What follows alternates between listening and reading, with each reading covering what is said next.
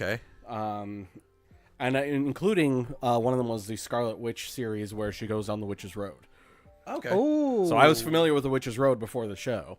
Cool. So we'll talk about that a little bit too. Hell yeah. perfect. We're live now, actually. Okay, cool. Made you talking. I think I do want to rotate your mic a little bit. Okay. Yeah, so it's not actually pointed towards you. That's my fault. Way to go, Arnaldo. Oh God, I was looking at a replay. That's why I wasn't getting any anyone in the chat. I couldn't see myself. Oh, you're watching like a VOD? Apparently, yeah. I clicked the wrong thing. I wasn't paying too much attention. Hi, everybody. Set it however. Enjoy it from your mouth. Cool. Okay, cool. All right. All right, we're here. Let's get started. It's a Saturday. We have two of you. It might just be you, actually. Yeah, it might be.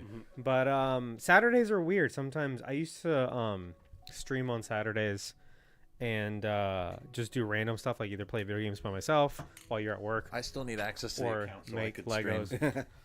Yeah. It's why is this so weird?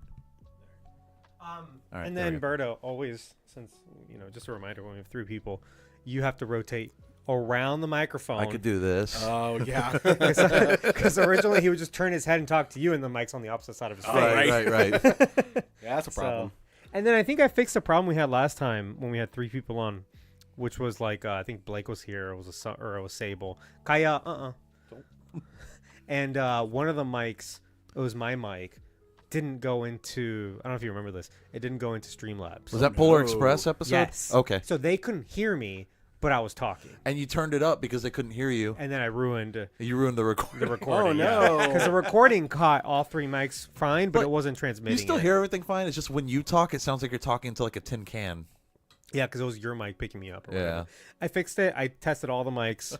Everything should be fine. So Okay. let's get going. Chris, we're gonna actually start with the news segment. It's our warm up. Oh yeah. Yeah, that's how we And- warm up our stream. And there is news some from the news to fan talk zone. about. Some There's fun news happening right now, apparently. Really? Yeah, because like the What If thing. Apparently, they just released a bunch of Avatar 3 art, which I know you don't care so much about, but I care about it's that a happening. little bit. Yeah. Wait, what if thing? The Storm being in What If. They're talking. They've Oh, what if season 3? Season 3. Moon Knight's in it too, right? Yes. Yeah. Well, Blade is Moon Blade Knight. is Moon Knight. Yeah. Wait, Is what it the my- fuck? Is this all happening right now? Is it Mahershala Ali voicing him? I don't know. That'd be something. That would be great because he At deserves to least play he got Blade. to be at the least. character. Yeah. It would be nice to actually see Blade and hear Mahershala Ali instead of just hearing him off Off-screen. screen and being like, "That's Blade." Yeah, whisper to the person next to you. Here's the thing. Yeah. I By the still way, want to that's see Chappie. I still want to see the Black Knight, Yeah. and we probably won't. I think Hold- that one. hold that those thought, guys will actually. show up at some point. But Jeez. Well, real quick before you, because you're about to tell us something. Welcome to news from the Phantom Zone, guys, where we bring you some of what happened this week in comic book news. My name's Ronaldo. I'm your host. I'm joined by Berto. Berto, and we have a special guest who's going to guest with us for the next part of our recording, which is going to be Agatha all along. Chris is here. hello, everybody. I love doing news for three people because then I don't have to go through all the slides. It's just going to be this. Yeah, that's fine. So it's a little bit different. It's than- actually less work on your It's a end. lot less work. I don't have to write all the chirons and stuff. Though I do like doing that. Oh, Okay, well. yeah. So we were having a quick chat before we get started about something that's happening right now. Breaking news. Whoa. Bum-ba-da-ba-da. Yeah, do we have a jingle for breaking news? Ba-da-da-ba-ba-bum. No, but I have the same jingle I use. I could insert those We should make one jingles. like in case we like hear something during a stream. Just Wow. this just in. This just in, you guys. What if season 3 is being talked about? Yeah, Continue. it's going to be released on December 22nd. Okay, so Oh, we're so it's doing Christmas the again. Christmas thing Yeah. again. Yeah. Yeah, and Oh, wait, this year though? yeah, this Oh, year. nice. Oh, nice. Yeah, okay. so next Okay. month. Nice. And, I'm down. Allison Seeley Smith, who played Storm in the X-Men animated series and X-Men 97, will be reprising her role as Storm. Reprising in her What If Aurora? Season 3. Yeah, her Aurora role. Aurora. Her Aurora role. Her Aurora Monroe. Yeah. That's cool. Yeah, and it looks like, spoilers, she's going to get to hold the hammer. Ooh. Oh, really? Yeah. She's worthy. So I don't know if She it's would going to be worthy. Storm is the goddess of thunder, perhaps. I don't know. I mean, I think it's a good link there. There's a good link there, but she kind of already has that power. Yeah. We can see what they do with Yeah, that. so guess that's nobody, true. what if Storm What if was an Storm- Asgardian? Or, She can shoot it from the hammer instead of shooting it from the sky. Yeah. She can do both. Yeah. I believe I don't know how much those two characters have interacted in the comics. I know I've seen some things. I think that they have some, and I think they have a lot of respect for each other. They've been in the same room. Yeah, yeah. That's cool. No, Probably, I've yeah. seen at least a few panels Yeah. of them like talking to each other about, you know, like, oh, you're great, so are you, you know. We know they I know definitely you're great. exist. Yeah. Yeah, That's cool that they're using the same voice actor, though. yeah. Yeah. I mean, if they brought her back for X-Men 97, then it's like, Yeah. why not? I still right? haven't seen 97. I'm still working my way through 92. Yeah. Yeah, I've got to go and watch those two because I watched some of 92 Yeah. back in 92. I watched it but back when I I was a really kid. remember it. Yeah. And I remember bits of it, but like Yeah. as I'm watching, I'm like, oh, I don't remember. I had no idea how like deep some of the storylines Yeah, got. I didn't watch it regularly either, so I've really probably only seen maybe 5 episodes like in my life. I'm in the I had like VHS tapes with the episodes on. Oh them. yeah. One of my earliest memories of like the Marvel Universe is X-Men, the TV show. I remember In Puerto watching Rico. the X-Men show first, but when it comes to remembering details, I remember the Spider-Man show more. Yeah. See, I watched X-Men enough that the theme song was burned into my brain Uh, from a very yep, young yep, age. yep, yep. Yeah. So, you know, at least so there's that. I'm not a complete poser. Same, but, yeah. But I wish I could, you know, you ever wish you could like go back in your own memories or whatever, because it would have been in Spanish when I first Oh. watched it, 'cause it was in Whoa. Puerto Rico. Aquis hombres. Yeah. Well, that's the thing. I don't fucking remember. Like, I don't remember what they called themselves, like in the Spanish dubbing. But like, I'd love to go back and see what that was, because I remember like I had like a little Wolverine figurine too in Puerto Rico in 1992. Wow. Was Yeah. this before you spoke English? Yes. Oh, okay. That's the thing. Like, I didn't speak English at the time, so Okay. like it must have been in Spanish if I followed along. But I was Unless you 4 just years had no old, idea yeah. what the hell was going on. You're just like, this is cool. Well, maybe it was in English, because I also have the distinct memory of thinking that Wolverine's name was X-Man. Like, distinct memory That's of the that. X-Men. That's X-Man and his friends. Which, in fairness, years later, like, that's what they leaned into. It was like Yeah. Wolverine and friends and shit. Yeah, they used Yeah. to put Wolverine on the cover of everything to try to sell the issues. And, Yeah. the movie really skyrocketed Wolverine. Oh, though. for sure. Yeah. But, Hey, RL Skill, how are you? oh, yeah, I've been putting off saying hi to you, RO Skill.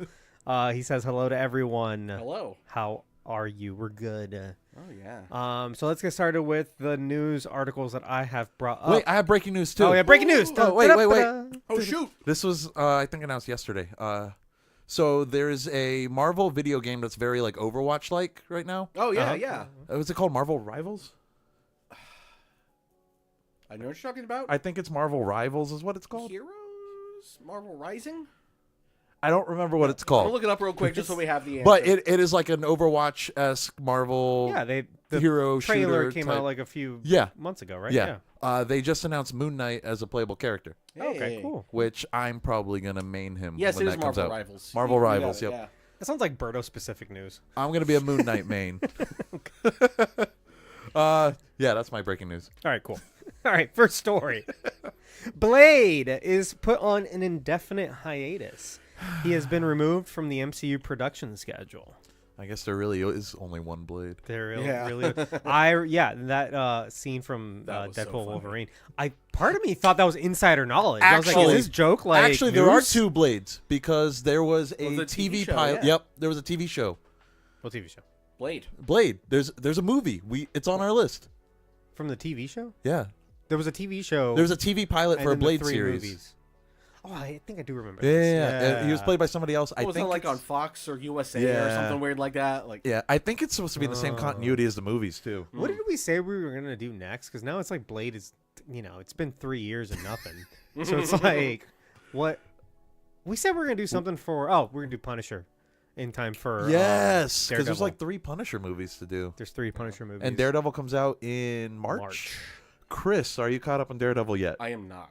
God So, well, here's the thing, though. Now, because I wanted to get caught up for Echo, which I have also not watched because I've not been able. Ah, so, God. so at It's some not- Point, it's- Echo's I'm not terrible related, at watching really. TV. This Yeah. is the thing that everyone knows about me. I'm terrible at watching TV. Right. But I really enjoyed the first season of Daredevil, which we did watch for My podcast is simply required an MCU retrospective. No, yeah. On hiatus. I did binge that entire podcast this year. Oh, well, Nice. thank you. You didn't quit on us, so I'm going to take that as it was good enough. I'm waiting for more episodes. So am I. What was the last new thing you guys stopped on? The Marvels. No. Okay. Guardians 3. Guardians 3. The Marvels is the next thing we were supposed to be Yeah, doing. you didn't do the Marvels. Okay, well, here's what happened. So you got a few things left. Here's yeah. what happened. I said, hey, guys, do we think Saturday we can do the Marvels? And we're like, okay, maybe. And then Friday night, my wife's water broke. Oh, That'll do it. Oh, yeah, that will do it. So been busy since then. A little girl taking up all my time. Yeah. Which I'm not complaining. She's the best. But yeah, so it's been very hard to find time for us all to get together. Which is that because we were going through the X-Men movies. We really wanted to try to get everything done before Right. Deadpool and Wolverine came out.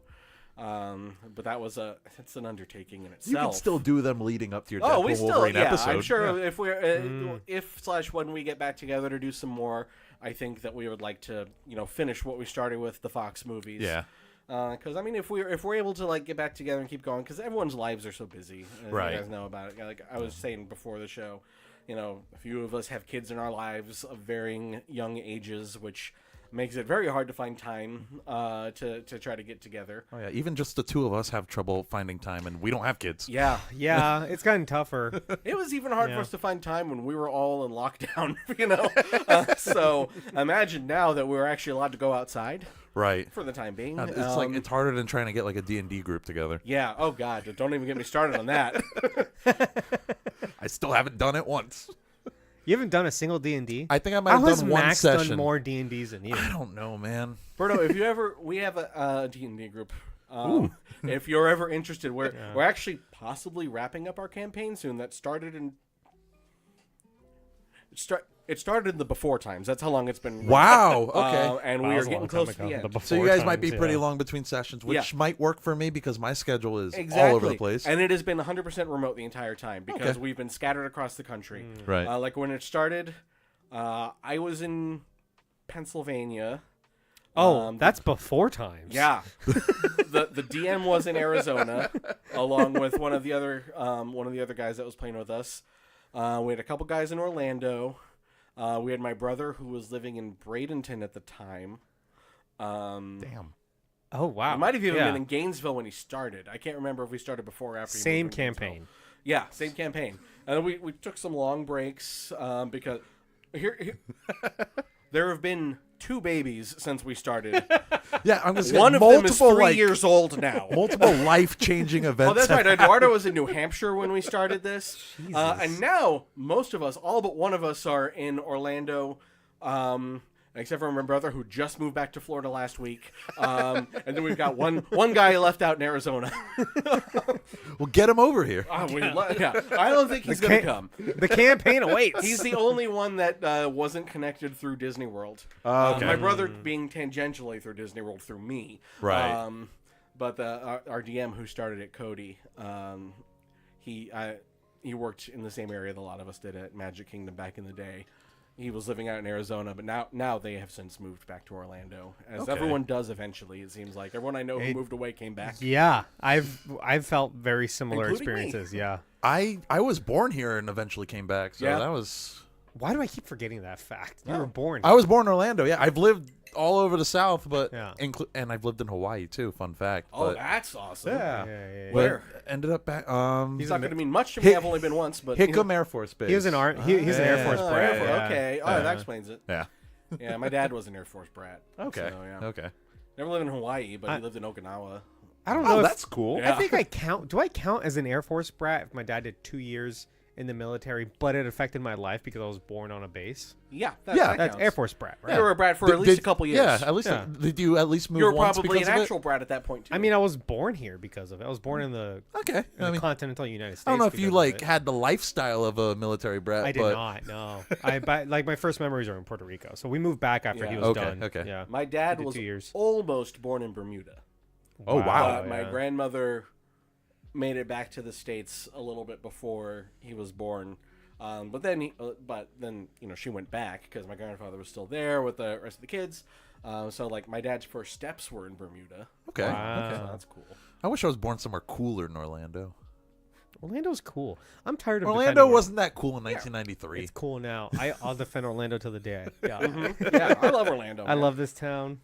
Anyway, It's an oasis of culture. Not to say that Florida is bad. I think Florida's a lot better than people give it credit for, but I love Orlando. yeah. Orlando's something unique in Florida for sure. Yeah. You get it brings so many people from different walks of life together, Which is And not honestly, a huge it's thing in Florida. partially because honestly it's because of the theme parks. Yeah, Because so many yeah. people, especially like artsy types, end up moving down here to work in the theme parks because it's one of the only places where you can get steady work as a performer. Yeah, all the character actors and stuff. Yeah. So that means that we have a pretty thriving arts scene and theater scene in Florida or be in one of the- Orlando. one of the We've got few a great places in Florida food that has scene it. in Orlando. We do have a good food scene. Yeah, which people are surprised when they hear that, but yeah, there's some great food in Orlando. Yeah, I was but, looking like, at all the compared to San Antonio. Oh, I mean, San well, Antonio. I was looking at all of the what are they called? The Michelin star restaurants in Orlando. There's like 6 of them. yeah. Okay. One of them closed, however. Oh, damn. Michelin star and some of the Bib Bib Gourmand, Gourmands, which are the Yeah. less expensive but still recommended by Michelin. Right. Yeah. There's a bunch of those. Like here. Domu is a Bib Gourmand.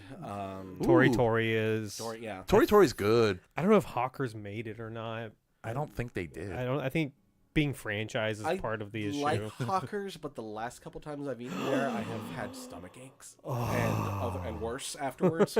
But I think the problem is, Maybe you're just getting older.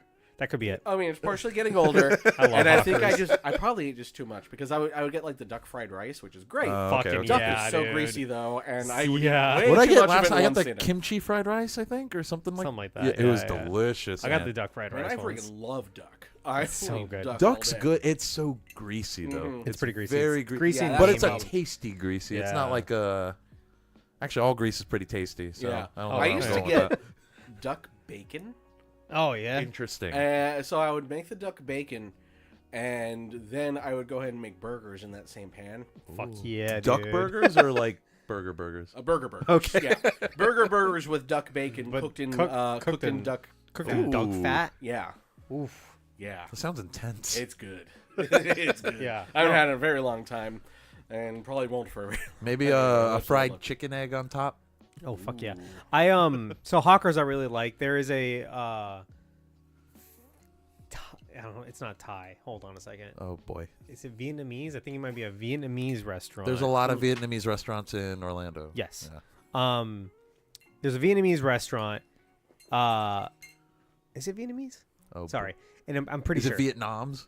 it's not Vietnam's. I wonder Vietnam's what kind of food they serve there. Vietnam's is really good though. It is good. It's a Vietnamese restaurant named Kaya. Oh. I know that's my Is it dog's sp- is it name. spelled the same? Hey. It's with a K. It's Oh. and it's one of the like 6 Michelin star restaurants here. Oh, cool. It's in like you would never believe where it is. Hole in the It's wall? It's this hole in the wall. Yeah. You know, Michelin doesn't care. No, but- they care about the food. The food is good apparently, and I really want to try it. But obviously, any Michelin star restaurant is very expensive. Yeah. I saw that the Domu guy, and I'm sorry, this is turning into news from the Orlando food scene, and I yeah. apologize. Yeah, Berto had Domu today. I did. I had kimchi ramen there, and it was At incredible. Chibi Domu. My Chibi dad Domu. came to Orlando a couple weeks ago. They were because he actually came down before the rest of the family moved to Gainesville, but he came to have dinner with me and my wife and daughter. And we took him to Domu because we've been talking about it for years about how we want to take him there. And my mom does not like Asian food, so it's like that we've never had an opportunity to bring him. So that was very exciting. But I saw that the Domu people, Sonny Wynn and his people, they just opened a poke place. Ooh. And I'm very very Where's excited that? to try that. Was that? Where is it? I think it's in the East End Market, like Oh, same- with the so same original place? Domu. Yeah. Okay. I could be wrong. I haven't actually eaten at that Domu. I've only eaten at the Dr. Phillips one. I'm fine But I- with the chibi domu. Oh, there's one here. in Dr. Phillips. Yeah, Why did I know that? yeah. So that's they've got the full. There's actually one in Jacksonville too, which is interesting. Yeah, I know about. There's the full scale one in the East End Market. I haven't been to that one either. I've Yeah. only Yeah. gone to the You've only Domu been Chibi. The one Chibi at the one. town center is a Yeah. chibi one, which Yeah. if you're just going for ramen, it's perfect for that. Yeah. Oh yeah, And it's they've great got for the like boneless fast wings food. that are very yeah. good. Yes. But you can Oh, get yeah. the full wings at the regular Domu. Okay. Which oh my god, best chicken wings I have ever had. Really? Whoa. Yeah. Kimchi Twice butter. fried, yeah. Oh, you already kimchi got me butter with the sauce. kimchi butter. Okay, Yeah. I'm in. Kimchi butter. And they're fried. They're so crispy and then so juicy. They're like seriously, I've never had a better chicken wing. I mean, you're making me hungry again. I'm sad though because they got rid of one of my favorite things on the menu. It was the Japanese mazeman ramen, which people compared it like I've heard it called like a Japanese carbonara, which I don't know if you know this, but carbonara is my favorite pasta. Is it? I've made carbonara before. Yeah, because my wife makes it. When we started dating, she made it for me one night. And I was like, "This is amazing," and that's when I was like, "Okay, I guess I'm going to marry her." To make. Yeah. Yeah, because like if you make it properly, you know, because it's so hard to find real like authentic carbonara because most places make it with like cream and peas and stuff, and that is not carbonara. That's what American is carbonara. No real cream. carbonara is cheese and egg. Yeah. I mean that's all it is. But it's and bacon, or pancetta, or if you're really Guanciale. which I've not been able to find a place that actually Oh, does guanciale. you have to order that shit. I've done it before. I think I've only ever had fake carbonara. Yeah, because Yeah. I don't think they sell guanciale in the U.S. I think you can get it. Do you have to import it? I think you can. I think there's probably some butchers that might. Maybe like Yeah. World Market. I've ordered it online before. Yeah. And I've gotten it here, and it's the ice packs So you had already to like warmed import up. it. So yeah, and I was like, shit, then I need to cook this now because food safety or whatever. So I chopped it up, made a few carbonaras. But carbonara, it's hard because anytime you cook with egg, like it can break and it's You can mess up difficult, eggs yeah. so quickly. The timing has to be perfect. Yeah. You have to mix it just right so you don't end up scrambling the egg. Well, yeah, because egg will go from like raw to burnt in like Seconds. yeah. Yeah. Have you ever made a what's the sauce I'm thinking of? The French sauce. You put it on eggs Benedict. Oh, hollandaise. Have you ever made a hollandaise? I have, yes. It's very difficult. It took me weeks because there was a time in my life where I was making eggs Benedict every Sunday, and I would destroy the kitchen doing it. It's one of the hardest things to make. Like if you want to, Gordon Ramsay used to say like, if I wanted to test a chef, I would have him me scrambled eggs. Just to see like if he can nail it. It's really easy to fuck up scrambled That's eggs. like it takes like a chef to be able to make some of these like egg baked dishes. Hollandaise is very difficult to make. Yeah, and I think I probably made like a dumbed down version of it. Like it still used like egg yolk and stuff, but this was during the lockdown pandemic times.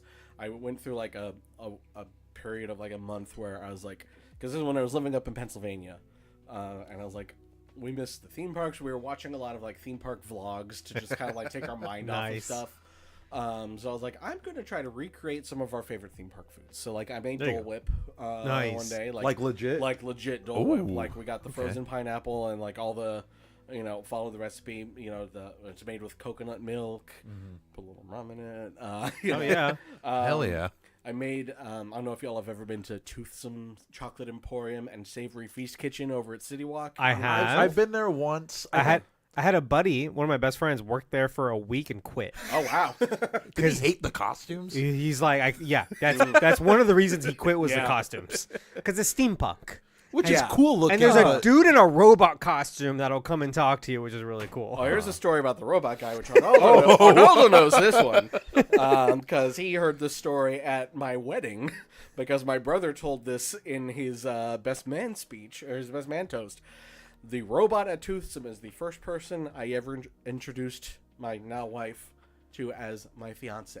Whoa. Because we got engaged.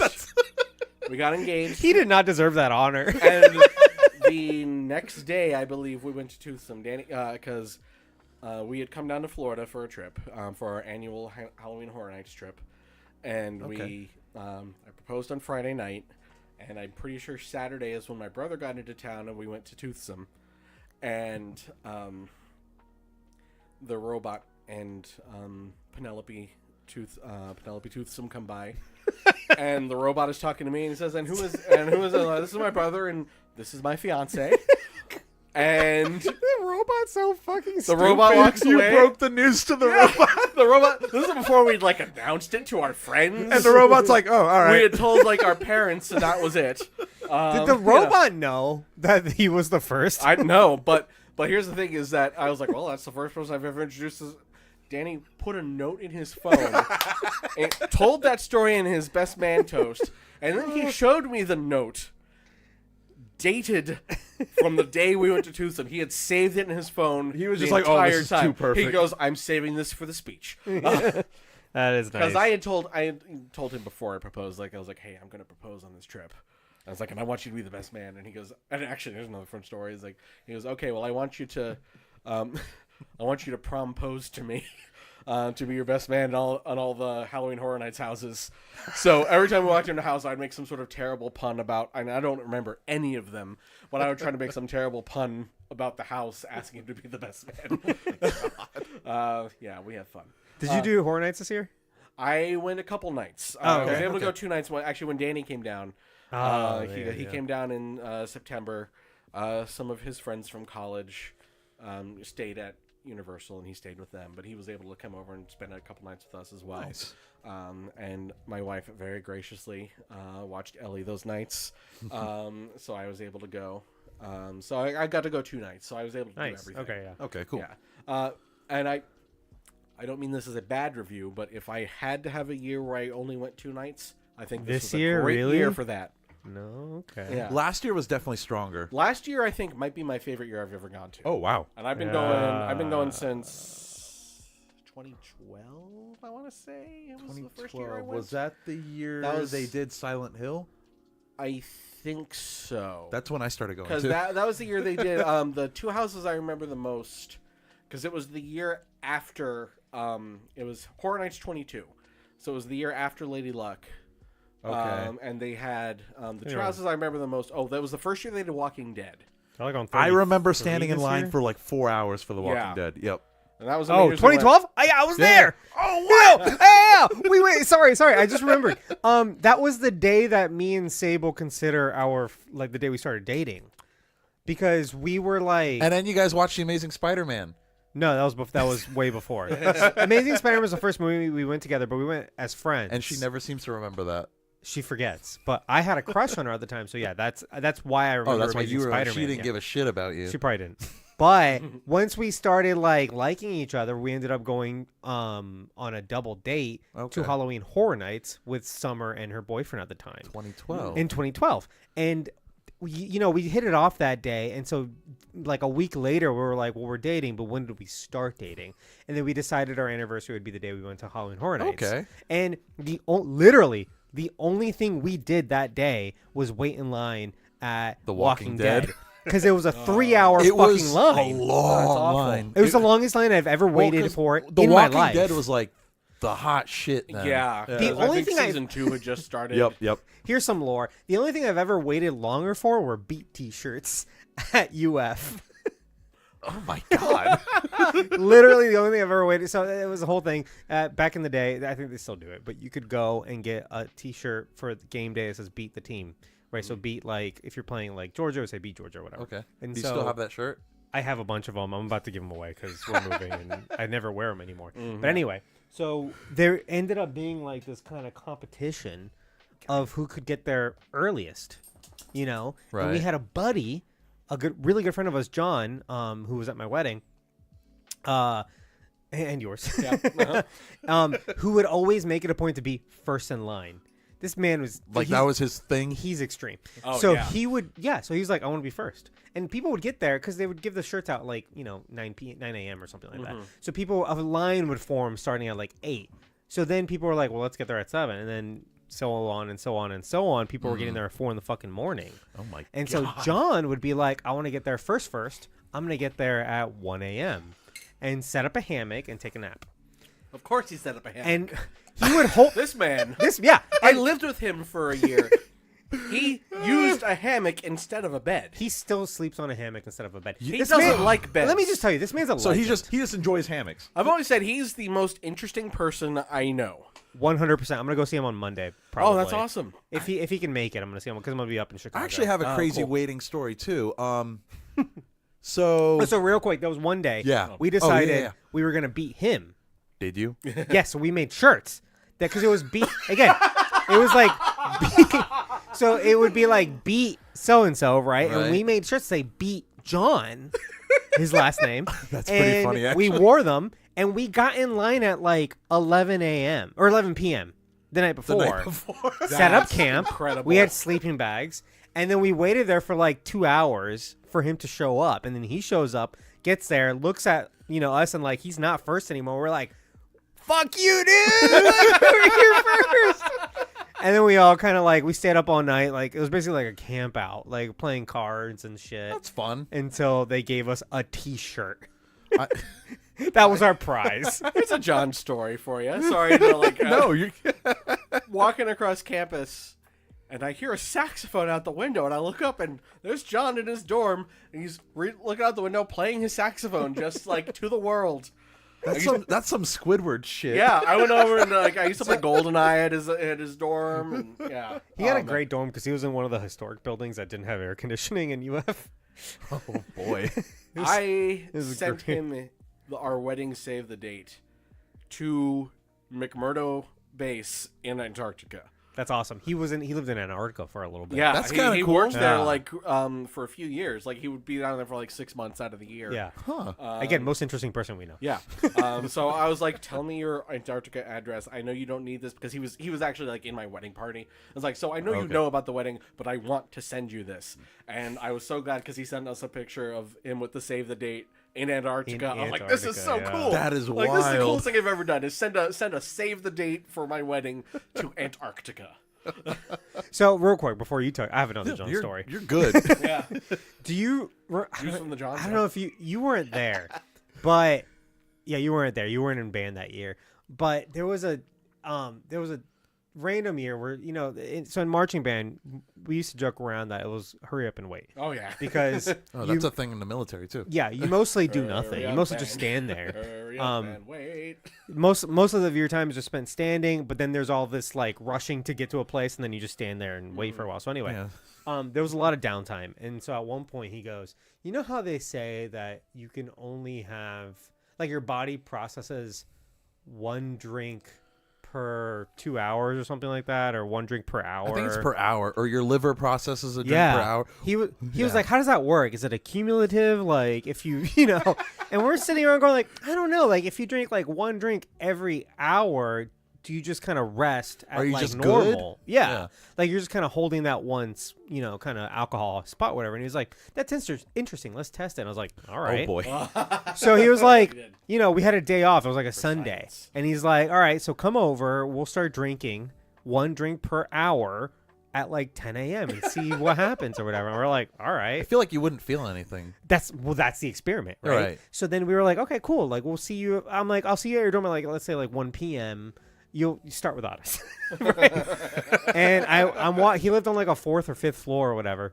The very same window he was hanging his saxophone Oh, yeah, out so of. sure, yeah. Yeah. And so I'm walking. I haven't even entered the building yet. I walk and I just hear, "Ahoy, ye mateys!" from the goddamn window. And I was like, "Oh, he's drunk. It didn't work." And then we played cards for like 6 hours, just drinking once per hour. It was a great time. Did you get drunk? I don't remember actually. Oh. I just remember playing So, yes. cards. So yeah, so you got drunk.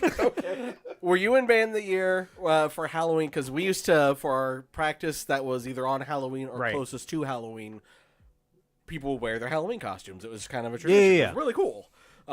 So like my freshman year, or no, I guess it was my sophomore year, I did Halloween dressed as the Joker in the nurse's outfit from The Yeah. Dark Knight. Now, in The fairness, one that Harvey Dent didn't know was the Joker. till he Yes. took the mask. yeah, that one. Yeah, that one. In fairness, this was like 2009 or something. Like this was Yeah. like a year after the movie came out. Yeah, Right. yeah. It was topical. Yeah, I'm old. But I was one in high year, school still. John Mayer dressed up as the Coca-Cola delivery guy, and he brought an entire cooler of glass bottles of Coca-Cola, and he just handed them out and go, "Have a Coke and a smile." I don't remember that. You don't at have to all. bleep his name because I just said his full name. Yeah. Because he's one of those people that I almost always say his full name. Yeah. I've known him. I've known him for years, and I've known him, oh my God, for almost 20 years. Yep. He has a great first last name combo, so It just works. My Yeah. first memory of him was my second or third day of summer band camp freshman year, where he walks on the field half an hour after practice started wearing a giant sombrero. He And used to do that. Yeah. Watkins calls him out. He goes, "If you're gonna be late, maybe wear something less conspicuous." So good. Oh my god. Anyway, the New Japan Mazeman ramen, which was like carbonara. Oh yeah. Oh my god. Yeah. By the way, if you want to go, We've come full circle. one Inception level, we're still talking about Blade. Oh right. Yes. So Mahershala Ali, I heard, really likes carbonara. Carbonara, yeah. Yeah. So the way it was like carbonara, it was made with they used Kewpie mayonnaise and but it was served with and I forget exactly what it's called, but it's this egg that's a Japanese preparation where it's like soft boiled. Yeah. They cut it over rice. Yeah. That one. Oh no, not like that. Not like that. Or it's soft boiled, so it's not like scrambled like that. Uh-huh. I like soft boiled. And I think soft-boiled, and it's not quite soft boiled, but the way it's like traditionally cooked is that they soft boil it in a hot spring. Okay, Jesus Christ. So it's like That's a bit much. it's like a little bit less than soft boiled. Okay. So it's like or poached. I'm sorry, poached is the word I was looking for. Yeah. Okay. But so it's like a little bit less than poached, and then you cut that open and mix it up with your chopsticks in there, and it had like these button mushrooms and chashu ends. Okay. So like instead of bacon, and it was delicious. And I feel like putting it in the ramen, it'll cook up just a little, just enough. yeah, To, because it was a brothless ramen too. Oh, okay. Yeah, Okay. so, interesting. Yeah, and I'm very sad they don't have it, but I did get when we went they have a couple dipping ramens now, and I got the hot dipping ramen, and it was actually very good. So I'm still not happy it's gone, but I like this new thing that they have added. Okay. In this place. Also, was 2012 the year they had Penn and Teller at Horror Nights? Yes. Okay. Cool. Yeah. Cool. Yeah. I miss Penn I and was Teller? there's a Penn and Teller Vegas. house. Damn it. Yeah. There was just one. It was one of the three I only did one houses. house. And it was about like a post-apocalyptic irradiated Las Vegas. Which Fallout already did a few years before. Yeah, which is but why they called it Nuked Vegas. They were like, they couldn't call it New we didn't Vegas. get the right for New Vegas, but we got Penn and Teller. So it was like one of their comedy houses. And the one thing I remember from it is a guy that was like a zombie mutant version of either Siegfried or Roy. One of those two. One of those two. He pops out and goes, Sarmoti, which stands for Siegfried and Roy, Masters of the Impossible. That's like their, that was like their thing. So yeah. No, that was a cool house. It was pretty good, yeah. It was fun. That was the Wasn't only scary. year that I went. Well, I guess maybe the year I moved, I only went once because I went with. I moved in September of 2016, and I had a friend who worked at Universal at the time, and she was very nice and brought me to the team member preview. Ooh. So I got to okay. go. But yeah, I went once and like that in 2012, and I was like, okay, this is great. I'm coming back every time, and I've gotten frequent fear passes or done like a vacation to come down and do it multiple nights ever since. I get the fear It's pass. funny because because when I was a kid, the Horror Nights commercials terrified me. Oh yeah, I I remember was those. so scared of Horror Nights, I went once as a kid, and It now was it's so my fun. favorite thing. The thing is, It's my favorite thing in what the I'm world. sad about is we all most likely, we definitely missed the year that they did the Carnage house. At Oh Horror yeah, Nights. yeah. And Islands of Adventure. The one that Yeah. Marvel one got year, mad yeah. about. They got mad because they thought the kids would think that the superheroes were dead and they wouldn't And now buy you comics. can go to Disneyland and see Zombie Captain America at Disneyland. Not at Universal. That's crazy. Yeah. So Blade has been put on indefinite hiatus. Oh gosh. Much like News from the Phantom Zone Yeah. has for the last hour. But Kevin Feige has he made some positive comments today. Actually, this is breaking news. Like literally Well, today. this is new to me. well, then. this interview was published today. Yeah. So. But yeah. Okay. Wow. Kevin Feige says, we're committed to Blade. We love the character. We love Mahershala Ali's version of him. And rest assured, whenever we change direction with the project or are still trying to figure out how it fits into our schedule, we let the public know. You're updated on what's going on, but I can say that the character will make it to the MCU. I'm not overly concerned about the fact that they took it off. I think it's actually good that they took it off. We've said Because- this before. Better Let's give wait. us a Midnight Suns movie. Oh yeah. I mean, but if their plan do is that. to still eventually make a Blade movie, I want them to do it right. Yeah. Right. And rushing a movie out to hit an arbitrary date is It's- a way it's to make a stupid. bad movie. That's the DC route. That's how all bad movies are made, basically. I think that was. Hitting a date. I think that not to get political, but my Rise of Skywalker. I think Not to get political. yeah. No, I agree I think with those that. issues that honestly, once Carrie Fisher died and they decided to change directors, they should have just said, you know what, we're going to delay this movie 6 months to a year so Yeah. we can really figure out what we're doing. It Yeah. could have only done good for it. Yeah. Yeah. Yeah. But they had to hit the date to make the shareholders happy. Right. And all you did was upset everyone. Yep. Yep. So yeah, I think because Blade was far enough out and early enough in development, I don't think it hurts them to say, you know, we're just going to take our time with this and make Yeah. sure we get it right. No, it's good that they have.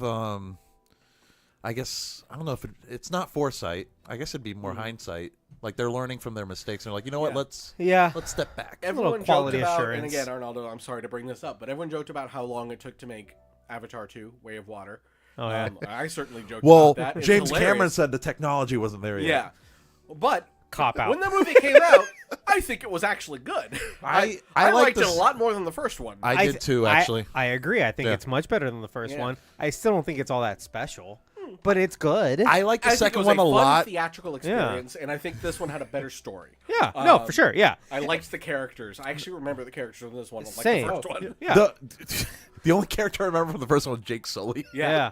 I mean, we joke because we have a buddy who loves these movies, like loves these movies, and I just don't get it. Like I just don't. Fundamentally, I don't get. I think a the fandom. first one He was loves just it like, while refusing to watch The Last Airbender. oh, That's the problem. that's Yeah, upsetting. So That's yeah, the big that's issue. that's where we don't get along. Wait, so because they he doesn't I love haven't watched these The Last movies. Airbender either. But It's the best I show ever want made. to. I always hear very good things about it. So it's the I've seen the first episode, and It's the again, world's I'm best bad at TV, thing. so I just bought the vinyl of the season one Soundtrack. soundtrack Oh, that's today. Yeah, that's cool. Man, because the you know, music in that show is beautiful.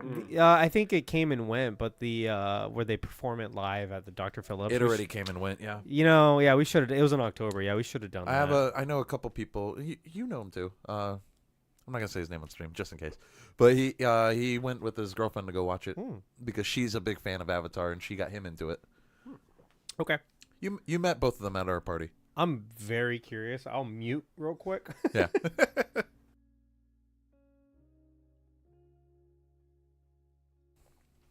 Neat. Was this the concert? I'm sorry, I was only half Yeah, listening. Yeah, yeah. It's one of Robbie those- of my podcast actually went to that as well. Oh, nice. Oh, Yeah. nice. Yeah. Oh, he was a huge Avatar fan. Yeah. Yeah. Wait, who? I couldn't hear you. Robbie. Oh, Robbie's Yeah. a big fan? Yeah, which I don't think he had actually watched it by the time when we started the podcast, and he watched it over the course of that, and he became, one of its biggest evangelists. It's yeah, we will do that.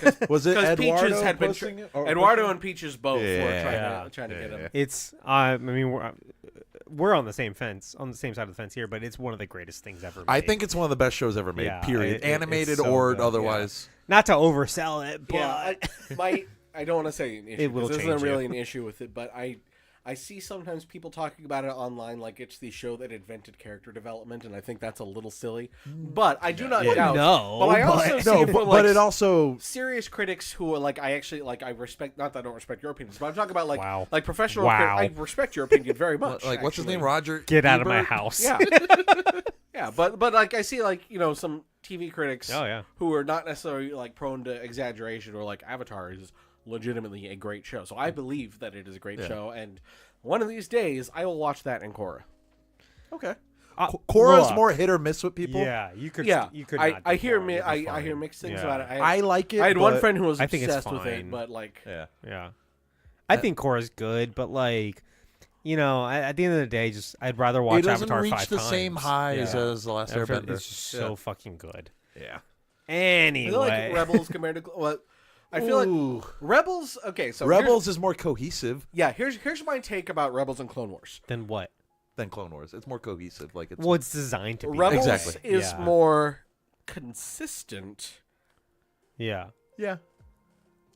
Clone Wars has higher highs but lower lows. Well, I mean, you got to give it props for what it was. Like Clone Wars is this like It was a anthology ser- series. Yeah. It's like we're gonna follow these stories and then this story and then Yeah. this story and then this story, and but it hops around. Which, and that's the which is a point. thing that George Lucas liked to do. Uh-huh. I don't think it's great for storytelling necessarily.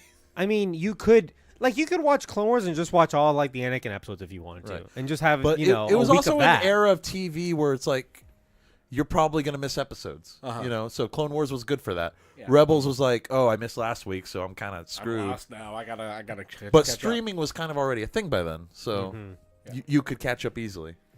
Yeah, I So, thought about redoing Rebels. Rebels is good. I will say that the highs of Rebels get close to the highs of Clone Wars. Yeah. I thought that they nailed Thrawn, and Oh yeah. I don't know if we have. yeah. I mean, I was on for your Obi-Wan show.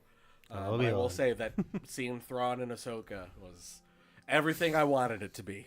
Oh, man. Yeah, I love Ahsoka for what it did very well, and I'm frustrated with Ahsoka for what it didn't do well. Yeah, it has Yeah. its issues. It's not the. It's not a perfect show. Yeah, And but I still enjoyed it quite a bit. I think it's a good sequel to Rebels. Yes. Yeah.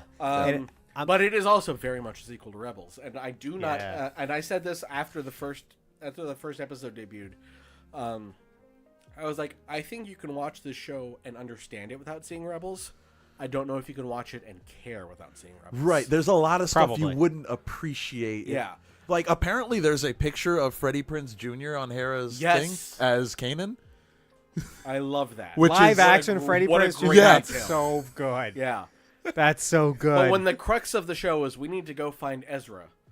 Right. If you haven't watched Rebels, Yeah. who the hell is Yeah. Ezra? Uh-huh. Yeah. And you're supposed to be afraid of Thrawn, and you don't know who Thrawn is. It's it was kind of the first time Star Wars has done a Marvel where it's like, oh, but you You need to have watched these really other need to- shows and these other movies for Yeah. it to like make Yeah, sense. Yeah, not counting like Yeah. movies that are sequel. You know, the movies Right. are sequels. Like that's a series. So Which- obviously you can't watch Empire without watching New Hope. Right. Which, Yeah. as a crazy fan like I was, like back in like the early stages of the Disney canon and like Legends canon, where I would like read everything that came out, I was always frustrated that like the movies never touched on anything that was in the expanded universe. Yeah. But now like the shows are doing it, and I love it, and other people are like, "What the hell's going on? I hate Ahsoka this." actually had some very subtle references to like some of the books and stuff, which I thought was really cool. Yeah. Like Yeah. Thrawn knowing who Anakin was. Yep, Like yep. that was such a great because if any of you have read It's in the second Thrawn book. second Yeah. Thrawn of the first new Thrawn trilogy, Yep. which I haven't read the original Thrawn trilogy, but I have read. Oh, those are the first Star Wars books I ever Yeah, read. I've read 5 of the 6 new Thrawn books. I haven't Okay. read the finale of the prequel Thrawn trilogy that's set in the What Jiz's the Ascendancy. fuck? The new ones I've only read the first 2. Okay. Yeah. Yeah. So I just finished what's the second one called? I'm gonna get a water while you guys talk Yeah, about no, that's Star Wars. fine. Um, I don't remember. It's the one with Anakin and the though. one with Anakin, which was really cool It's like jumping back and forth between Yeah. the Clone Wars and current times. because it's Thrawn and Anakin in the Clone Wars, and then Thrawn and Vader. Admiral Thrawn and Yeah. Darth Vader during. and Admiral Thrawn's like kind of like he knows. He's figured out who and Vader he's like is. doing Anakin. like little jabs at him He's too. like yeah. needling him, and I think at the And end, Vader's is very getting, like, interesting. pissed off. He like acknowledges, you are not the general that I met during the Clone Wars," but he's not saying you're not Anakin. Right. So he he's still like you're a knows, different person. which now. is Yeah. why when he reads the data pad about Ahsoka and he gets this look on his face, he says, "Her master was Anakin Skywalker, General Anakin And Skywalker." It was like. It was like a split second of him like looking worried. Yes. Yeah. I was like, oh god, this is actually great because he knew Anakin and he knew Vader and he had figured out that they were the same person. Yep. Plus, the fun thing about it is that it is largely set on Batuu of Star Wars Galaxy's Edge. Yes. Oh, neat. Yes. Yeah. So I don't remember this, but does Tarkin know that Darth Vader is Anakin? No, No, right? he doesn't Hardly know. anybody knows. Like, it is very... Because anybody that knows dies, basically. Yeah. Sure, but like Tarkin's pretty. I don't Vader know. couldn't just I don't know kill if he Tarkin. knows in the new canon, does he? I'm not sure. I don't know if it ever actually came up. Because I know there's a Tarkin novel. Because and I bring this up because like in Clone Wars they meet. Right. Anakin meets Tarkin. Well, and Anakin also works closely with the leader of the Of the ISB, General ISB. Yularen. Yeah. General Who is the narrator of Clone Colonel Wars? Yularen. Oh yeah. True. Yeah. Oh, and then he's brought back in Andor, right? That's the guy in Andor. Yeah. And Well, he's in the first Thrawn novel also. Oh, okay. Yeah. Okay, by the way, the Imperial trilogy, as they call it, of Thrawn Okay. is Thrawn, Thrawn Alliances, That's okay. and then Alliances. Thrawn Treason, which that one is kind of cool because it overlaps a little bit with Rogue One. Ooh. It's set before Rogue One, but So we're still pre-New Hope. director Krennic is a big part of it. Okay. Oh. I read the Rogue One tie-in novel, Catalyst, and that was really good, actually. It gave Krennic a lot of character development. Thrawn and Krennic are very different people, and they do not care for each other. Well, that's fun. Thrawn would not give a shit about the Death Star. Yeah. Well, We see that in Rebels. Yeah, you see it in first Rebels, Thrawn book, yeah. he asks the Emperor about Stardust because he's that observant. And the Emperor's like, how do you... He's like, yeah. Well, what's interesting about this Thrawn trilogy is that he's the main character. So he's actually sympathetic. He's a... I don't want to say He's not evil. He's the best boss in the world. He's very the understanding. kind of guy you want to work for. I'd work for Thrawn. He's even-handed. He wants his subordinates to succeed. He inspires loyalty in a good way. Yeah. Well, one of my favorite Thrawn moments is there's like an episode or two of Rebels where he is put up against what's her name? The Mandalorian character. Sabine Wren, yeah. And because Sabine is an artist, and because Thrawn appreciates art. Art more than any other character in Star Wars. Yeah. They have like this weird kind of back and forth, and it's so interesting. And they're like having like a good conversation. Yeah. One of my favorite things about Thrawn and Rebels is I watched Rebels before I read any of the Thrawn books. I think the first book came out around the same time he appeared in Rebels. Yes. Yeah. And here that's actually what I was going to bring up, because Thrawn's first appearance in Rebels, he walks in, and Governor Arinda Price of Lothal says, "Grand Admiral Thrawn," and what's his name? Callus says, Callus. "Grand Admiral," and Thrawn says very calmly, "The Emperor saw fit to promote me after my victory at Baton." And Callus is like, "I heard that civilian casualties outnumbered, whatever." And then Price interrupts, and so the impression you get from watching that is, oh God, Thrawn is ruthless and doesn't care about who he kills. You read the book. It was Price. It was Price that killed all those people. Yep. Thrawn always tries to minimize casualties. Okay. He's like as good as you can be in the Empire. Here's how I've always described Thrawn after reading the books. He is, if you took Sherlock Holmes, made him a Star Trek character, Okay. Yeah. and then put him in Star Wars. Yeah. Like, he's not evil. He really isn't. Like, in the books, he's got his friend Eli Vanto. Yeah, Vanto. Yeah. He like helps him go up through the ranks and stuff, Yeah. and he almost like mentors this guy. Yeah, and he does that for a lot of his subordinates because, like, he'll have figured something out, and then he will ask questions to get his subordinates to get to that same conclusion, so they can figure out. Right. Because he knows that someday they will have their own Star Destroyer or whatever, and he wants them to be able to analyze things the way he does as well. It's so interesting. He's a really good mentor. He's a great teacher. I'd work for him. And the cool thing about those novels is that they're all third person, but they're like, limited third person, where like you'll go from like different characters as like the point of view character, and Thrawn is never the point of view character. Even though he's the main character, you're always seeing him through somebody else's perspective. Yeah. So you never know what's going on in his head. But it's actually really, really well done. I think it's a really smart choice on Timothy Zahn's part. And one interesting thing that Timothy Zahn does with the Emperor and Thrawn is the Emperor always calls him by his real name. Oh, yeah. He doesn't just call him Roto, yeah. Like, which is kind of, it's like a weird sign of respect. Yeah, he What's respects Thrawn's real name? him. Mithron Neuroto. Yeah, because the way Chiss names work is the first part is like a family name. Okay. So he's part of the Myth family. And then there's like an apostrophe. Like a last and then- name. Yeah. Yeah. Kinda, yeah, okay. And the Nuodo, like the end of your name, like is I think like a status thing. And then the middle part of your name, they call it the core name, which is the last couple letters of the family name, and then the first part of the second part of your name. So his core name is Thrawn from Mithron Neurodo. Yeah. And there's a funny part in the second book where Anakin's trying to say his name and he just keeps saying it wrong. And he's like, I'm just going to call you Thrawn. He's like, you may call me Thrawn.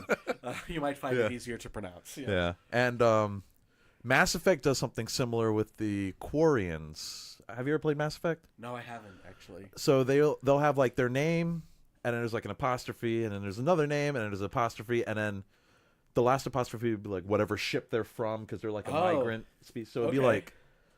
like one of the characters is named like Tali Zora Naraya, and then the Naraya part will change when she like joins your ship. So okay, that's cool. yeah, so it's, like that, it's a cool like sci-fi thing. Yeah.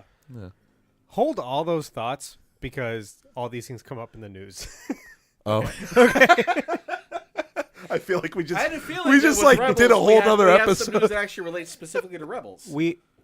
Rebels. Well, are you going to talk about the new Star Wars trilogy they've announced? Yes. So hold that thought. Okay. Okay. Okay. Put a pin in Next news thing. Next news. We're on our second news story, by the way. that. I'm so sorry.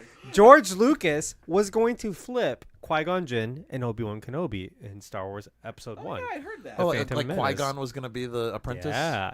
Yes. I'm So kind of glad they didn't do that. I'm going to explain. The characters are actually going to be the same, but their names would have been different. So George Lucas cut a bombshell reveal from Star Wars: Phantom Menace. Liam Neeson was originally Obi-Wan Kenobi, and thus the real Obi-Wan died.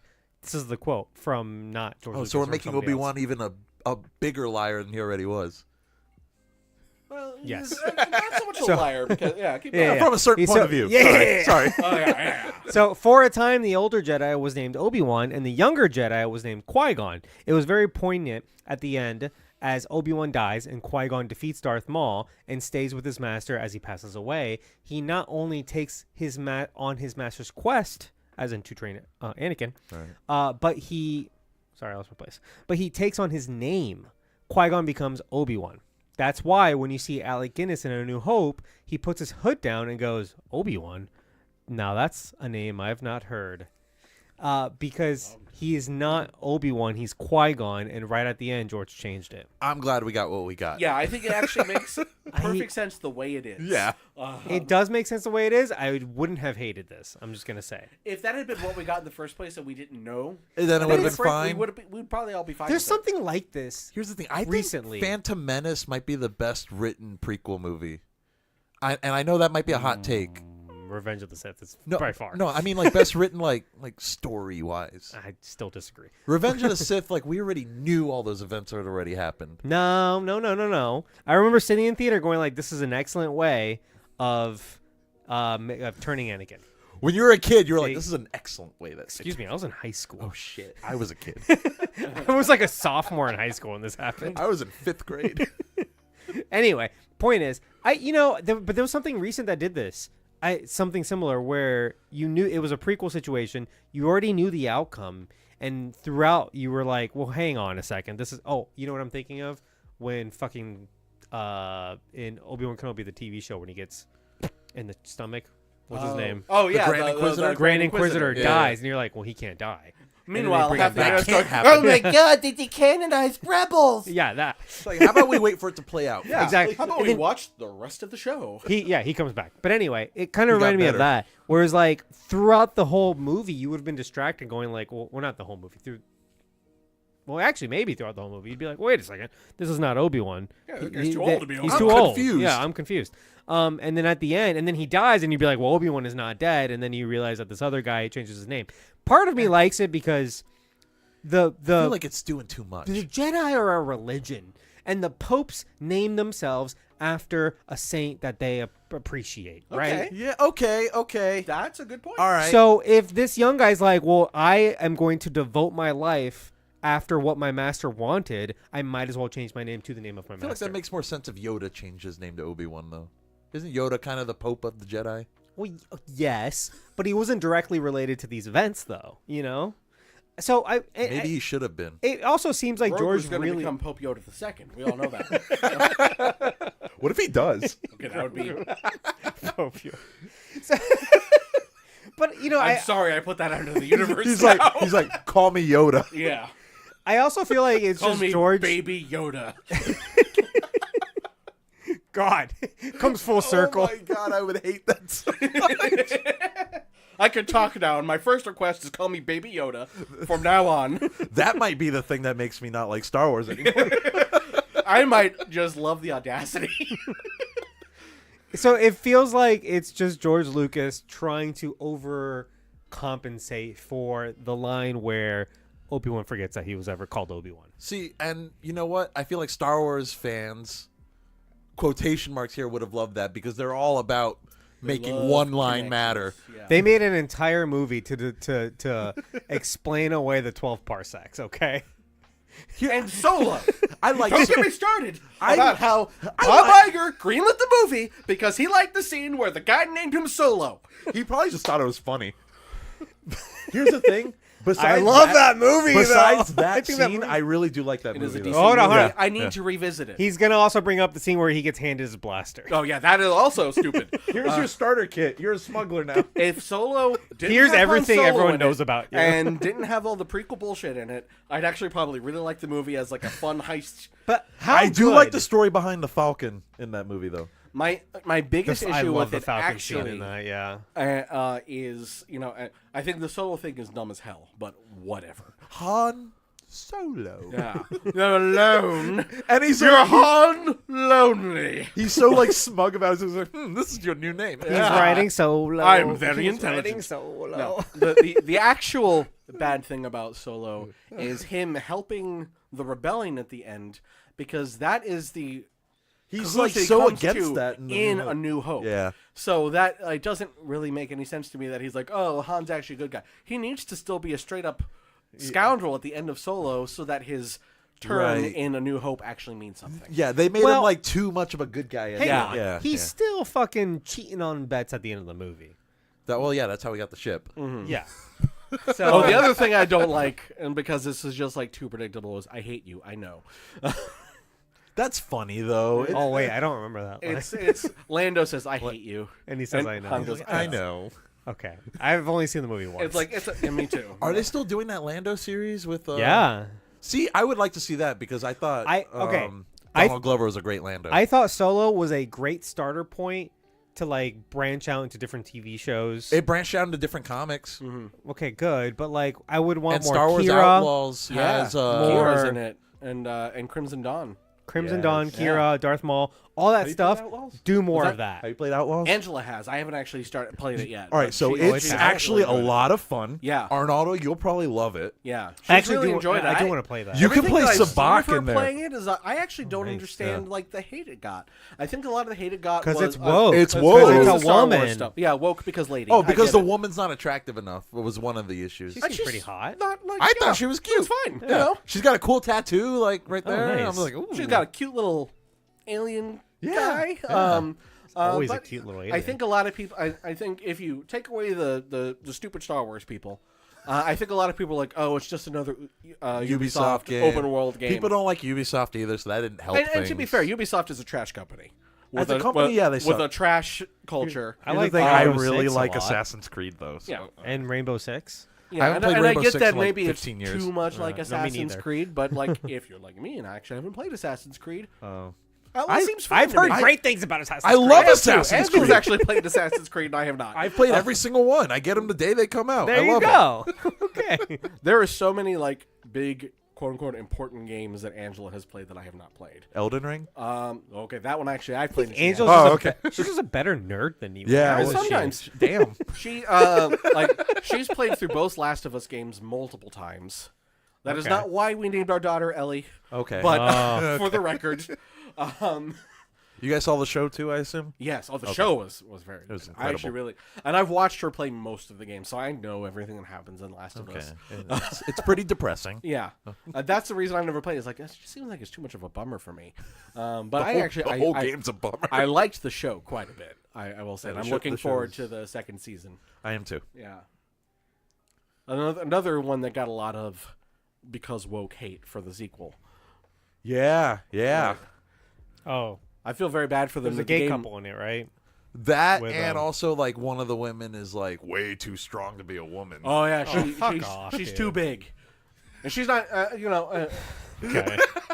She has sex with a guy in it, but no, she has too many muscles. So I can't. I almost said, gonna well, like, I mean, have you censor watched the myself. Olympics? There are such thing as like big women, There are- but they especially- think those are men. so- Especially in a post-apocalyptic world where you kind of have to be strong to Some survive. people run for president on that and then win. Sorry, Sorry. Not to get political. not to get political, but I hate Rise of Skywalker. Godzilla minus Somehow, one. Blank returned. This is for you, by the way. Oh, Godzilla? Godzilla minus one. Yeah. Has a sequel, maybe. I don't know. Yes! Is Yeah. it called Godzilla Zero?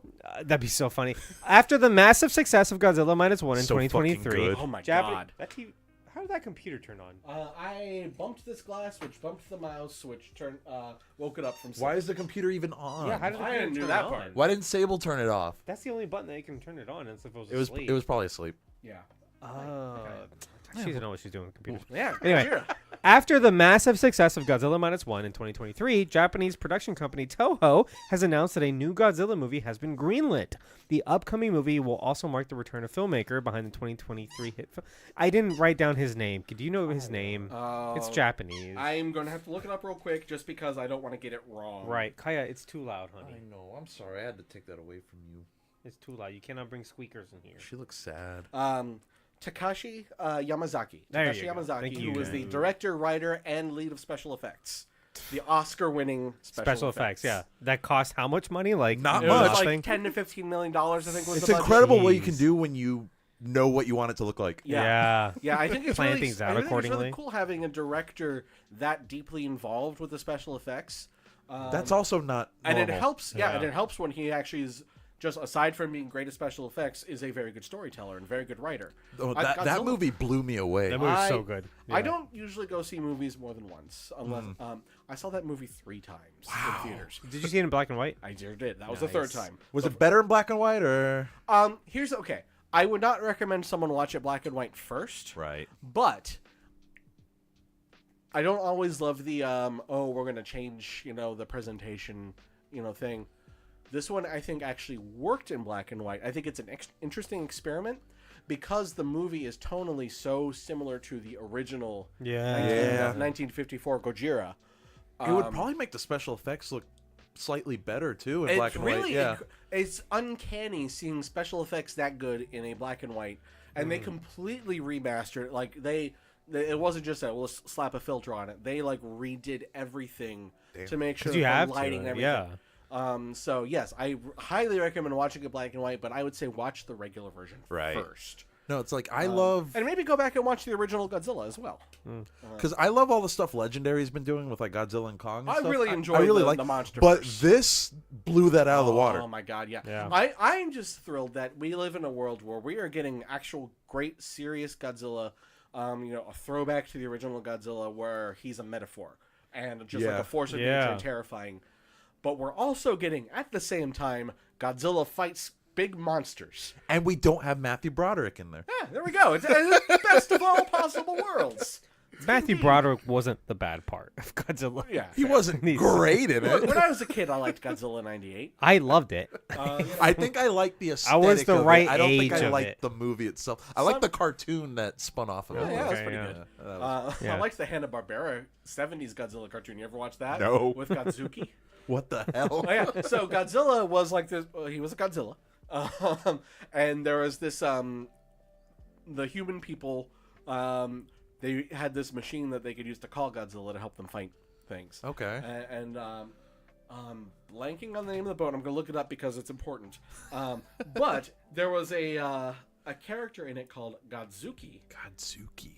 who was he was like a little Godzilla, who was like like 9-10 feet tall, so he's like bigger than a person, but not like Godzilla sized. But he'd fly around, and he made Perfect for a TV show. made funny Hanna-Barbera. He was the funny Hanna-Barbera sidekick. He was the Scooby-Doo of Godzilla. Okay. Okay. Thankfully, not the Scrappy Doo. Yes, yeah. Okay. Some might say that. Oh. But I like the Godzilla. I like Godzuki just fine for a kids show. Perfect. Whatever. So they were on a ship called the Calico. Calico crap pants. The Calico makes an appearance in the 2019 film Godzilla King of the Monsters. Oh shit. Oh, really? In Boston, towards the end, when you're seeing all the wreckage, there's a ship off to the side, and it's the Calico. And nice. You barely see it, but it's Is that there. when, You when see the name on Eleven's it. like running around the city? and Exactly. stuff? Yeah. Eleven's running Yeah. around So the so city. just a fun little adventure. Godzilla King of the Monsters. Hold being that thought also, by my- the way. Yeah. Oh yeah, we have news. Oh wow, yeah. Did any of you watch Monarch? The Apple I TV saw show. like half of it, and I just didn't finish. I need to restart it because I did like really it. good. I want to compare it to something, but I feel like it's almost a spoiler what I'd compare it to, because you'd be like, why the hell are you comparing it to that? Yeah, I don't want to get spoiled. Yeah. I do want to watch it. I need to sit down and watch that, and I need to sit down and watch The Penguin. I will broadly say it's a good version of something that I wanted to like but didn't. Oh, okay. So people who've watched it will probably be able to guess what I'm talking about. The rest of you will not, because why would I compare that to a Godzilla TV show? And here's the thing about the show. It had a lot more Godzilla than I was expecting. Oh. Not that Godzilla was in it all the time, but he was in it.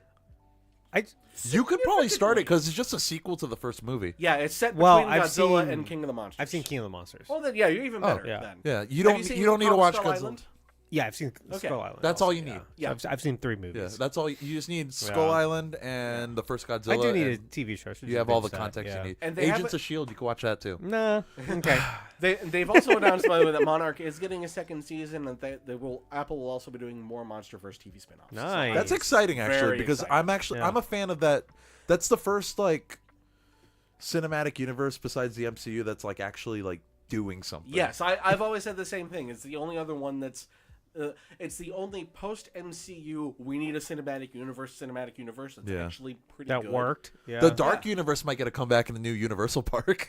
I think it's so funny so that funny they're how they've sticking with the Dark reworked it, Universe name, even though it is not related to the cinematic Dark Universe. Like so there's years not from gonna be any now, will people Dracula know? Untold You stuff. know? No, it's a completely different Dracula, completely different mummy, and all Dracula that. Untold wasn't that bad. It Did wasn't. you all see, by the way, the animatronics that they showed off for the new ride? They look like CGI. They look very It's good. incredible. Yeah. They look I- like CGI in a good way. Yeah. I like- really hope that they're able to maintain them, because watching like the werewolf swipe just made me think of the Yeti.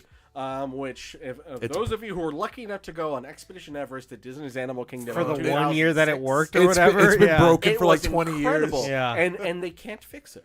Because it's like the structure of the building, right? Yes, yeah. The way the building, I actually very lucky when I worked at Disney, I was able to take a tour of Ooh. Expedition Everest on like a trainer outing, and it was very cool. But the reason that they can't go in and fix the Yeti without doing insane like foundational repairs is because the building actually has like 3 separate foundations. Okay. There's the exterior building itself. There's the foundation that has the roller coaster track on it, and there's a foundation specifically that the Yeti is on. And because of the way that they are built, they can't like interact or anything, because it would be like it would fall apart. It would be terrible. Sounds like the Imagineers messed up. Yeah, they. It was one of those things where I think they did not foresee, and it's fair. You can't foresee necessarily how something, because the way it would swipe its arm. And if you can, go look at videos of it. It from looks. when it worked. It's on real. YouTube, It yeah. looks. It's. Yeah. I am so lucky I got to ride it the year it opened, because it was incredible to see that. And I'm so sad what it is now. Where for those of you who don't know, Disco Yeti. yeah, they call it the Disco Yeti because it's just a static Yeti figure. It doesn't move, and they just have a strobe light flashing Yeah. to kind of make you think that maybe it's moving. But yeah, it was the most one of the most fluid animatronics I've ever seen. The way it swiped its arm, they say it had like the force of like a 747 jet engine, and that My was God. the problem. Like shook it too much. Yeah, because it turned Yeah. out that the foundation that it was on could not withstand that happening all day. So they Right. over-engineered it. yeah, Yeah. yeah. So Under-engineered. there might be ways. Under-engineered the yeah. building, over-engineered the animatronic. Okay. Yeah. There conceivably could be a way that they maybe could make it work, but again, they would have to close the thing down for years Yeah. probably, and they're not going to want to do that. No, that's. I was it's not hoping worth that it. once the Pandora section opened, that maybe we've got enough new things now. that Right. we can, They could take a break. but and... but it would take so much work, and it would be probably prohibitively expensive. Instead, they're just closing the dinosaur ride, Yeah. which I love that ride. It's a good I'm ride. a little sad about that. I'm excited that the Indiana Jones ride we're getting is not just going to be the Disneyland Indiana Jones ride. Well, I heard that one's not that great. Oh, Honestly. okay. That's I will disagree with that. Okay. The Indiana Jones ride to me, there's Indiana Jones and the Temple of the Forbidden Eye, and then down here, not bad, but down is Dinosaur. I Damn, love okay, the Indiana okay. Jones Oh, ride. yeah. It's sad that a ride that opened in 1993 is I was gonna better say that's than an a- old ride, a right? descendant Yeah. of it. But I mean, it's kind of the same ride system, but it's a little faster, a little more shaky. But also the sets are bigger.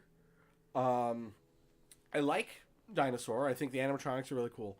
But one of my favorite, for those of you who are not familiar with me, I am a huge theme park nerd. You probably guessed that by now. Yeah. But to me, one of the best moments at any theme park attraction I've ever been on is when you go into the temple. The Jeep kind of rounds the corner, and you hear the leitmotif of the Ark. First of all, and you get a whole view of everything inside the temple, including this giant stone face with fire in its eyes, and it is just an incredible reveal. Timed with the music and the way when you turn and you see everything, it's just like perfectly designed. And it's one of my. I just got goosebumps talking about it. That's like. I also take you're a big Indiana Jones fan. I mean, I love Indiana Jones. I wouldn't necessarily say I'm like a huge Indiana Jones fan, but I mean, I love the Indiana Jones. There's a movies. game coming out at the end of the year. I'm really excited about That does look very good. I don't have an Xbox, but I'm glad that they did announce that it's going to be coming out on PS5 eventually. So Probably like a year later. I will be getting it then. Nice. Provided that, the reviews are good. I was a little skeptical when I saw that it was going to be all first person. It's an interesting choice. But I've read some previews now because some people got to play it, and apparently it sounds like they did a really good job with it. Well, most of the Indiana Jones games have been kind of like Yeah. So I it'd be nice to know get a good people one. liked the old LucasArts adventure games of Indiana Jones. They like that for like the story and like the cheeky humor, Yeah. though. Yeah. That Indiana Jones is known for. Yeah. I feel like you could do a podcast just on individual rides at individual theme parks. You probably could. Oh yeah, podcast the ride. Yeah. That's an actual podcast. Oh, is it? Too. I thought you just came up with It's that. it's more comedy Yeah. focused, but it's when it started they called themselves three childless men in their 30s who love theme parks. Now 2 of them have kids and 1 of them is 40. So I guess the name has to change. yeah, but there's Podcast still the podcast Ride? it's called I'm gonna check Podcast the that out. Ride. Do they talk about Revenge of the Mummy?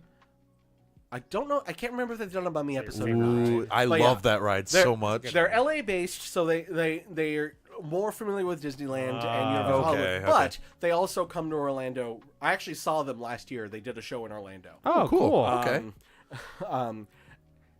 I will say it's not for everybody. If you are like, I have a lot of friends who, I have one friend who listens to it. She listens to it every week, but she does not like it because they're not necessarily like they don't necessarily do the best research. They're not bad. Yeah. But if you're looking for like really trenchant insight on the theme parks, not necessarily the place Insiders to might go. not like it. Yeah, but I consider myself an insider, and I enjoy it because they are very clearly like all like deep theme park fans, like Okay. very much so. It's nice to hear. It's nice to listen to people talk about something they're passionate about. Exactly, yeah.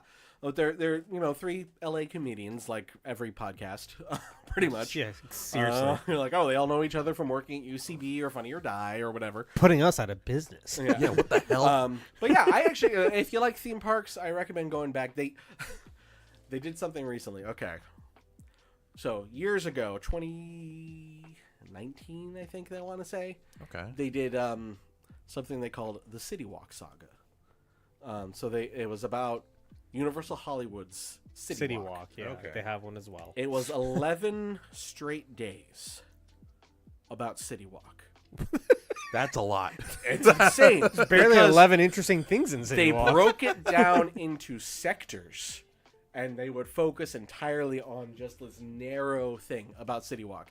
And there was actually like a story that went along with it, because the story of it was that they were visited by a ghost of a little boy who died of a staph infection in the City Walk fountains, and he became something called the Sector Keeper. And The hell? They created a whole... yeah, there was a whole Lore? narrative, and he'd be like, "Boys, you need to go to Sector 1 and talk about the Jimmy Buffett Margaritaville," so stuff like that. God. And it was very funny. And they would they brought in different guests to talk about different things, and they would just go into like excruciating, exacting detail About about City Walk, the though? stupidest thing in City Walk, and it ended. And then, like, a couple years later, they did a Downtown Disney ordeal about Disneyland's Downtown Disney, where Okay. Still called Downtown Disney. Is it still called Downtown Yeah. Disney? it is. That one's still Oh, Downtown okay. Disney. Yeah. And that one, they had to the Sector Keeper asked them to rescue his cousin, the Level Keeper, so that these were levels, and it was like level 1-1, level 1-2, level 1-3, and then their Patreon episodes would be them fighting the boss of that level. What the hell? So then this last year, so I mentioned that I went and saw them in Orlando Right. last year. Did they do City Walk Orlando? They did. Did they do an episode about the Burger King Whopper bar? They sure did. Oh my god! That whole little section, the Whopper bar, the Moe's, the Yeah. and they were very upset about it. The sandwich Because box it made, or whatever. They got sick. Here's They the got thing, sick though. from so much food. Well, Toothsome made them sick.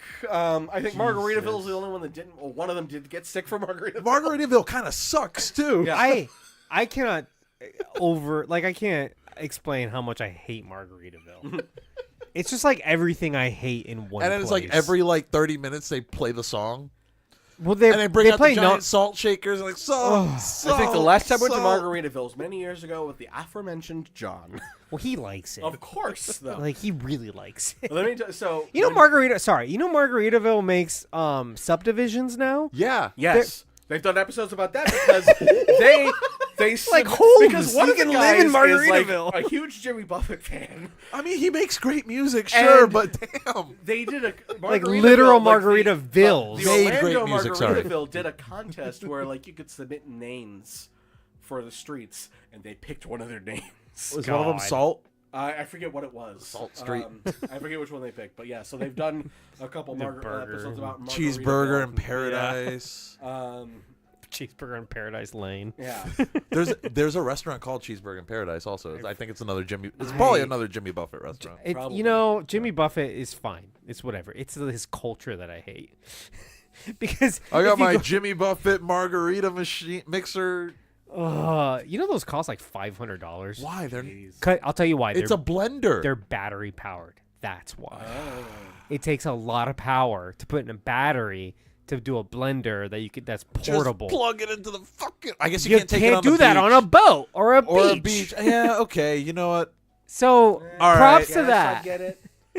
Make your margaritas before you set sail. By the way, if you buy a house in a Margaritaville, you get a Margaritaville blender. That's kind of cool, actually. All right. Well, then that's worth it. But then you have to live with a bunch of white They, boomers. they also make like resorts too.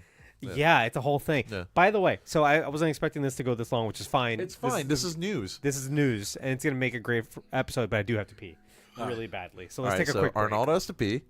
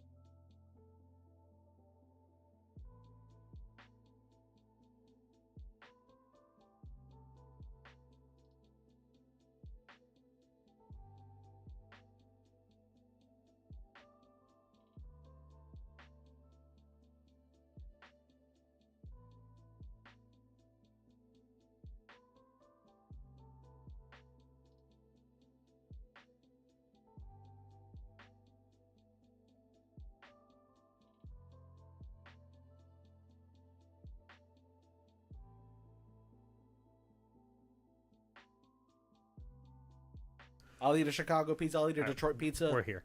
I still love a good New York slice, though. Yeah. So there's a place in North Orange. We just come back cold open talking about Yeah. pizza. Yeah.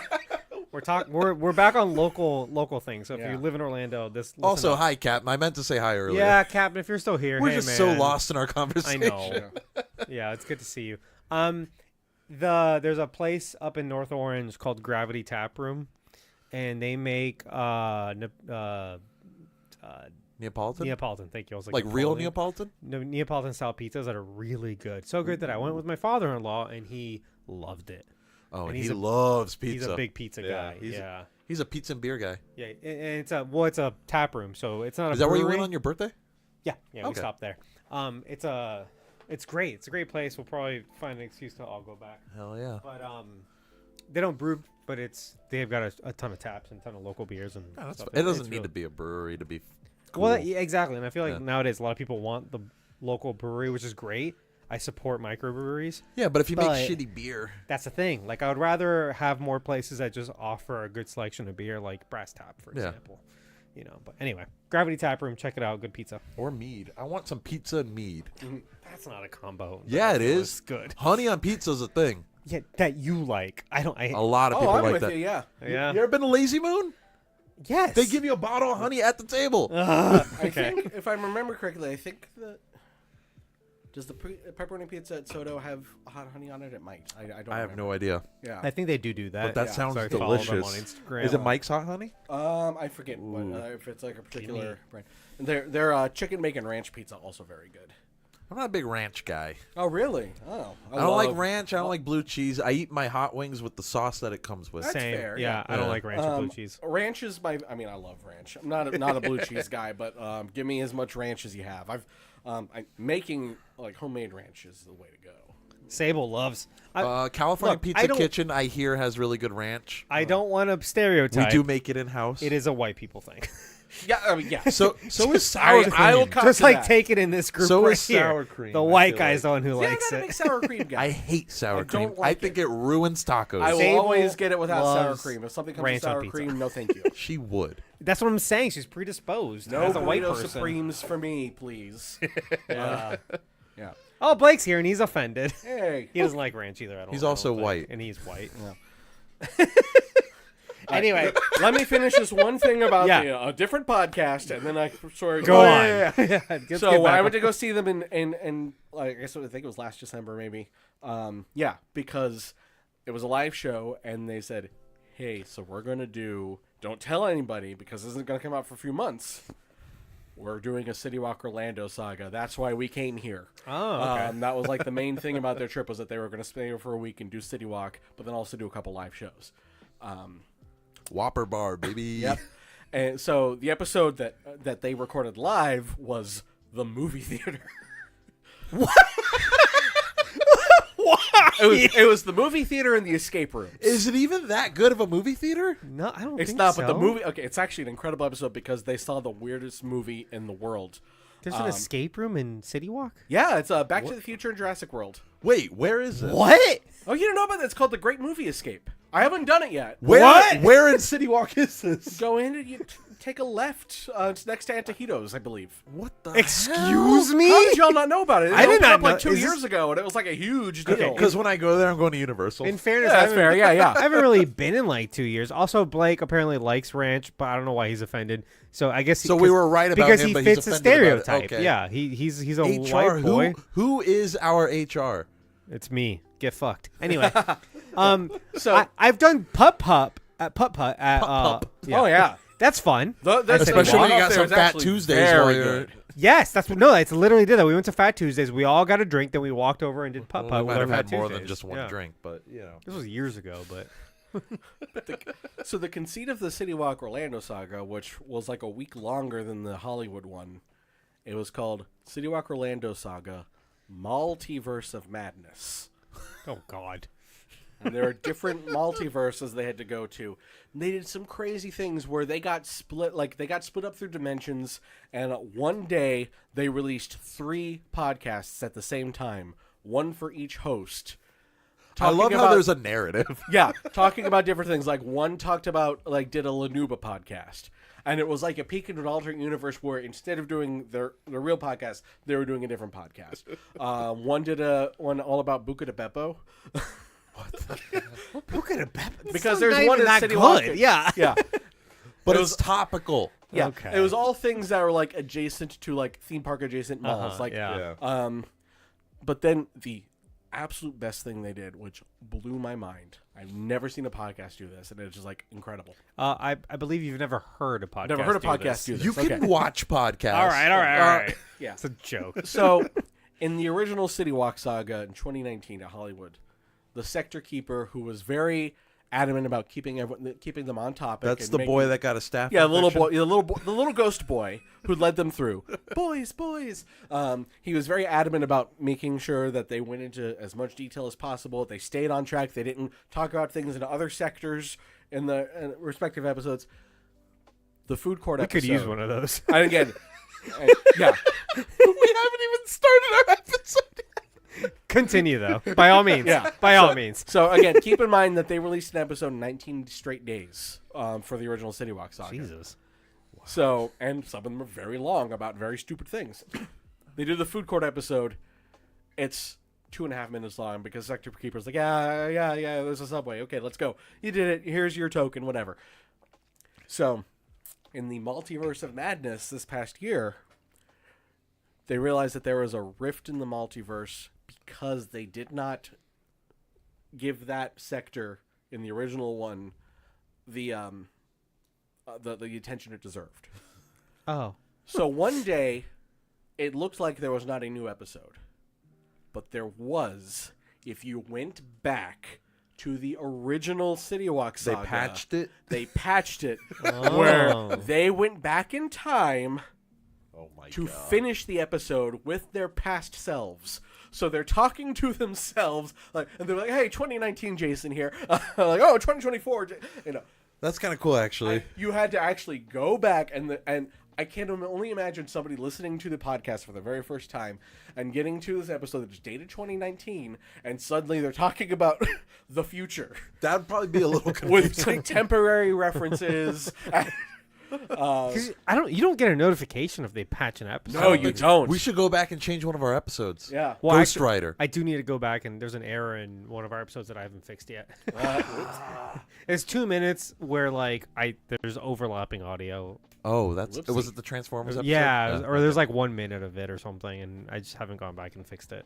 If you've listened to that, just skip past that part because it doesn't make any sense. I'm just gonna insert myself into past episodes. Start fucking with people.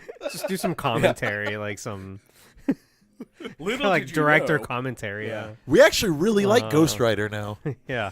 Anyway, Speaking of director commentary, again, I'll be quiet after this. I'm so sorry. you're fine. Have you ever heard of the podcast You Talking You Two to Me? You say that one more time. You Talking You Two to Me? You talking YouTube? You Two.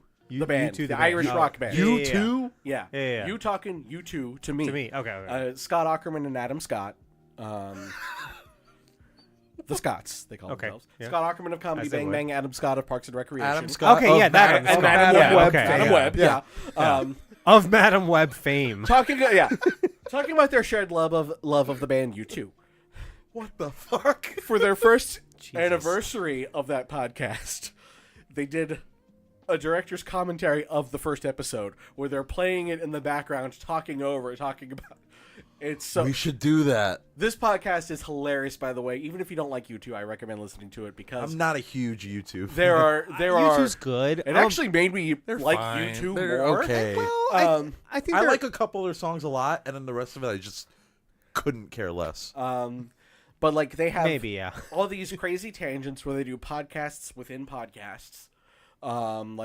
They'll be talking Adam movies, and Scott's one of them so will good. say, "Wait, is this an episode of I Love Films?" And then they will play the theme song to their podcast, I Love Films, and they will the talk hell? about the films for a moment, and then they would play the outro and go back to the regular podcast. What the hell? They did one episode specifically because they have a running joke where if someone says, "It's been a while," they go, "It's been a while." It's been a while. So they had Wow. Todd Glass, another comedian, on an I love episode. Todd Glass. Yeah. And they called the episode Stained Glass, where they talked about Stained with Todd Glass. It is maybe my favorite single Sting. podcast episode of any podcast. It was so funny. And then later on, when they finished U2, they actually ended up getting to interview U2, first of all, who were 100% like, they knew That's what so they were funny. getting into. That's and they kinda were great, like actually. playing off with them like they knew some of the jokes. But then when they finished that, they changed it to "Are you talking to REM, RE me?" And then they did REM. Uh-huh. And then they started "Are you talking to RHCP to me?" RHCP. Red Hot Chili Peppers. Yeah. They got like 2 episodes in and realized they didn't actually want to talk about RHCP. All all RHCP talks about is California. So they changed it Yeah. to "Are you talking heads to my talking head?" This and sounds the kind Talking of funny, Heads. actually. Yeah, it's very funny. And again, Excuses to talk about Uh-huh. other bands. And what's funny is that their start, and this is going to sound very familiar to those of us sitting right here right now, because their initial intention was, we'll talk about like 2 YouTube albums per episode, and then when they got 1 or 2 per episode, and when they got an hour and a half into their Octung Baby episode and hadn't actually started talking about Octung Baby, they realized that was not going to happen. Yeah, we're 3 stories in. This usually takes us 20 minutes. I'm so sorry. No, this is great. It is great. I but- love to talk, guys. No, that's why Look, I've had like podcasts building up in me for like a year. that will happen. It's though. been a while. Yeah. No, Wow. that will happen. It happens to me too. Like I realize the reason I do this is to have an outlet. Yeah. Right. I don't get to If the- chat much at Yeah. work. I'm telling people what to do at work, so it's Right. not the same thing. If the thoughts just stay in my head, that's not good for me. They have to come out. Yeah. Yeah.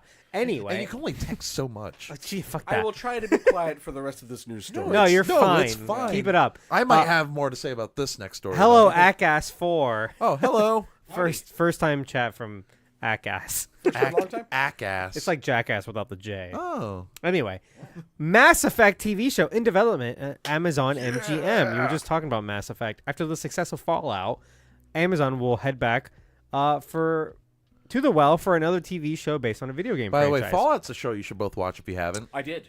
He I saw it. enjoyed Incredible. Did you Absolutely see incredible. Macaulay Culkin is going to be in season 2. They I just announced. saw that. I did see that. Yeah. Yeah. Are you going to watch Fallout ever? Yeah, just remind me. I'll watch Ella it. Purnell is perfect. Okay. I haven't played any of the Fallout games, and I enjoyed it. immensely. You 'Cause it's like- don't have to. It's Yeah. sort Yeah. of like a tangential sequel Yeah, in the because that's universe. the thing about the It's its own Fallout thing. series is that the Most games of the are not stories really are direct standalone sequels. stories, yeah. Right. And, right. Like Within the same elements will universe, carry yeah. over, but they're not like actual sequels. And I believe for people who care about such things, it is canon to the video games. Like, It That's what I'm is. saying. It's Yeah. all one universe or Yeah. whatever. Yeah. And that's the great thing is that you take a setting and you can tell a story in it. You don't need to Yeah. know the other things.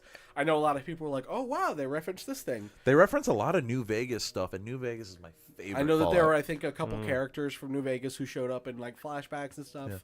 And So I think that's really cool. New Vegas is also my 3rd favorite video game ever.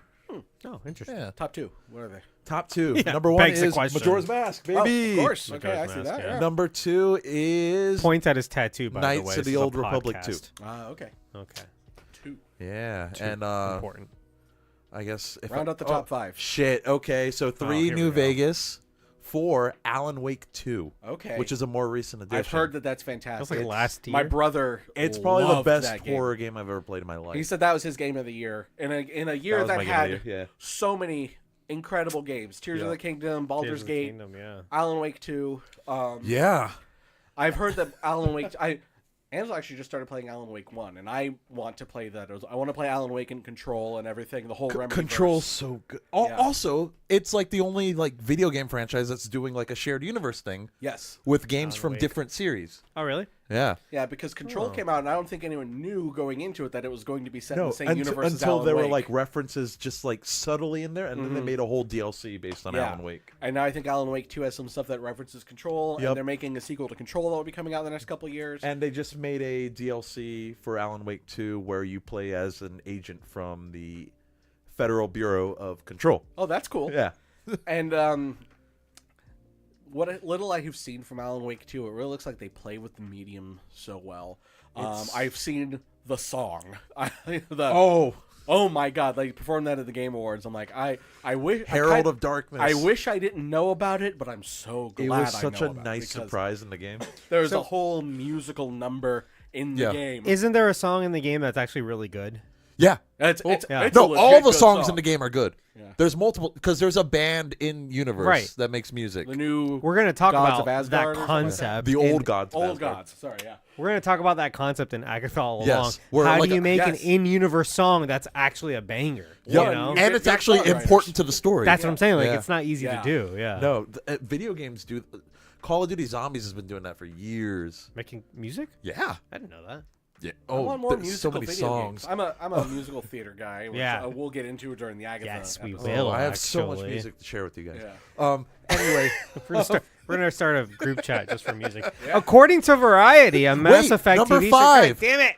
Okay. Mass Effect 2. Okay. Mass Effect 2? Yeah, Oh, that's my cool. number 5. All Yeah. right, you brought us back. That's great. According to Variety, a Mass Effect TV show is being developed. Daniel Casey will write and executive produce the series. Casey is best known for penning F9, the 9th installment of the Fast and Furious franchise. You know what? I'm on board. I don't know if that's like a great thing, but we all know Fast and Furious is my guilty pleasure. Okay. Maybe not for the writing. Tokyo Drift has good writing. I will Tokyo say. Drift is great. I watched it recently, and I love that fucking movie. I love Tokyo Drift. I will talk a little bit in one of the next news stories about how it is very hard to judge a writer or director by their Yeah. best or worst project. Right. And that's why I'm like, I don't know if this says anything either way for him. Right. Yeah. But anyway, go on. Well, actually, the next paragraph is just explaining what Mass Effect is. If you want to do it, go ahead and explain it. I don't have to read it. It's a sci-fi RPG game by BioWare, who famously made the first 2 Baldur's Gate games. Oh. And also, the big thing they're known for, besides Mass Effect, is Star Wars Knights of the Old Republic. Okay. And also Dragon Age, which a new one just Dragon came out. Age. A new one just came out. I've been playing that, actually. Yeah, and how is I'm it? really liking it. Yeah. Yeah. But yeah, they do RPGs that are very character and story focused. Their thing has always been writing. Okay. Yeah. So Lots their of dialogue trees. And dialogue trees, you make decisions, you can be good or evil, stuff like Okay. that. That's all the things I hate about video Well, games. damn, those are all the things I love about Yeah, that's why I don't play RPGs, man. It's that's just like Angela's favorite thing about video games too. She loves. I call them choose 'em ups. choose them up. But like great. she's played through like Life is Strange. Okay, yeah. Detroit Become Human, stuff like that. She really Yeah. likes. And those are the less Walking Dead RPG, more Telltale like series. those are more like adventure games. Yeah, yeah. But with like those dialogue elements that like the BioWare RPGs Yeah, bring yeah, in. yeah. I don't want to read a book while I'm playing a game. I you love. know? All right. Also, in That's these I games, don't wanna there's play a a lot of book. codex entries, so there's so much lore that That's you can read that's up on. playing a book. You know? Here's the thing, though: you get so invested in the universe. That Mass Effect is one of my favorite sci-fi universes besides Star Wars. Interesting. I'll take it over Star Trek. I know that might be a hot take, but I will. Berta, let me ask you: if for a Mass Effect TV show, would you like to see an adaptation of the game, or would you like to see a new story in the Mass Effect universe? A new story in the universe. Okay. Because the game, like, just because of the way these games are structured, like the create your game's own already like character. my story. Yeah, if they make a Shepard that you don't Yeah. that doesn't match your idea of what Shepard should Then I'm be, gonna be upset. Yeah.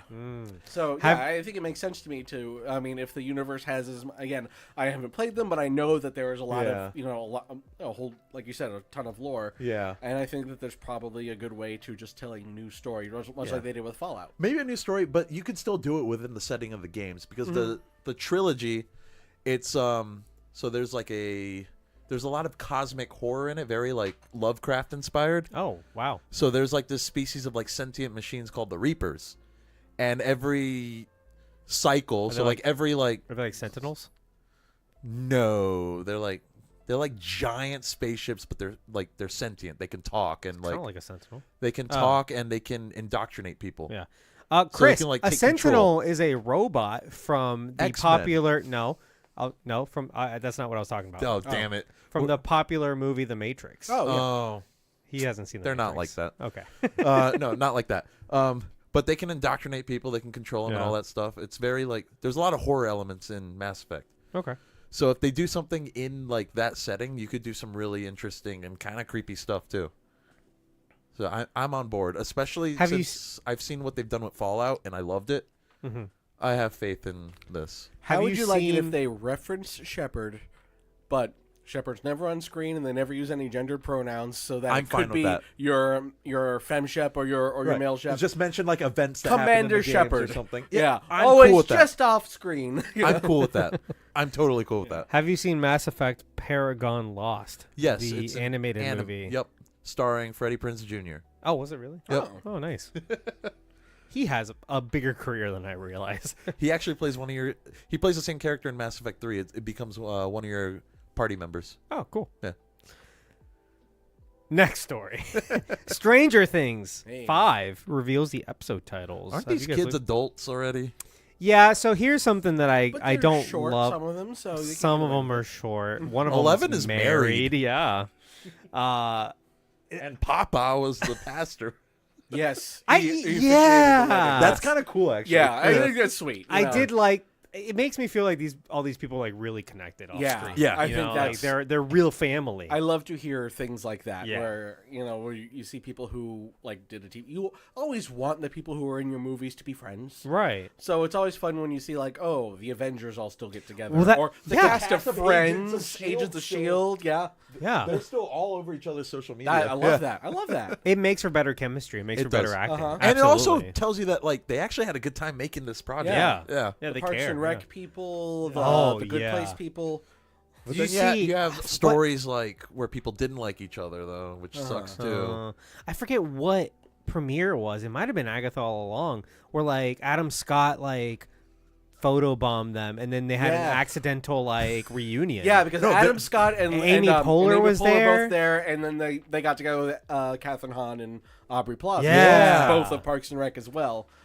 And we're like, oh my god! I it's good to remember see they you." were Aubrey Plaza legitimate saying friends. that, Yeah. like, Yeah, the she's like- office. She's cast like, I does knew this all Amy the was time, here. too. Adam was a surprise, but they were all just like so thrilled Yeah. to see them all. That's so funny. That's I love that. Anyway, And Catherine Hahn wasn't even a regular on that show. You know. no, she has like 4 episodes, but she She's she fantastic steals the in it. show. Yeah. She's so good at it. As she does with every show. Talented. Yeah. By the so yeah, something I don't like about Stranger Things 5 apparently is only set 1 year after Stranger Things 4. But they've aged like 10 years. Stranger Things 4 was set like 6 months after Stranger Things 3, and it's been like 5 Wait, so, years. so since they're Stranger supposed to be Things 3. sophomores now? Something like that. Yeah. And we're a little bit delayed because of the strikes. Yeah. Well, when we were delayed before because of COVID, Uh-huh. like all these things Yeah. happen. We should be done with Stranger Things by now. Yeah. Yeah. My only complaint is Stranger Things 4, which is a season I fucking love. Oh, And yeah. we talked about it on Probably the best Where's of the Mephisto. seasons, We in my did. opinion. Yeah.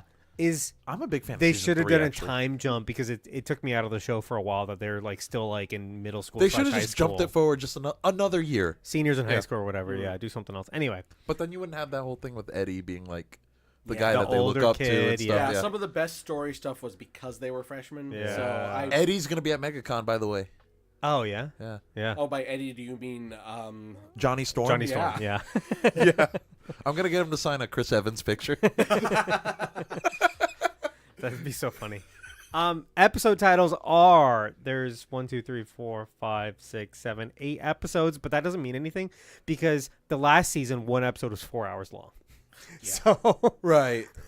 Which I have I'm no curious problem if these with, are all by gonna the be way. like, are we just getting like a bunch of movies? I'd be cool with that. I'd be fine with it. Stranger Things has been so good, and they break format like norms so often and they make it work that I don't give a shit anymore. Just give me I- more Hopper and I'm happy. Yeah. I have mixed feelings on it. I mean, I liked all the episodes, but the fact that some of them are like 2.5 hours long is like, you could have made this more than one episode. But I kinda love it, though. My, Like, my I fear loved about it. it is from again. I'm sorry to be getting all lefty here, but is from the labor standpoint.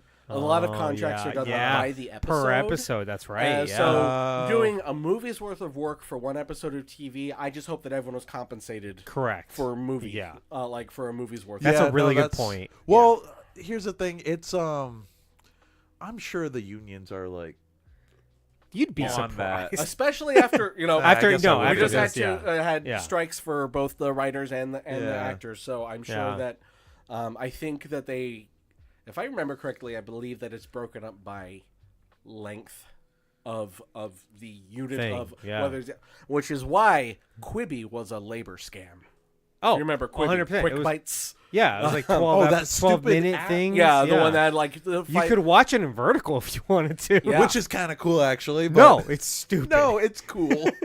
But yeah, it was Jeffrey Katzenberg's thing, and the reason it was a scam is because they would do a movie's worth of work but break it up into 5-minute episodes. So But they they only didn't- had to pay them for episodic. They didn't have to pay the movie rate. Oh. So really, that was why so many investors were in it, because we can make stuff without having to pay people. Yeah. I'm all in.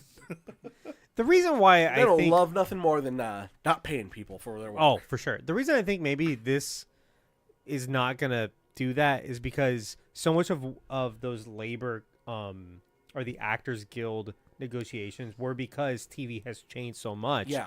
Or instead of It's a basically like guaranteed- movie production. Yeah, now. a guaranteed 24 episodes now could be 8 in the same amount of time in a year, 8 per Yeah. year. And the or 8 viewers for are 2 frustrated years. by that too. Trust me. Yeah, no, right. And so how are you compensating them accordingly? Right. And a lot of the negotiations were based off that. Because TV shows are kind of becoming bigger than movies. Yeah. Remember when TV shows used to come out every year? I missed that. I You have to know. wait 3 years between seasons. I do miss that every TV show used to at least get 3 seasons. I revisit that every time I rewatch Supernatural, Agents of S.H.I.E.L.D. though. I'm like, oh, I have seasons worth of content to watch. 100 episodes is a goal because they need to be syndicated, and that is Yeah. where the money came from. I'm binging Friends right now, and like the humor holds up so well And despite they like still it being make so long much ago. money Yeah. off of that show. Yeah, I'm giving them money. I don't care. It's a great show to fall asleep to or watch on an airplane. It's perfect for that, actually. But so here are the episode names. Oh, yeah. I wouldn't think too much about this, but I think it's interesting. The Crawl, The Vanishing of Redacted. So I don't know what that means. I think maybe Eddie on Munson? the day. They blacked out the name of whoever it was. Like in the video okay, they okay, showed, okay. it was blurred out. So, it's clearly it's not called Redacted. it's the vanishing yeah. of, and it's somebody's name. It's probably a spoiler for the first episode. yeah. So once the first episode comes out, someone will vanish, and then we'll know in the second yeah, episode. and it'll probably be their full name. Yeah. The Turnbow Trap. Okay. Sorcerer. That sounds like a D&D reference. Yeah, they all are. Shock Jock. Escape from Kamazots. Which I looked this up, by the way. Yeah. That is a deity. It's a bat god from, I believe it was Maya mythology. Okay. Wow. So it's probably going to be like another It's monster. Probably that- the Demobats. Yeah. Oh, yeah. True. So- Is Eddie coming back this season? Do we know? We've been Or- told no, but that doesn't mean he's not. That doesn't That's mean true. anything. Yeah. We Although were told Andrew Garfield wasn't in Yeah. Spider-Man. It could be that maybe he actually wasn't available because he's been doing Fantastic Four, but That's I don't true. know when. Yeah. When schedules aligned. I think is that done filming already though? I don't know. I don't know if they're done. I think they are in the midst of filming. Okay. I could be wrong though. They released a set photo, and they're in, like, some costumes. Okay. The Bridge, and the finale will be called The Right Side Up. I knew the finale was going to be called Perfect. something I like think that. that's a great name. Perfect. At least it's not called Stranger Things. Yeah. Yeah, it's true. I would have hated that. What if they called it Strangerer Things? Stranger. Or really- Strangest Things. Or normal things. yeah. Releases Normal in- things. We fixed it. Releases in 2025 on Netflix. I'm so excited. Yeah. Yeah. Does it say when in 2025 No. or just okay? 2025. It'll probably be late. We'll probably 2025. get a trailer soon. Actually, I'm If they gonna release guess, this, I'm the gonna guess trailer's coming. summertime. Yeah, sure. Yeah. Who knows? That's my guess. So I mean, they've done like it. they've done it where they've also released it near when it's set, because at least the first 3 seasons were set around a holiday. The first season was Season set 2 around was Christmas. Halloween. Season Yeah. 2 was set around Halloween. Season 3 was set in the summertime. Yeah. And And they- 4th of July. Yeah. And they kind of released it at those time periods. I have a soft spot for season 3. And I know that's a lot of people's least favorite season. I love it. I like love season it. 3. I I've love liked it. every season. I love Stranger I love Things, the man. I mall love them all. vibes, the like Oh. summertime in the 80s. Just I'm It sorry, was such a vibe. Yeah. the never-ending story scene is one of my favorite things that's ever No, happened yeah, in a that's TV fun- show. that's fun, too. I laughed my butt off. I thought Dustin that made a was so girlfriend funny. at math camp, Yeah. And it's real. She's real. and she's real. Well, the show does a great job of reminding you what life was like before the internet. Yeah. Yeah, Like, kids went out and did stuff. he had to like create like a fucking satellite dish in Yeah. order to like, communicate with her. You know. They had to be smart enough to do that. I enjoyed how they brought her back in the most recent season. As Oh, well. and her family kind of sucks. Yeah. Yeah. She's the smart one. Mm-hmm. One of my favorite memories is binging season 4, and then we had a big watch party for the last 2 episodes. Which was like 5 hours. We set the whole day aside. We made a whole pillow fort basically in the living room so we could see. And we had 8 chicken people. and waffles. Yeah, it was a great time. Like, I had a friend visiting, and he was like, "Oh, I'm not caught up," and I'm like, "Bitch, you better start watching." Yeah. And he And did. He stayed up late and watched He stayed the up all whole night. season. I think he slept for like 2 hours. Yeah, and then he watched the next 2 episodes before our actual thing started. It was a great time. It was such a good time. Stranger Things is so good. Anyway, moving on. Star Wars episodes 10, 11, 12. Possibly. Maybe. Possibly. Yeah, we'll get It into also it. could just be a new trilogy. Yeah. Is coming. Deadline broke the news on Thursday, stating that a new trio of movies would be considered. Episodes 10, 11, 12 of the Skywalker saga, which seemingly would finish the 2019's disappointing Rise of Skywalker. Rise of Skywalker was a little disappointing. However, the piece also said that some insiders rejected that idea, instead claiming that these movies would kick off a new saga instead. I'm fine with either or, honestly. I'm leaning more toward. Well, the reason why I would want it to be part of the Skywalker saga is because I'm not quite content with how it ended. It just feels like very anticlimactic. So I don't. At what point does it stop being the Skywalker saga, though? Well, she's Rey Skywalker, so. Oh yeah, I guess. Yeah. But that's a different movie. But she's also getting her movie. Yeah. That's Kaya, hey, get down. Kaya, you're so He's a cute. little bit allergic to Chill you, honey. out. Kaya, Kaya, come she's on. very loving. Aw, she's very sweet. I love her. Yeah, she's We very were talking sweet. about dogs earlier today. Yeah. You know? Yeah. Why See- do you jump saw on me like you that? saw the piece on Ben Hurp Street. Did you see that? Oh, I didn't see it, but I heard It that was bad, man. Yeah. I literally teared up. Robbie said that he was like, "Oh God, Kirk's making me cry right now." Well, they cut to Kirk and he couldn't speak. I understand. He- a losing consummate a pet professional, is and he couldn't get words out. just He was so hard. he's Now it's literally like, oh, we're sobbing getting on sad now. stage. Yeah. On the I fucking don't blame him. desk. I would be too. I mean, I remember Danny's dog Bear passed away right before we went to visit them at Christmas time. And Danny called me and told me, and I just started crying. I loved that dog. My nephew, I called him, you know. And I felt we were going to tell my family about the baby on this trip. So it's like, oh man, we have good news that would make you happy, but we're holding on to it because like we wanted to tell him in person. We had like a whole way that we wanted to tell him. And I felt bad because, oh gosh, I mean, my brother was like devastated. He's had the dog for years. Yeah. It all worked. I mean, we then, you know, Christmas Eve, the way it was my brother opened a present from us, and it was a mug that said "Leveling Up to Uncle," and he read it, and his eyes He was got- like, "What the hell?"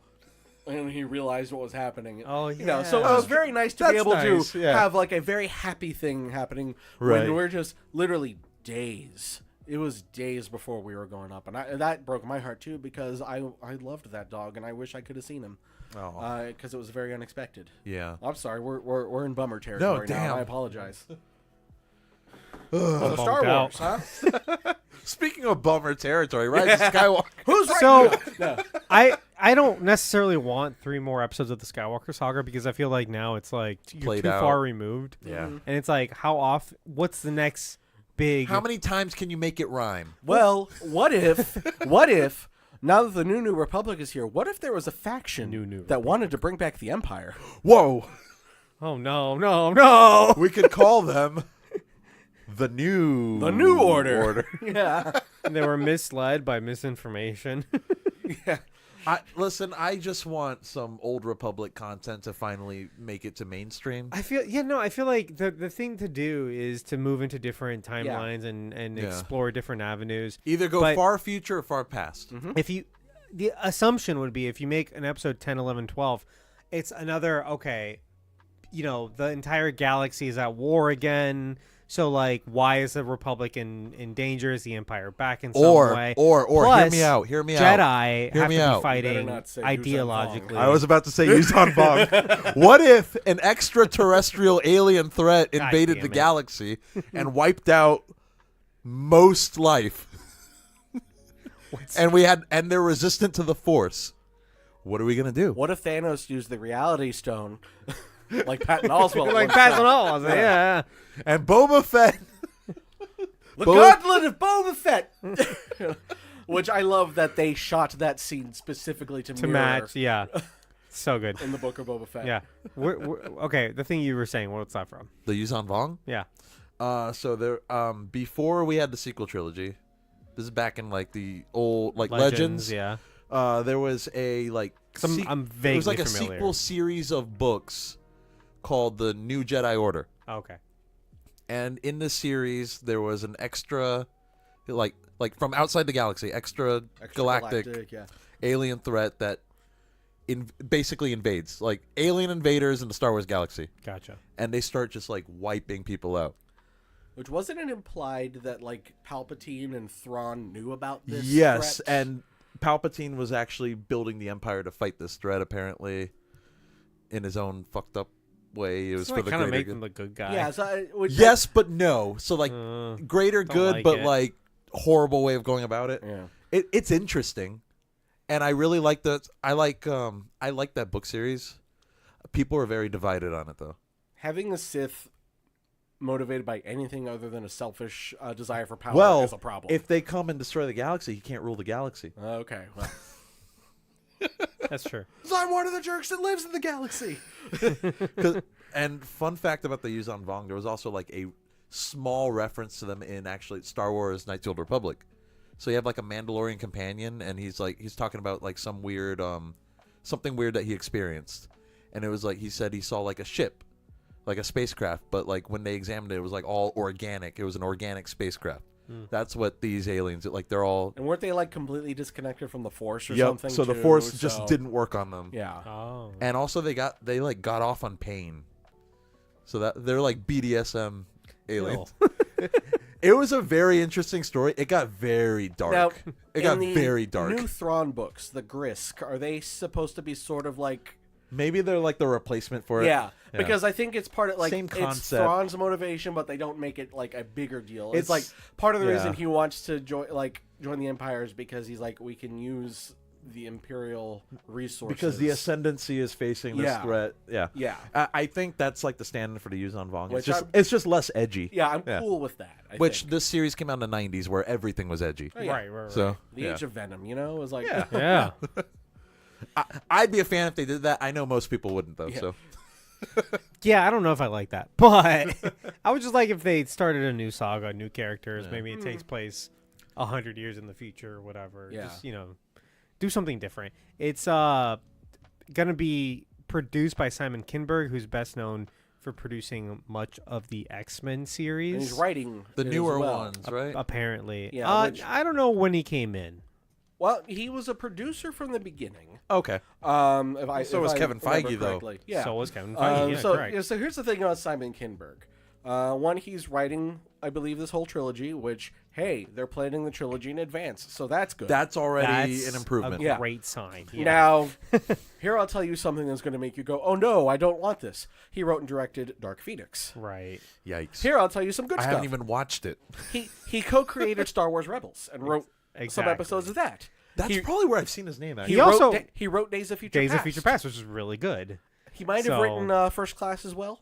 So he's he almost saved the X-Men universe. yeah. So He's on both good and bad sides. and of the yeah, X-Men and universe, again, this is yeah. why I say you cannot necessarily judge a writer or director or really any creative by their best or worst work. Movies are collaborative. because here, like, okay, so we're talking about the Last of Us TV show, created by Craig Mazin. Right. Now, if I told you, hey, the guy who wrote Chernobyl is making a Last of Us TV show, you go, oh, that's a good idea. Yeah. If I told you the guy who wrote Disney's Rocket Man was creating Last of Us TV show, you'd probably be like, what?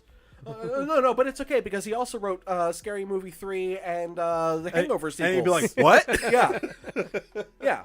So you can't necessarily say, oh, just because he wrote Identity Theft starring Jason Bateman and Melissa McCarthy. I love Jason Bateman. Yeah.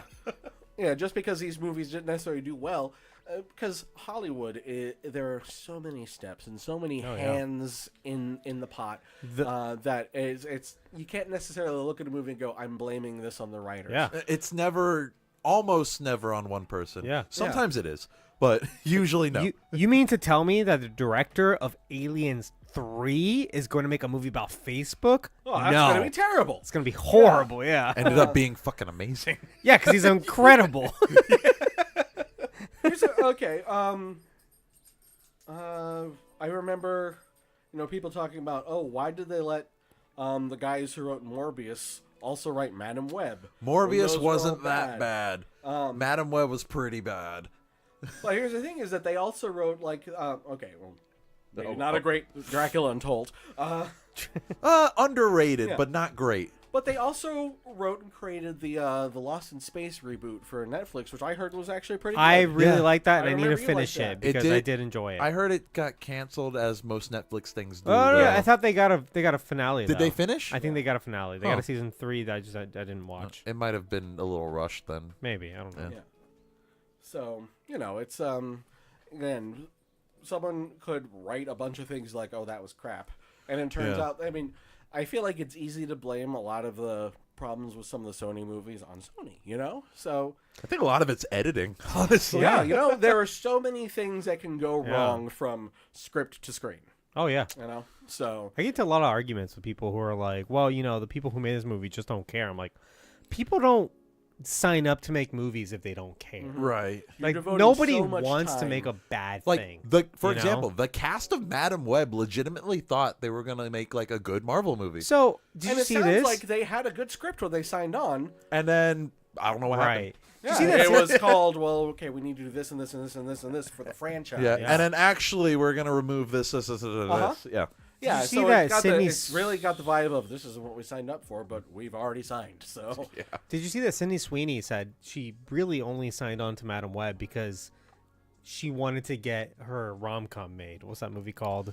With with what's his name? With from Glenn Twisters? Powell? Yeah. with Gun Pow, yeah. Which that was a Anyone that But was You. a much Anyone better But You. movie. It's a great rom-com. I really enjoyed that film. It was also very funny. Everyone And- knows the story of Michael Caine in Jaws: The Revenge, right? Or he goes, he was in Jaws: The Revenge, and he goes, I have not seen Jaws: The Revenge, which I hear did not know is that. a terrible film. Is that But the I one have where, seen the house it built, Is that the one which where is very nice.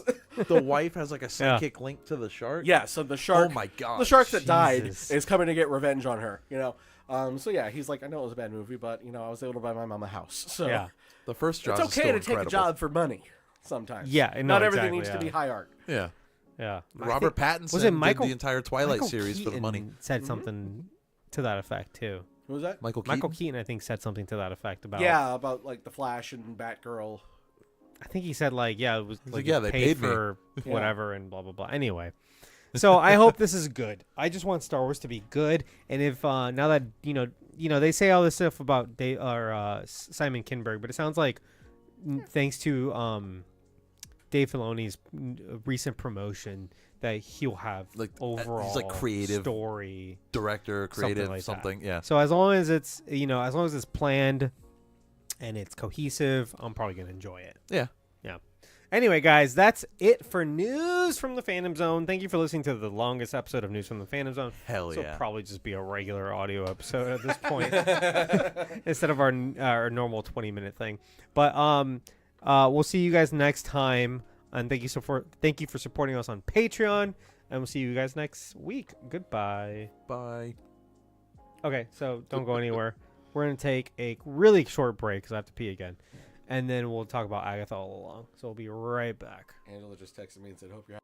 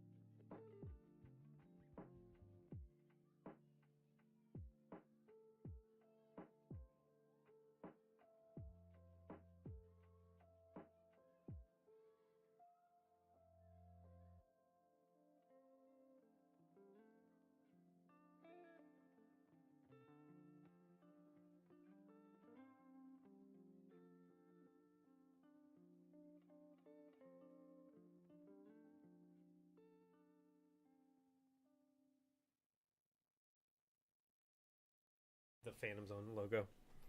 Perfect. Okay, hello? We're back. Cool, we're back. I Hello. think. Hi there. Let's see. Am I going to record this one? No. This is recording, so we're good. All right, let's get started. Welcome to Where's Mephisto, where we watch whatever's currently streaming and ask the burning question on everyone's mind. Where the fuck is Mephisto, Birdo? I think he's here. Is he here? I think we're as close as maybe This is the closest we've ever been. Who's that? There's a third person. Oh, sorry. Whoa! Is I that, talked before you introduced me. I'm sorry. is that That's like, Mephisto?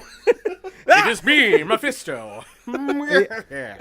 We have a guest. His name is... Chris, hi. It's Chris. I've been on the show before. You have been on here. We talked about Long Obi-Wan. time fans. Kenobi, yeah. Yeah. So it's Where's Mephisto? And our guest is Chris from the Assembly Required podcast on hiatus. Yeah. But still, go listen to our old episodes. Yeah, and no, I do recommend it. here's exclusive. Exclusive. We have some bonus episodes that were Patreon exclusive. We're thinking about maybe putting those out on the main feed for people to enjoy. So people can remember that you exist. Yeah. Yeah. Say, hey. keep the ball rolling. So you can listen to our my favorite is our Michigan Chillers episode, which if you've listened to our podcast, you know all about Michigan Chillers. I understand that reference. He gets that. I that get it. reference, I yeah. So, okay. I'm going to be honest. You've told me Michigan Chillers before, and I forgot. Okay. Because So- I've been on like 2 or 3 episodes. Yeah, of the you've show. been on quite a few Yeah. actually. You've been on a couple WandaVision episodes And Moon Knight. and Moon Knight. So it's appropriate that Thank you for I'm here reminding for me where I an was. Agatha episode. But yeah, Michigan Chillers came up quite a bit. I don't even remember how we first got on the subject. I think we were talking about Goosebumps.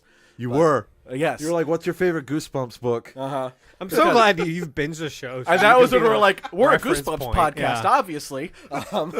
We used to joke about all the things that we were actually a podcast of, like Power Rangers and but Peaches, one of our hosts, originally from Michigan, and he talked about how when he was a kid, there were these books that were Goosebumps style, but they were all set in Michigan, and they're called Michigan Chillers. So it was like I don't even remember what they were all called,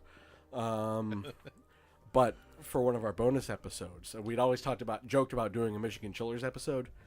So we did one for our bonus where did you read? 3 of us were on it.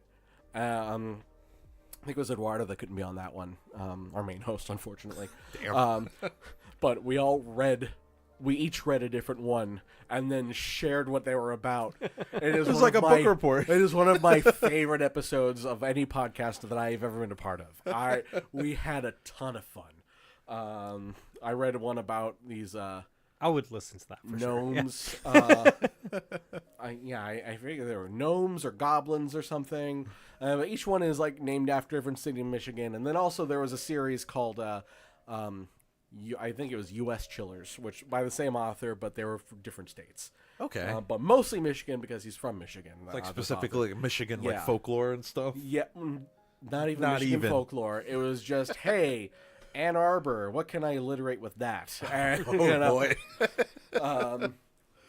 Yeah, so that was fun. We did a couple fun episodes. We did one of the other favorite ones we did an episode, a regular Assembly Choir style episode about the Santa Claus. Oh, Birdo loves the Santa Claus. I love the Santa Claus. Oh yeah, Tim Allen as Santa Claus is perfect casting. because Berto knows this as well. Having listened to the show, we talk about how Ant-Man and the Santa Claus are the same movie. Ant-Man and Santa Claus are the same movie. Yeah, a guy named Scott gets a red suit. From someone okay. who used to have that job and has to take over that person's job, Right. So that he can mend the fences with his ex-wife and their child. The child. Yep. Yep. Okay. Yeah. Yep. Yeah. That is true. Yeah.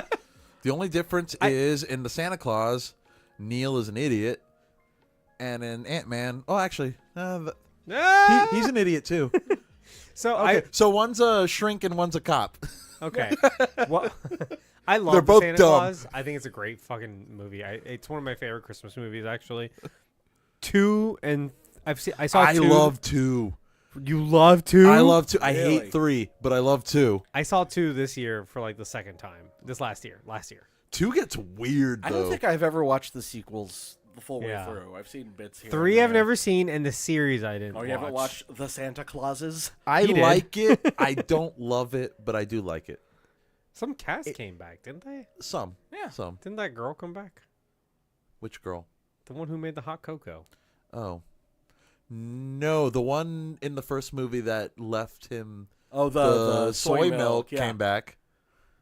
Oh, the little girl? Yeah. Different actor this time, I believe. Oh. Same character, but She was like yeah, 4. It was, Yeah. oh gosh, was it Casey Wilson I think so. from Interesting. Happy Endings and some other comedy things? I It's like cool. the Santa Clauses. I thought it was fine. They do a whole multiverse thing. They call it the Yuleverse. What the fuck? It's I weird. mean, Gotta have a e- multiverse. It's I mean, weird, but it's the Easter fun. Bunny is in the second one. Along Yes, with but some other Tooth Fairy. the Easter Bunny is back in the show, but he's also recasted. Jesus Christ. Anyway, Berto, But- where are we looking for Mephisto today? Oh yeah. Oh yeah, not in the Santa Claus. We were looking for Mephisto in Agatha all along. It's been Agatha all along. Which what do you guys feel about that title? Because I feel like The Witch's Road would have been a better title. Here's It has to have Agatha in it. I know, I get that, Yeah. and Agatha all along is the. it does work too. And at the end, with all the reveals we Yep. got, Yeah, It works. Like it was works, Agatha all along. but like the show as a whole, I just feel like The Witch's Road is like more poignant. Well, then what would it have been called? Like Agatha Harkness, The Witch's Road? It's too wordy. I You think can't just call it just the Witch's Road, but that wouldn't work for general. That's not gonna audiences, work. yeah, so- people it's will not be like, gonna I work. don't care about that. But you hear like I Agatha said, all I- along, everyone remembers the fun song they like. Like Yeah. I said, I get it. It's like- That's just my thoughts. We've on had it, this though. conversation about like Marvel movies. How like they're all named. It's like they're like named after like comic books basically. They need a title and a subtitle. So you couldn't have Iron Man called... 3 is just Iron Man 3. No. But I'm saying like Captain America: Civil War. You couldn't have just called it Civil War. Oh, It had to be called It had to Captain be a America: Captain America Civil War. movie, even though Otherwise, it's basically an Avengers nobody movie. would have shown up to the movie theaters if they didn't explicitly know this is a Marvel thing. You know what I mean? People would have been confused. They would have thought it was that Yeah. A24 movie that just came out. Or like Doctor Strange: Multiverse of Madness. Like you could have called it like how you could have done a House that of one's M called thing. Doctor Strange in the Multiverse of Madness. Oh yeah, you're right. Which is a great It is title. a great title. It didn't live up to the title, but So- it is a great title. I think we were talking very about this. Sam Raimi. Armor Wars would be the first movie to not start out with like the title. What if they call it War Machine in Armor Wars? That's what I'm saying. So like, how do you call? That would be the first Marvel thing that didn't have like the character or the group name first I'm sorry, it's going to be Iron Man's pal, Rhodey. in Armor Wars. Who is Armor not a Wars. scroll this time, we promise. And also, he never was, we've decided.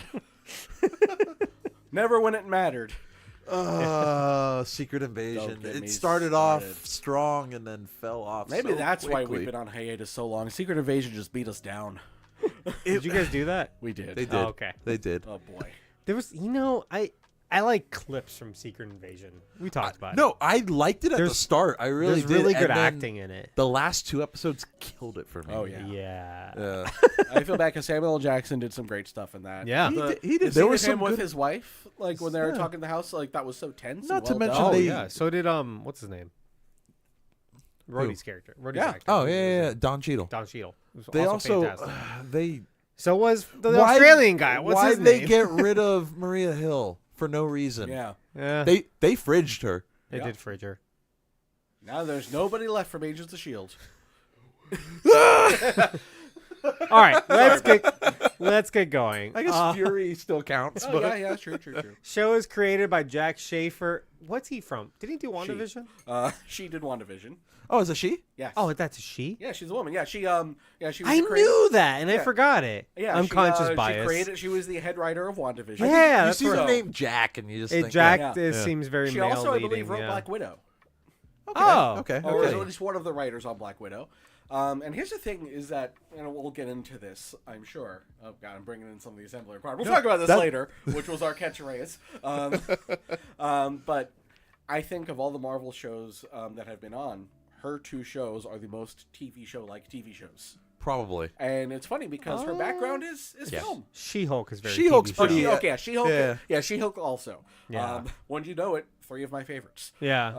I'm still a big Moon Knight stan. I thought Moon Knight actually did a pretty good job of being a TV show as well. Yeah, the last episode And the lost last a little episode bit, was- but Yeah. but Yeah. overall, what I Marvel love show it. Didn't. Yeah. Most. I would say this one maybe didn't, but Most of them don't stick the landing at the end. Yeah, I'm gonna say this one breaks the mold in that sense, and Actually, I'll get to it. I would say Yeah. Agents of S.H.I.E.L.D. is the most Stop! TV show like Marvel Anyway. show. well, yeah. Well, that one got 22 episodes a season. And, 7 seasons, Yeah. and it went on for a long time. I respect it. Starring Catherine Hahn as Agatha Harkness, Joe Locke, introducing Joe Locke, I guess. Well, he's been in other stuff. Billy Maximoff / William Kaplan. This Spoiler. This is full spoilers. We're doing the whole show right if now. you're listening okay? to this about a show that's over and you're not expecting us to talk about the entire show, Right. you're crazy. Yeah. Yeah. Deborah Jo Rupp as Mrs. Hart. I mean Sharon Davis. Don't you mean Kitty Foreman? Yeah. Or Mr. Shart, which is what I Mr. Shark. when they did the Ouija board and they started spelling it out like Mr. Shart. What is Mrs. Hart? I get it. Okay. Like, the thing is, nobody knew her as that except Agatha. Yeah. Aubrey Plaza is Rio Vidal, a.k.a. Death.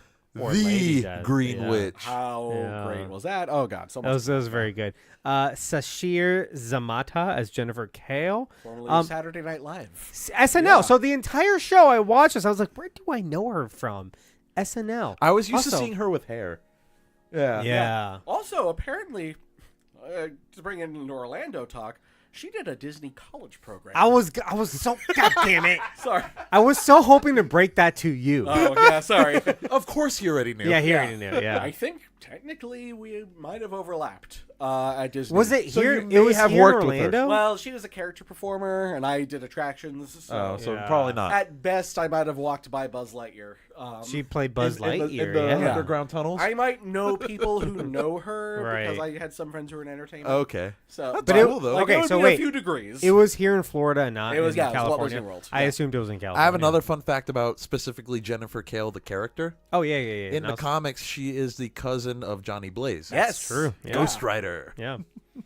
And she, I mean, yeah, at the end she survives. So we're She probably- does. Yeah, we'll see. She her. flies away. We're I gonna get certainly more hope of to see her. her. Yeah. She's like the only one that makes it. Yeah. Ali An, who plays Alice Boo Gulliver. I really liked her, and I She was was really pretty good. sad how her story ended up. Yeah. yeah. Yeah.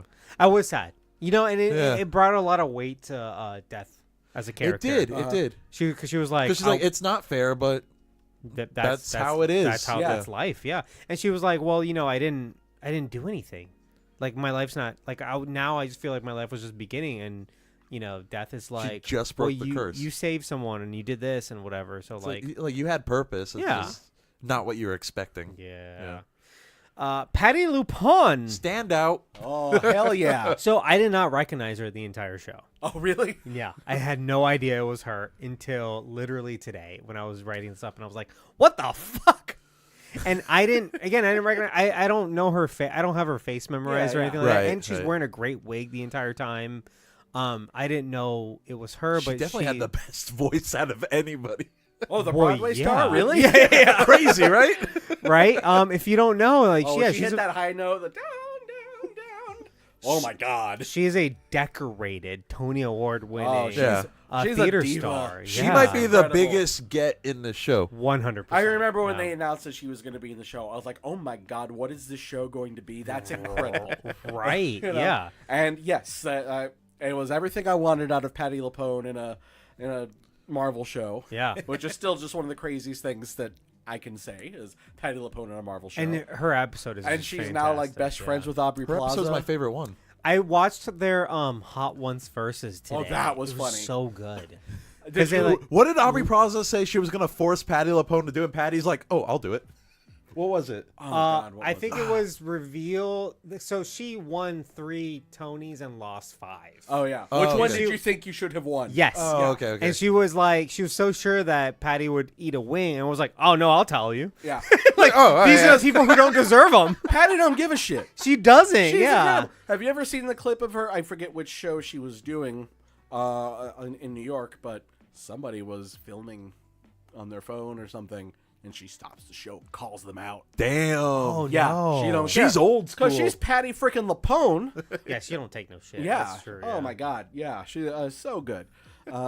So if you don't know, she was on the original cast of out in West End of Les Miserables.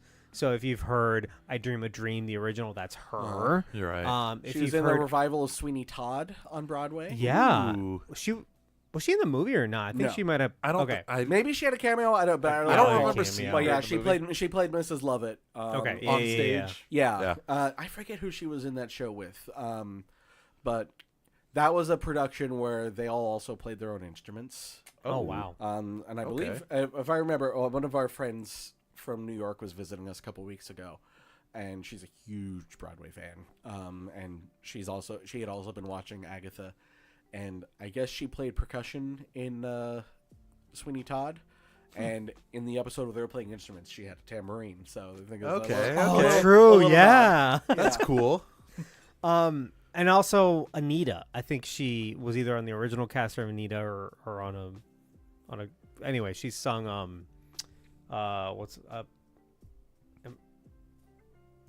Anita? Am I thinking the right thing? Is it Evita? Avita? No, Avita. Yeah, Avita. Don't Cry for Me, Argentina? Don't Cry for Me, Argentina. Yeah, she was in that. I think she might have been in the original cast for that because there's a lot of her singing "Don't Yeah. Cry for Me, Argentina."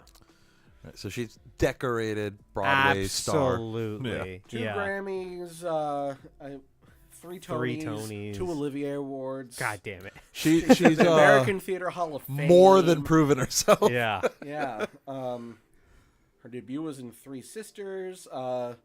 She won Best Actress for playing Ava Perón in Evita. And Yeah, thank you. and, Avita. There we and go. Rose in a revival of Gypsy. I just want to say I've seen that play and I hate it that much that I didn't remember Oh the damn! name. Yeah. I Not think it's- because of Patty. No, I think that play is awful. One of my best friends put it on. You've met Josh. Yeah. He the piano dude. He made our the intro. He did one here Right. here in town, and I just You it was a couldn't bring it was a yourself to first watch it? time. No, I saw the whole Oh, you thing. saw it, okay. And I just remember thinking, I'm like, this is a horrible play. It's not good. But Is the it- song it just transcends it. Like the song is great, but like, what do you do for the rest of the fucking hour and a half? That's or how I whatever? feel about The Greatest Showman. I love the music. Nah, I love the. Greatest I think the Showman's music's good. incredible. I don't think the story or the movie's that great. It could have been better. I'll give you that. I had a lot of But mixed the feelings. with song's Greatest absolutely Showman. fucking Yeah. incredible. One minor interjection about The Greatest Showman. Yeah. The car fight scene in Deadpool and Wolverine. They should have. They Oh. played They like should've- 2 yeah, seconds. I That should agree. have been the whole song. I agree. With that. I agree with that. I agree. Don't get me wrong. I love the. It was a I great love bit. The, like I don't love even what they remember what used. it was, but from I don't Footloose. What? No, from Grease. From Greece. oh yeah. Oh. Grease. Wrong yeah. musical. Sorry. From Greece. You No, better they- shape up. Yeah, no, but it should have You're been. the one It that should I have been. want. It should But have it been. should have just It been should have been Greatest Greatest Showman. Showman. That I would have agree. been. That would have been so funny. Like she's I would a- have loved to have heard Hugh Jackman's voice. I'm curious if it would have as just been they're too using the expensive font. to use the whole song. Maybe. Disney owns it. It's a Fox movie. Oh, true. Oh, they do. True. They bought it. Yeah, Yeah. that's true. Anyway, They'd be paying themselves. and Evan Peters as Ralph Boner. This was the great. biggest surprise for me. Was it? That's the biggest surprise. The fact that he showed up, yeah. I mean, this is essentially a sequel to WandaVision. I didn't think they were gonna bring back Evan Peters for anything. I was delighted how many WandaVision people they did bring back. Do we Yeah. think they're gonna turn Evan Peters into Speed? Who's Speed? He's a Wiccan's quick- twin brother. He's too old. Oh, he's too old. He's too old. He could have gone into an adult body. Yeah, no. The way this worked, That'd be. I think that's a if letdown they're doing too. Young Avengers, they need Speed to be young. Yeah, so. I think that's what That's this true. is. I think all of this is. yeah. leading to a Evan Young Peters ain't a Avengers teenager movie. anymore. Yeah. No, I still think that they missed opportunity, and maybe they can still do this in the future. Aaron Taylor Johnson, come back. Well, no, I was gonna say, Oh, I mean, If we- yeah. if I we do must think do that. multiversal that's it. crossovers with the Fox X-Men and having our Wanda meet their Peter Maximoff oh yeah. and recognize him as the fake Pietro and instantly not trust him, that's drama, baby. That'd be cool. I feel like they already kind of ruined that scenario with what they did though, which sucks Correct. because it was cool what they did. It just wasn't what people necessarily wanted. I didn't like it I'm at a all. defender of the Ralph Boner reveal. I know a lot of people. Yeah. I think what ruined it was him going, huh, boner. Yeah. No, well, that didn't help. Bonerific 69 on The Reddit. movie. The show went to like these great, and not the show, just the show, but like Right. Marvel in Phase 4 and 5 has gone through these great lengths of being like, there's all these multiverse characters, and like sometimes the other version of you doesn't look like you, or like the person who does look like you isn't you, or whatever. Well, I mean, And, like, Iron Man is Doctor Doom, so Well, yeah, you're right. It's going to continue to go on or whatever. Yeah. And in this case, he's just some fucking dude. Well, here's the thing, though, is that this was, I mean, yes, those of us who follow along with everything, we knew multiverse stuff was coming. Yeah. There had not been any multiverse stuff in any of the movies yet. At this No, point. Ralph Boner would have yeah, been the first one. yeah. It would have been, but Yeah. And but I it remember wasn't, people were so- going nuts. They're like, "Oh my god, is this the crossover?" Like, Yeah. I went a little nuts. And I think it was still very where's funny. Mephisto? I think it's fun for it to just be a meta joke, though. I was fine I'm with fine that. with it now. I think at the Guess, time I was yeah. I wasn't angry, but I was a was little like I mad was at it, let yeah. down a little Yeah, bit. and I do think that, if they want to, they could still pay it off with, her recognizing a real Quicksilver as a fake Quicksilver, and there being conflict there. I think that actually would be a cool way to, make that kind of dramatic choice. Yeah. If Wanda Yeah. comes back, You could still do it. I mean, cetera, et cetera. I think she's coming back. Oh, 'cause absolutely. There was also the story that broke where they were specifically asked to say she's gone, not she's dead. Yeah. Yeah, Death herself did not answer the question. Like, is Wanda really Yeah. dead? That's the wrong question. You Yeah. know? No, they were intentionally ambiguous. Yep. Yeah. Yeah. Because I think even Elizabeth Olsen's like, I mean, I'll come back if they write something good Yeah. for it. Yeah. Yeah. That would be nice for them to write something good for her. Oh, I know all about your thoughts on Sorry, Multiverse of Madness. So, what we would usually do is kind of read through the plots of each episode. So, there's 9 episodes. We don't want to be here all night. So, let me go through each episode. We'll talk about them and then move to the next episode. And at the end, we can kind of talk about our general thoughts overall. Yeah. That's But a good way to do I it. feel Yeah. as if they're going to pop up throughout. Especially since Yeah. we're doing Yeah. the series as a whole. Anyway. Exactly. Yeah. Which is a little different for us. Episode 1 is called Seekest Thou the Road, directed by Jack Schaefer and written by Jack Schaefer. 3 years after her defeat by Wanda Maximoff in Westview, New Jersey, the witch Agatha Harkness is trapped under Wanda's spell, believing herself to be the police detective Agnes O'Connor within a crime noir TV series titled Agnes of Westview, where she is fixated on a Jane Doe murder case. One night, a teenager breaks into Agnes's house looking for the Road. Agnes believes he is tied to the murder case and arrests him. Rio Vidal, an FBI agent, comes to Agnes and helps her remember her true identity and realizes that the Jane Doe she is seeing is actually Wanda's body. Waking up from the spell, Agatha realizes that her powers are gone and that Rio, a fellow witch with whom Agatha has history, is there to kill her. Agatha convinces Rio to spare her until she gets her powers back, but Rio warns Agatha that the Salem 7 will soon come after her. After Rio leaves, Agatha is unsure what to do about the teen, whom she actually kidnapped while under the influence of Wanda's spell. That was funny. I love that they just call him Teen. Yes.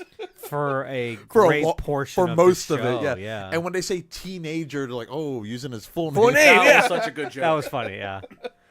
I really like this episode. I loved it. I loved that it was like a continuation of WandaVision. Yeah, because just we like, even got like the let's go fake to a different intro and genre. everything. Yeah. Which, if you go back and look, that song is the Witch's Road song, just with a few different lyrics. Yeah.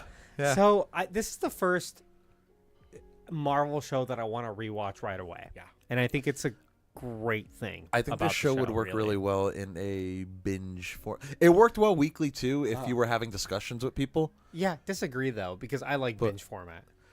Oh, Right. Yeah. We Yeah. know We've how you feel yeah, about it. we've We talked know, about we this a know. lot. But like as it does, One a day, baby. It One a did day. work well weekly because of the way the episodes were structured and ended. Yeah. I like that, like, it played into that genre of TV show that are like police procedurals, detective procedurals that aren't that good. The like, prestige ones, because it's like kind of like I think it was mostly trying to evoke like Mayor of Easttown. That's I what think. it seemed. Okay, yeah. Oh, oh my God, the joke based on the Swedish show. When Diversion or whatever it was. Yeah. That was hilarious. And then like even like the accent that she has. yeah. well, she's acting it in such a good way because she's not that good. Like, her acting is not very good. But it's But intentional. Right. Yeah. Like I'm saying, like, Agatha's acting in this show is horrible.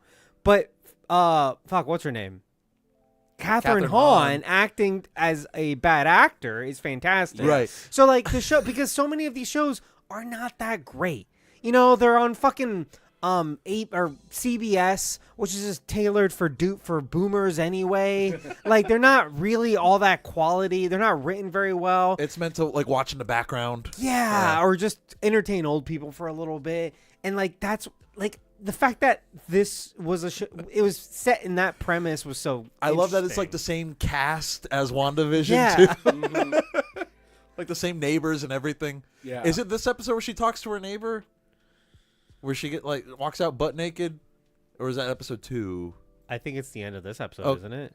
Yeah, I think. Well, they released I those don't 2 on the remember. same day, Yeah, so I. I Where, don't where remember. she's like, "Have you just been entertaining me this whole time?" And he's like, "Well, I mean, It might have been the second episode. You were kind of getting into the whole true crime thing, but you know, you're all right. the neighbor's just like, I don't know what to tell you." Yeah, and I think it's very funny. A few episodes later, when we see it from Teen's point of view, Yeah. Yep. and you know, she's in her boner family reunion shirt. I love that shirt. What does it say underneath? It's like Pitch boner a fan? tent. Pitch a tent. That's it. I did like the little visual cues too, where he's throwing down she's throwing down the pictures in Yeah. the interrogation room, And he's it's just like, "These are just pictures of flowers." and then Like, she looks down and they're pictures of flowers, right. And then it's She this sees the episode painting on the where But she thought it was Yeah. like the two-way mirror. Yeah. right, and it's this episode. Correct me if I'm wrong. It's been a while, but like at the end, the spell starts breaking and it goes through every iteration of her character in wall. WandaVision. Yes. She kind of Yeah. pulls herself out. through- Yeah, where when she she's realizes breaking who she through is. the spell. And you had this great moment where she's finally in Agatha again, and they play a little bit of the song, Yeah. like a little fanfare. Is it implied that the spell was kind of weakened because of the events of Multiverse of Madness? Yes, that's Yeah. why She's- 'cause things she's started dead to or- fray a little or bit. gone. Okay. Yeah. And then everybody else was just kind of like helping her out of it, I guess. Yeah. Yeah. Rio in particular is able to like kind of Yeah. nudge her along. Yeah. And then I'm guessing that's also why she saw Wanda's body. Mm-hmm. 'Cause it's just like the spell's like. Well, because they talk It doesn't about mean how Wanda's dead, but. the dirt under Yeah. her fingernails was from Eastern Europe. Yeah, I'm like, that's Oh, weird. And like, oh, where Mount Wundagore is. Yeah. And yeah. So Yeah. Where So the mountain definitely- collapsed on her. yeah. But yeah, I even when I saw the movie, I was like, she's not dead. And the book title from the library spelling out Darkhold. Yeah. Which I don't know if I brought, remember that or that not. brought me more back to Agents of S.H.I.E.L.D. than Multiverse of Madness, Yeah. honestly. Think about Robbie Reyes. You would. Which nothing has contradicted Agents of S.H.I.E.L.D. yet, because even in Multiverse of Madness, they They're said there's different. multiple copies of the Yeah. Darkhold. Yeah. So fuck all the haters. Yep. Everyone's like, oh, this decanonized. Like, No, it didn't. First of all, They actually went to lengths to make sure it didn't decanonize. Anyway, I could talk about Agents of S.H.I.E.L.D. for days. Episode 2. Circle sewn with fate. Unlock the hidden gate. This is where we start getting into like the lyrics of the song for the episodes, right? Because well, the first one also. do they say that line Seek us specifically? down the road. Oh. Yeah. Yeah. Okay. The very first Oh. word. Yeah. See, that's the thing. This is very much like worth a rewatch. The song is so important to the plot, and I love that. I Oh, yeah. cannot wait for the assembled about this show because I want to hear them talk to Kristen Anderson Lopez and Bobby Lopez Yeah. because I want to know how involved were they in like actually breaking the story, because that song is it's woven throughout. First of all, the fact that we hear so many different versions of the song and it never gets old.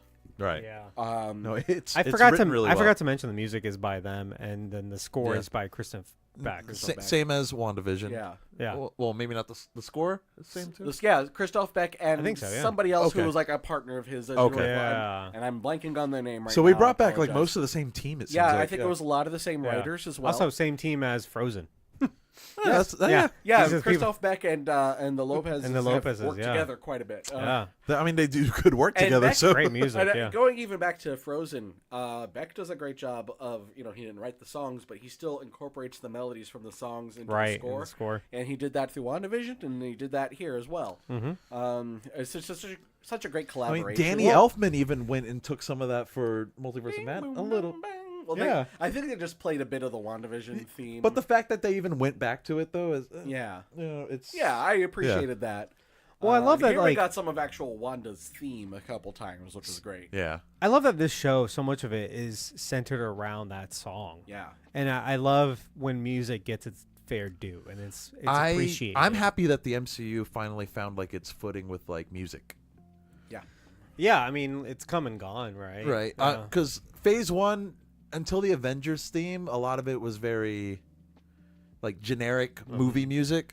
I do think in Phase 2 they stepped it up a lot, specifically with Iron Man 3 and Thor: The Dark World. The scores in both of those are incredible. Dark I'll World is argue in good favor music, of the yeah. Captain America First Avengers. Okay, score. yeah. Because Captain America March yeah. is great, and that is one of the themes that has that's, reoccurred. That's yeah.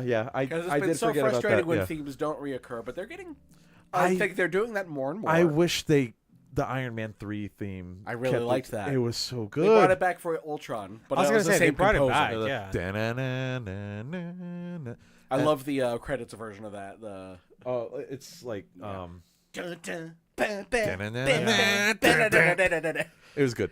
That might be the only thing I love about. I like Iron Man 3 overall. I Yeah. just love it. But also the score in Dark World, like, was it Brian Tyler did those? Yeah. I think he's an underappreciated composer.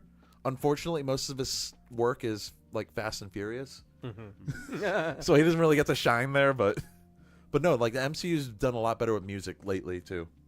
Like they've really embraced it. I feel like.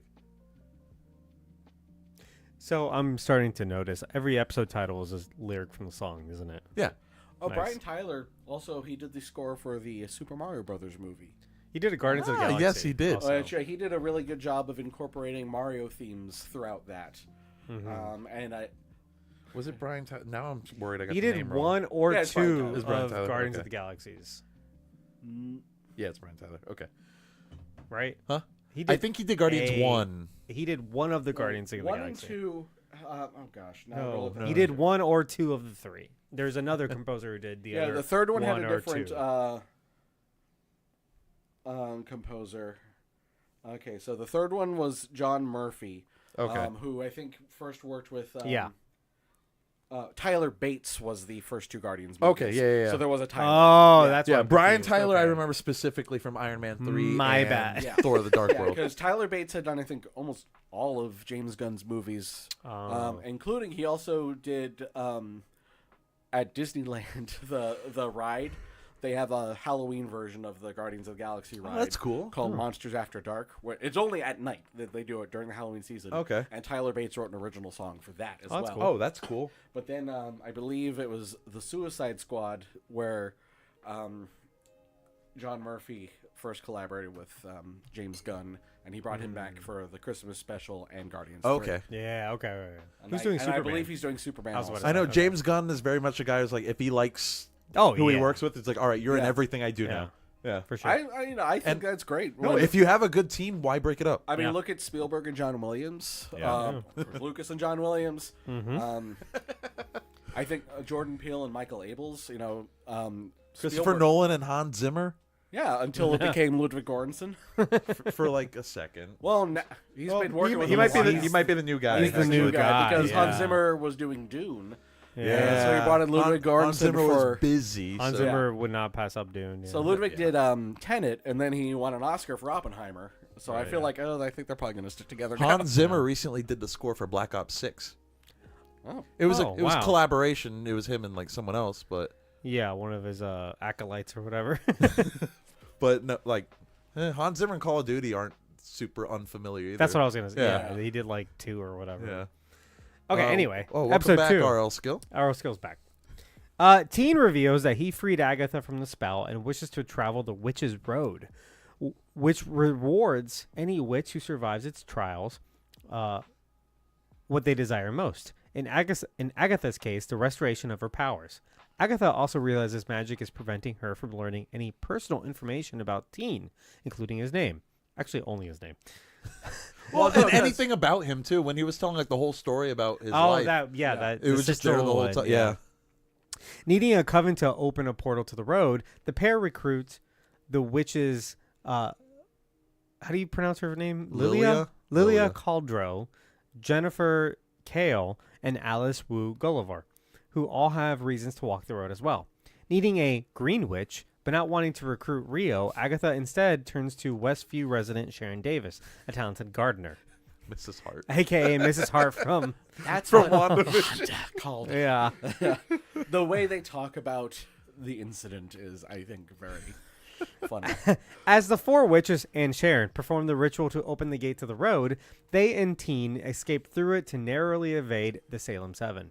The group then removes their footwear and sets off on the witches' road. It's kind of sad that we get the reveal that Sharon Davis's husband died. When did that happen? She mentioned that like her husband died of like, was it a heart attack or something? Yeah. Yeah, I wonder if that means that he died in that first episode of WandaVision. We never see him again, do we? Which I believe Oh, was when just he has a heart attack? I believe Yeah. that was just a scheduling issue, but Oh, wow. you know because COVID. They were Right, filming that one. right. Is this the episode when she dies, or is that the No. reveal at the end? She dies in the first next trial. one? Yeah. Oh, true. She's in the first trial. That's Yeah. right. She starts chugging wine. Yeah. I respect it. Yeah, same. God, I want to watch this all over again because you start to see kind of Agatha's point of view where she knows none of it's real. No, yeah, Right. like she knows the whole time. Yeah, she's just going Yeah. along with it because there's something interesting about the teen. Yeah. Yeah. And as a reminder, like Agatha's main power, like every witch has kind of like their own like little unique power skill. Hers is that she can steal other people's magic, but they have to attack her. Yeah. And then she forms that link and steals their magic, and that's what She's like, hurry up and blast me, you bitches. That's how she gained all her power and became one of the most powerful witches until she met Taking everybody else's the power. Scarlet Witch, who's this Right. generational kind of spirit or whatever. Yeah. But in this, obviously, she has no powers anymore because Scarlet Witch locked her out, or Yeah. there's a term for it. That Wanda absorbed her powers, I believe. Oh, Yeah, Oh, yeah. at least partially. But she's blocked from using them. She's bound. bound. Thank you. Yes. Yep. Well, So I are know- some of these which other witches. Jennifer like is as Jennifer, well. yeah. bound. And we learn why. It's because of, yeah. So this episode obviously like sets off the main plot. Right? Yeah. Yeah. Gets it going. I like how it establishes like within every like what is it, like a 2-mile radius there's like witchy enough people to make a coven. Yeah, But also, it's like, is there? Because I feel like Or this did is she what- just make that up? Agatha just says these things to like form. I feel a like she's coven. lying most of the time. because she doesn't give a shit. She just wants to kill people for their powers. Yeah. And As Right. we find out. But she seems to never have issues finding people powers though either. Yeah. So right. I Well, mean, because it seems like witches are a lot more widespread than we ever knew. right. maybe a lot of them just don't even know that they're witches. That And could be, yeah. Yeah. They never Right. got their Hogwarts letter. yeah. So that's what I thought for a minute. That's what I thought was gonna happen with what's her name, Mrs. Hart. You thought Al was Sharon going to show Davis. up and give her a letter? I thought maybe like she's a witch and she doesn't know she's a witch. No, it was Because just she's a a good scam. gardener. Yeah, it is a scam. Yeah. But at the time, I thought maybe because I believed it. I believe that she needs a specific coven of specific types of witches, otherwise Right. it wouldn't work. And Right. I guess, I mean, the reveal at the end explains that because you're thinking, well, how are they able to do that if they never actually had a green witch? It's because Billy didn't know that she wasn't actually a green witch. Because Yeah. it doesn't matter. Yeah, Billy's He- just he creating was all doing it this, on yeah. accident. Yeah. Yeah. If Agatha can trick Billy, then it becomes true. Yep. It becomes so, right? Yeah. Oh, is this a good time to talk about the Witch's Road from the comics? Yeah, it's Just very, perfect. just yeah. very briefly, because It's I- a more we- recent thing. We from the also comics. didn't do Yeah. a background, but we can insert that as we go along. yeah. We learned a little bit about I Rio read this and Jennifer Kale and Agatha and years whatever. ago, so forgive me for not remembering everything. This is back in when WandaVision. Yeah, came I out. read it right. I read it around the time that WandaVision was out. But there was a Scarlet Witch series that was partially used to retcon her origin yet again. But that's neither here nor there. 2015, I think, was when this comic came out, so it is on the more recent side. But that is what introduced the Witch's Road. In the first 5 issues or so, magic is broken around the world, and Wanda's going around trying to fix this. You know, she's learning more about herself, her powers. So she walks the Witch's Road, and she meets different witches from like different areas, including one called the Wu, who is Ooh. Is that Alice? Alice is based on that character. Oh, yes. okay, yeah. Yeah. So, who is I believe it was a Chinese witch, if I'm remembering correctly. I love that she, at least in this, she doesn't even know she's a witch. Yeah. Yeah. Which is cool. actually. Which is cool. Yeah, she like Which refuses is cool. to believe that she is one. Yeah. Yeah. She's like a security guard at like a Hot Topic. Yeah. Uh-huh. Which, that's not a thing. Hot Topics are still around. Security guards are Security guards are not present at Hot Topic. not. Yeah. You don't Somebody's need got one. to make sure the kids don't give it to the back, okay? Yeah. Remember when Hot Topic was scary? Yes. I was scared of it when I was a kid. They had like the torches up front and stuff. Yeah. Oh, now it's just like, Now oh, it's look, memes everywhere. Now it's just too like It's just pop culture. industrial, right? Like they Yeah. had like a Yeah. rebrand. I still like some of their like style, but it's not the same. I liked Hot Topic when I was a kid, though. It did smell weird. I mean, it's still around. We have one. I know, nearby. but it's not the same, is what I'm saying. Sorry, did you finish? Yeah, that's pretty much what I remember. Like I said, I read it Right. 4 years ago Yeah, at and, this point. Yeah, it was a more recent addition to the comics, Yeah. too. So Yeah, I forget it. I think Agatha was part of it as well. She might have even been a ghost at this point. I forget when she died and became a ghost, but she's been a ghost In the comics? Okay. her being a ghost is a thing, yeah. She's Yeah. also like much older in the Well, comics. now she it's becomes funny. young. She became young very recently because she got a new body, so they the made her young to match the MCU. the But TV hey, guess show, what? yeah. Now MCU Agatha has gray hair and Yeah, I was gonna And say is at the a- end, and is she's a got, ghost. like Yeah. ghostly white hair, Which yeah. I'm kind of cool with. yeah, yeah, look great. It's interesting. Yeah. Yeah. It's just one of those things where like the comics will match the movies if the movies are popular, right? All right, episode 3, Through Many Miles of Tricks and Trials, directed by Rachel Goldberg. Agatha explains that to reach the end of the road, the Coven will face trials focused on different branches of witchcraft. They also realize that the teen's sigil preventing any witch from learning his identity. At the first trial, the Coven finds a coastal house with a bottle of wine that everyone but teen drinks. I like how they're like so strict. I'm like, no, you're underage. Yeah, well, yeah, this is a TV show at the end of the day, right? He's supposed to be like, what, like 17 or 16 or something like that? Yeah. I love it. I was like, can I have some? Jen privately warns Teen not to trust Agatha, who is said to have traded her child for the Darkhold. And he also might be an agent of Mephisto now. Wait. This is where they name drop Mephisto. Yeah, I remember that part. Oh, wait, hold on a second. We have Mephisto, everybody. We found him. It's the first time he is mentioned. ladies and gentlemen, we got him. We got him. There's Mephisto. No, we have a lead, if anything. Yeah. We But know he exists now. he has Yes, been we named do. dropped. Yeah, we're a little bit closer. The closest we were up to now was that episode of She-Hulk. With a demon named Jake. Yeah. But, okay, so I kind of don't remember. What did she mention about Mephisto? She said, who is an agent of Mephisto? Possibly Nicholas. Yes. Because Nicholas, no one yeah. knows what Spark. happened to him. And she goes, they say, oh, Agatha sold her son to get the Darkhold, which obviously we now know is not true. Right. But Agatha let everyone believe that.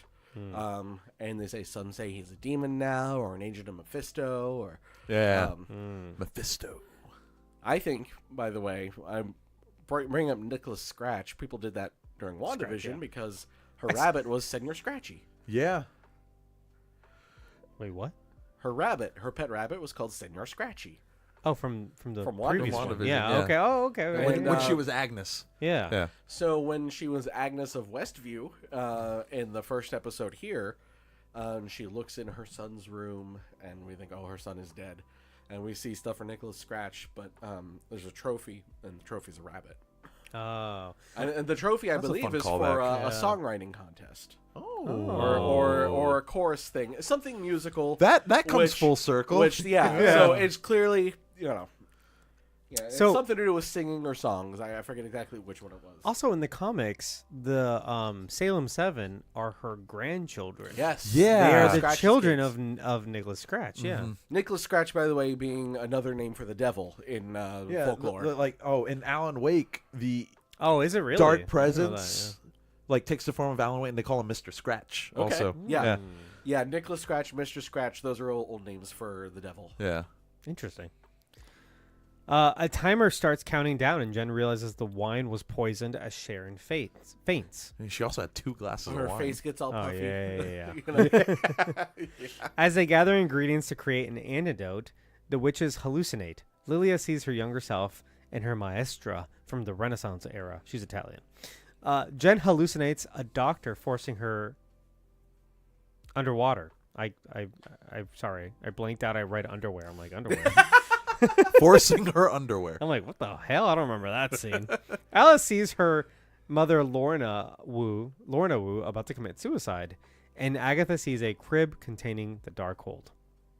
As they prepare, oh wow! I just realized the reason she probably sees that is because Billy thinks thinks that, so he created that. Yeah. Wow. Yeah. So Exactly. yeah. Wow. So Because I we was just now thinking, know like, that wait a that's minute. not the case, but Yeah. if Yeah. Billy was subconsciously creating it all, he can only go through what he knows. Yeah, And he he had had also been influenced. just been told that. Exactly, which is why she then sees that. Yeah. That's so good.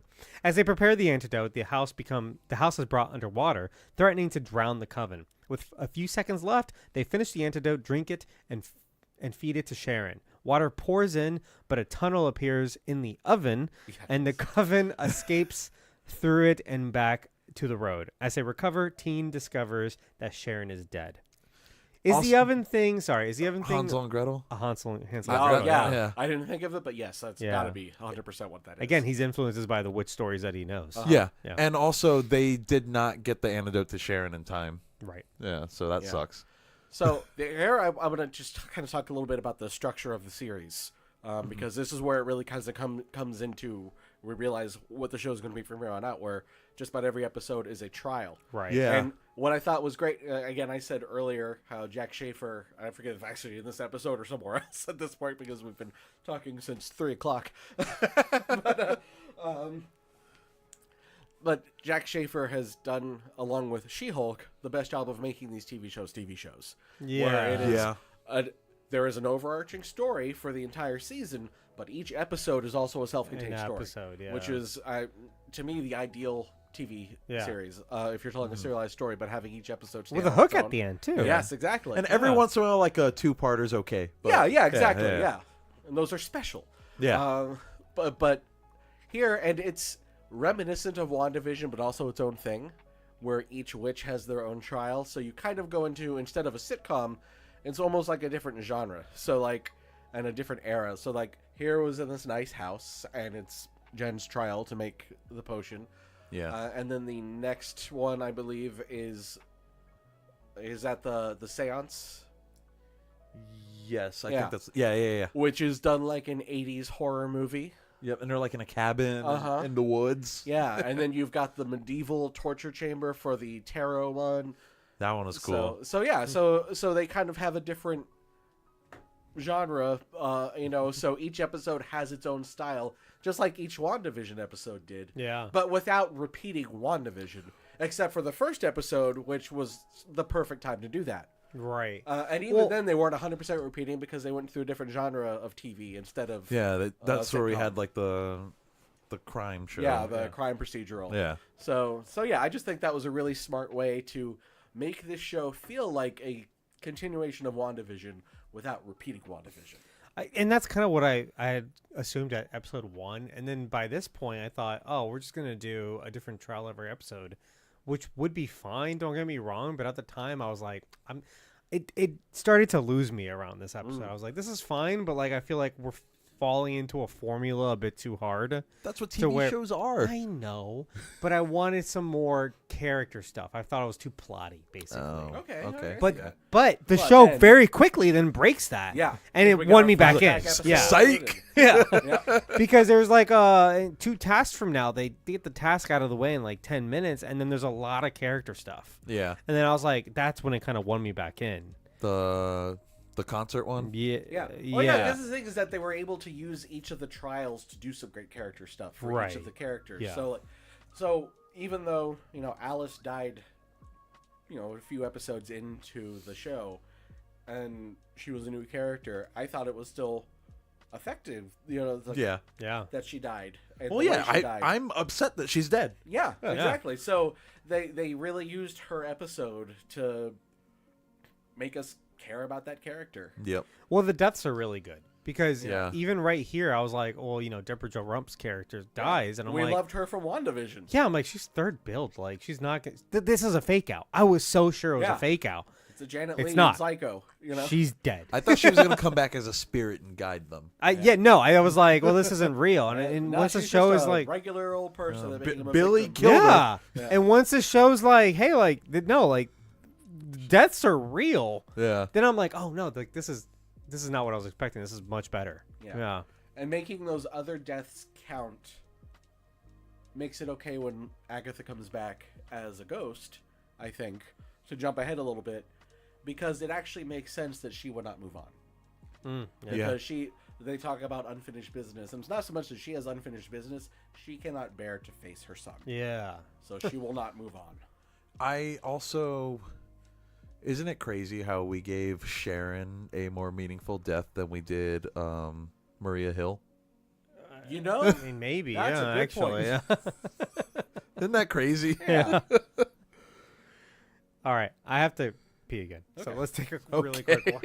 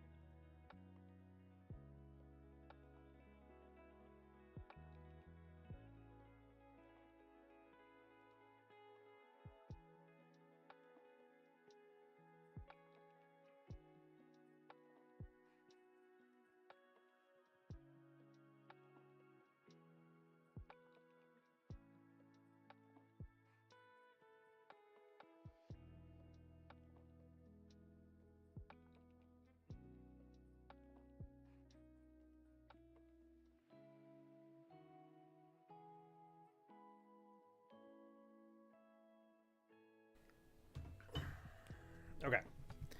Episode 4, If I Can't Reach You, Let My Song Teach You. This is directed by Rachel Goldberg. After burying Sharon, the Coven is forced to summon a replacement Green Witch. Rio emerges from Sharon's grave, much to Agatha's annoyance. In a very creepy way, too. By the way, Yeah. that's a Beetlejuice reference. Yeah. Oh, yeah. Yeah, apparently Rachel Goldberg asked Jack Schaefer if she could do Beetlejuice. And she was like, yes, I would love nothing more if you did Beetlejuice right now. She also kind of gives away the fact that she's deaf here when she says she's the Green Witch. But we also didn't know Well, Death was a Green Witch at that point. Exactly, guess. yeah. We didn't really know what a Green Witch was. But it's one of those retroactive. Yeah, things, later on you're like, okay, yeah, she told them who she is. They just didn't realize. Yeah, because I think it's Lilia that says like the original Green Witch is death. Yeah.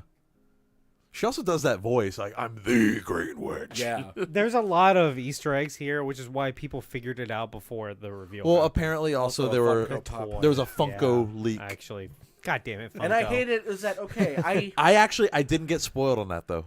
Thank God. I did. I got spoiled. I on got everything. spoiled like an episode before. Oh man. Because I had heard the Billy thing because Variety just said Joe Locke is playing Billy Kaplan. I'm like, okay, thanks for that. I thought he was Well, teenager. they shouldn't have given him the same name twice. That's a complaint of mine. Yeah. William and Billy. No, that's how it is though because That's how it is in the comics. Yeah, because Speed also is Thomas.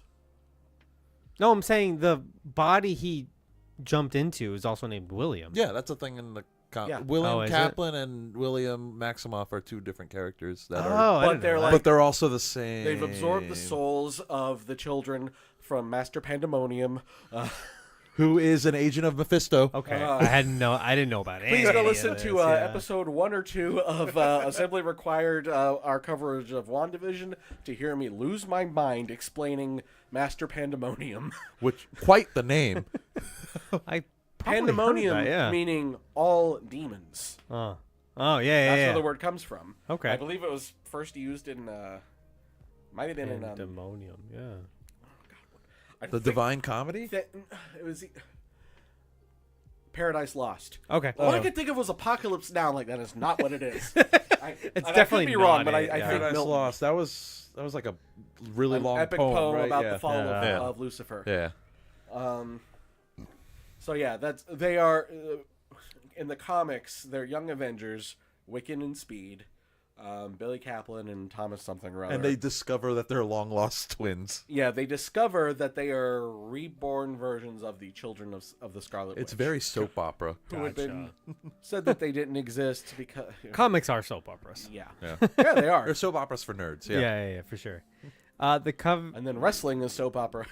Yeah, awesome. Hell yeah. Dude, we should have gone to that wrestling thing last night. Oh my god. There's I was at work. I don't know. There's a bar here, by the way, and just in this They part did of town. live wrestling. They had live wrestling. My father-in-law was there, and he took a picture, and he's like, "They're having a wrestling match." They had a whole fucking They had flyers ring, made yeah, up and everything. Ring.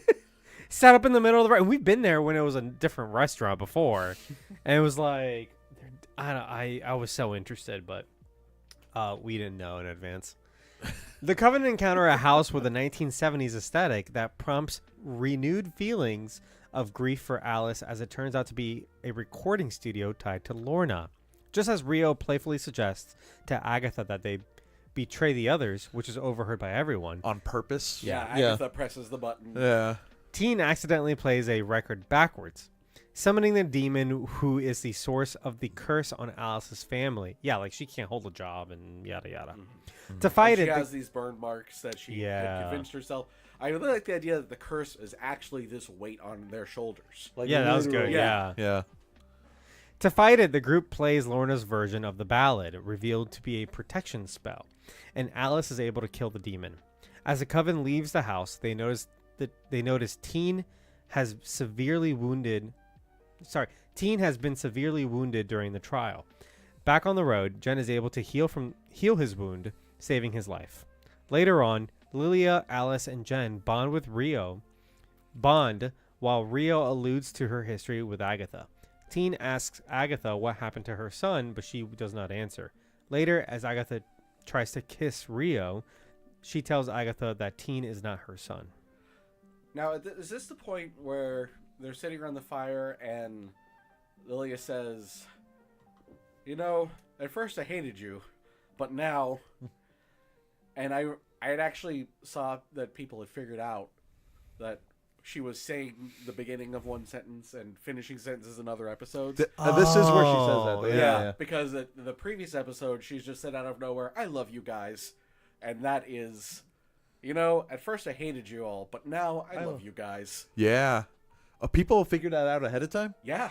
Oh, Some okay. people are real smart. Wow.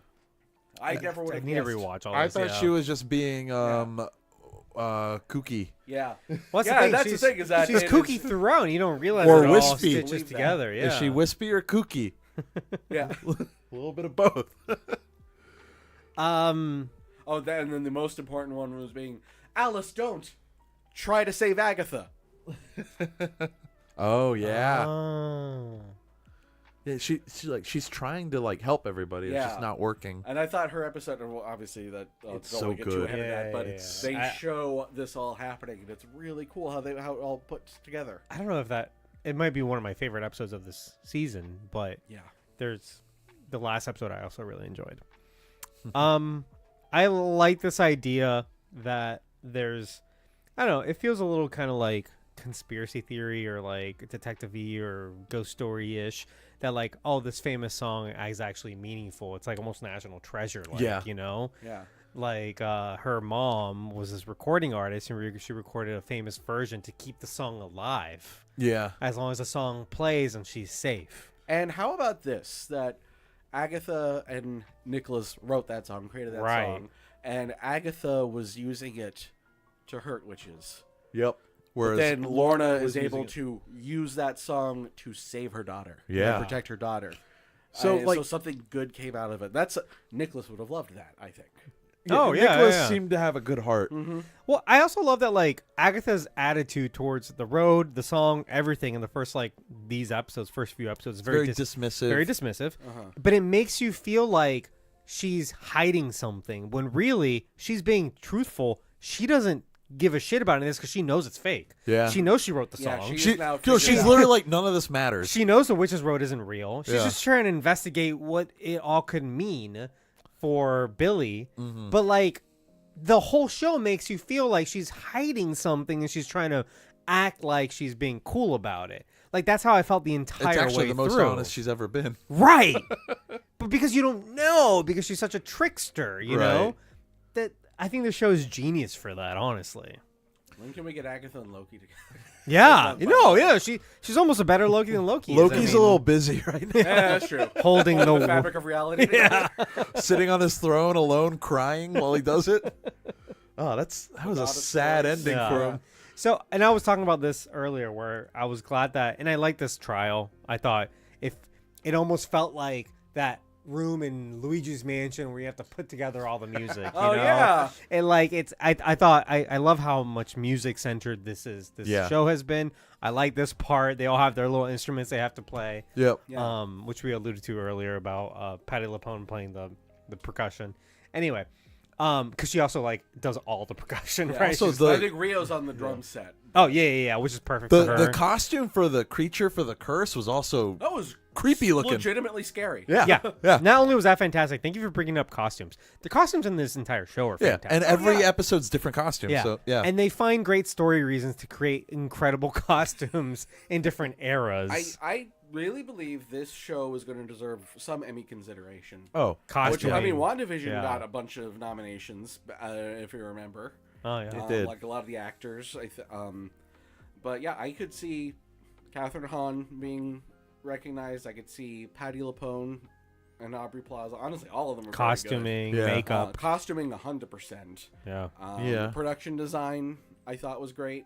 And on a low budget too. Yeah, and the song, I think it's the lowest budget of any of the Marvel TV shows. Wow, you don't have to dump a bunch of money into these Yeah. things. Yeah. I mean, you look at how much. Like, think Secret Invasion was the like most. $290 It was like million more or than a something. movie. Yeah. And What? then this show, 1,000,000 times better, Yeah. and 1,000,000 times cheaper. It's the Godzilla -1 of Marvel Yeah. Disney Plus shows. It's like Yeah. literally like 1,000,000 times cheaper. Yeah, but yeah, but yeah, I think the song is going to deserve. I mean, because Agatha all along, the song won an Emmy for best original song. Yeah. Okay. And I could see The Witch's Road, some version of that, also getting recognized. I've been listening to it on Spotify, so Which, by the way, Robert Lopez recently learned the only double EGOT, Emmy, Grammy, Oscar, Tony. He's won all of them. Oh. He's the only one who's won at least 2 of each. And Oh, wow. he's one award, I forget which award, he's one away from a triple. Really? Yeah. I mean, Oh, he knows wow. his shit, I guess. That's interesting. What was the other thing I was gonna say? costume. There was a behind the scene. They talked about how like they made like 100 costumes for every actor. Yeah. Oh, and they went into some of the details about the Wiccan costume. Really, that we see very briefly. Yeah, but oh my god, so much thought went into it. I saw like the X-Men logo on the arm. There are sigils all throughout. Really? And they're different runes, and there's some of the same runes that Wanda put up around the hex when she was fighting Agatha. One of the things that is on there is the Mind Stone to connect Billy to His father. His cape has the same like on the inside of it has the same circuit pattern as Vision's cape. Does he have anything related to Ultron? I don't believe so. I feel like there should be Interesting, yeah. something Ultron. But there. I love because I feel like the comics Tony have always Stark. made a big deal. Really, their great grandfather? Oh wow, God! You ever thought about in a that? weird Yeah. roundabout way. Yeah. And Tony Stark and Bruce Banner. Yeah, Tony creates Ultron, who creates Vision, who And we know that James creates Spader's Wiccan. coming back for the untitled Vision show that we all assume is going to be called Vision Quest. It's Yeah. probably going to be called Vision Yeah. Quest. I'm excited for which that. Yeah. I called that back during WandaVision. You did. I did. You did. And Jack Schaefer was going to do it, but she could not work out the schedule to do both this and the Vision show. So I'm very sad she's not involved with that because I want her running everything in the Wanda/Vision corner of the MCU. I want her in charge. It seems like her thing. Yeah, she's done such a phenomenal job. But yeah, I was going to say in the comics, I feel like they've always made a big deal about Billy and Tommy, Speed and Wiccan being the Scarlet Witch's sons. Mm-hmm. They don't really do much about them being Vision's sons.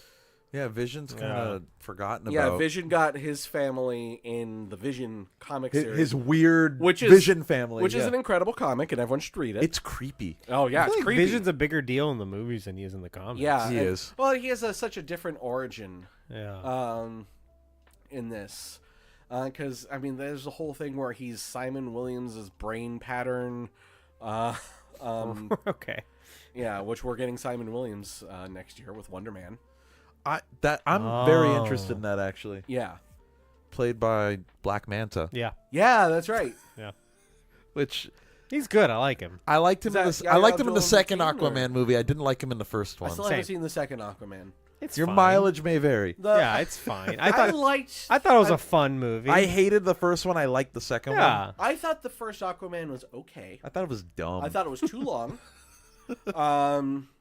I very much appreciated that we just got Black Manta looking like Black Manta. They didn't try to do Yeah. anything to make giant head and it. everything. No, I was like, Horizontal yes, as can be. please. Yeah. I like it when they're like, you know what the hell, let's do it. I thought the ending was bonkers, and I love bonkers endings. What about Patrick Wilson as Ocean Master? Julie Andrews as the voice of a sea monster Yep. thing. Yep. Oh yeah. I love Fantastic. that because what the hell, you know. It was like a big dumb Saturday morning cartoon, and if they just cut it down a little bit, I think it actually could. That's a good way to describe it. It was a The big dumb Saturday The morning finale cartoon. was so epic, and I loved it for that. Yeah. It was epic in a movie that wasn't epic overall. Nah, I like the finale a Side lot. note: I'm going to make a film recommendation now Yeah, because yeah. Aquaman, James Wan directed, obviously, but he got to start in horror and then did some Fast and Furious, Oh, right? yeah. He did. I think he did like 2 of them or He something. didn't do like that. that. Yeah. But he did a horror movie, I think, between Aquaman, called *Malignant*. Oh yeah. Strongly recommend it, and I recommend you don't look up anything about it. Okay. I don't know anything about it, so that's I've heard perfect. people talk about it. Yeah, but- I watched it last year, and oh my god, it is not at all what I was He expecting. loves his horror movies It's- titled just like one word. Yeah, I thought I had an idea A of what lot it of was horror movies are about, like that. and I did Insidious. not. And you will see the twist coming before it happens. Okay. But it's okay because they kind of treat it like a mystery, and it's like the clues are all there for you to figure it out. And it does not change the fact that when it is all revealed, it is one of the most insane scenes I've Is ever. Malignant an appropriate title? Yes. Okay. It reminds me in some ways of Cabin in the Woods. Ooh. Okay. Not in the sense that it's another movie. I love a movie where they tell you don't look it up and just go Right. watch it. Yeah. Where it starts off with a scene that seems like it has nothing to do with anything, and then later on you find out how it ties in. Yep. And then it just has some like insanely over the top Cabin in the Woods crazy did that stuff very going well. on. I don't like Joss Whedon, but some of his work's actually Oh yeah, pretty good. I mean he's a good writer. Yeah. Often. Sometimes. You know, it was Maybe not for dialogue, but like Cabin in the Woods. screenplays. We Yes. could just say Drew Goddard did all the stuff we liked. Yeah. Yeah, let's just say I that. know it's a Drew Goddard movie. But yeah, so that's a great. And it's if this tells you anything, it's from the same screenwriter who wrote Megan Mithrigan. Mithrigan? Yeah, Okay. which another movie I enjoyed for being kind of over the top and silly and campy. And Malignant gets really over the top and crazy. Okay. Have you seen The Three Men yet? Which one? What? The Three Men. Venom 3. Oh no, I have not. It's not called that. So I I didn't know, but I Should've thought I'd lump it in as a joke. Here's the thing: is think that V3 nom. By the way, that was your joke. V3 nom is what I V3 said. nom. Okay, I'm sorry. Did you see Venom 3? no, I haven't yet. And Okay, I because want to. And here's you the were thing a is I fan know- of Venom 2. That's yeah, all. I know why that we are ask, very yeah. different, Ooh, but yeah. I have heard people who Hate. liked Let There Be Carnage for the same reason I did, who say, and then this new one did not do it for Yeah, them. there's no. I don't think there's this no new one way did you it for enjoy anyone. yeah, so I'm sad because like the trailers looked crazy with like the Venom horse and everything. I'm like, oh, this is gonna be good, and I'm sad to hear that a lot of people feel like it missed the mark. Even if like me, they liked the campy craziness of Let There Be Carnage, which I know I'm alone on that in this. I room. almost wish the new one was more campy. I mean, yeah, sure. I wish it was anything. It's just a thing. Episode. It was just a waste of an hour and a half. I was That's what gonna. it were 2 That hours. was one I was yeah. gonna say if maybe I could go see it in theaters, which is a much taller order now. Yeah. Right, then where it- we yeah. have to like take turns going to see movies. So like with Yeah. Deadpool and Wolverine, she went to see it one day, and then I went to see it the next week. Damn. So we have to take turns. I mean, We have at to least cancel you're our not. AMC A list. I'm so sad. At least you're not bringing yeah. a newborn into the movies Oh like yeah, some people we're do. not Oh, monsters. yeah. It's bad on their ears too. It's too. Yeah, Yeah. yeah. I remember we went to see Dune and Part 2, both of them in the theaters because Okay. they re-released Part 1 In IMAX, like right before. Yeah, yeah. And we went and saw it in Dolby because I hadn't seen Part 1 because I wanted to see it on a big screen, and I was like, you know what? I'm gonna wait, and maybe they'll re-release it before Part 2, and they did. So That's there the you same go. thing I did. Yeah. I didn't watch Yeah. the movie. They released an IMAX like a week before Dune 2 came Yep. out, so I'm like, oh, I'm gonna Yeah. watch it now. I went and saw it at Disney Springs, so we saw it in Dolby Vision, Okay. which is still good. And I remember actually being scared about how loud it was because my wife was pregnant at the time. And I'm like, is this bad? And then I remember Will that, this affect the baby? yeah. And then I remember that Rihanna did the Super Bowl halftime show pregnant. I'm like, okay, well then it's probably fine. But is her kid okay? Yeah, we don't know. That I don't know. If, Ellie turned out all right. So Yeah. as far as we know. that we know. No, I'm not gonna put that on you. I'm not sure if sound does anything to. Yeah, a- I think I it mean, actually is fine. probably not. Yeah. Well But I done, remember yeah. thinking, oh my god, this is the loudest movie I've ever seen in my life. Yeah. But then it'll go to being really quiet. He likes loud. He likes his loud moments. Or he did Arrival, right? Did he? Yeah. Denny Villeneuve, yeah. Yeah. Arrival made. Villeneuve, In actually. I watched it in this house. Uh-huh. I turned it all the way up. I have a sound system with a big subwoofer. It's the only movie that made shit fall in my kitchen. Like things fell out of the pantry, and I was like, yes. Yeah, it'll go from like super quiet to Yeah. like super, super, super deep bass, and then Yeah. He didn't do this movie, but Annihilation was a lot like that.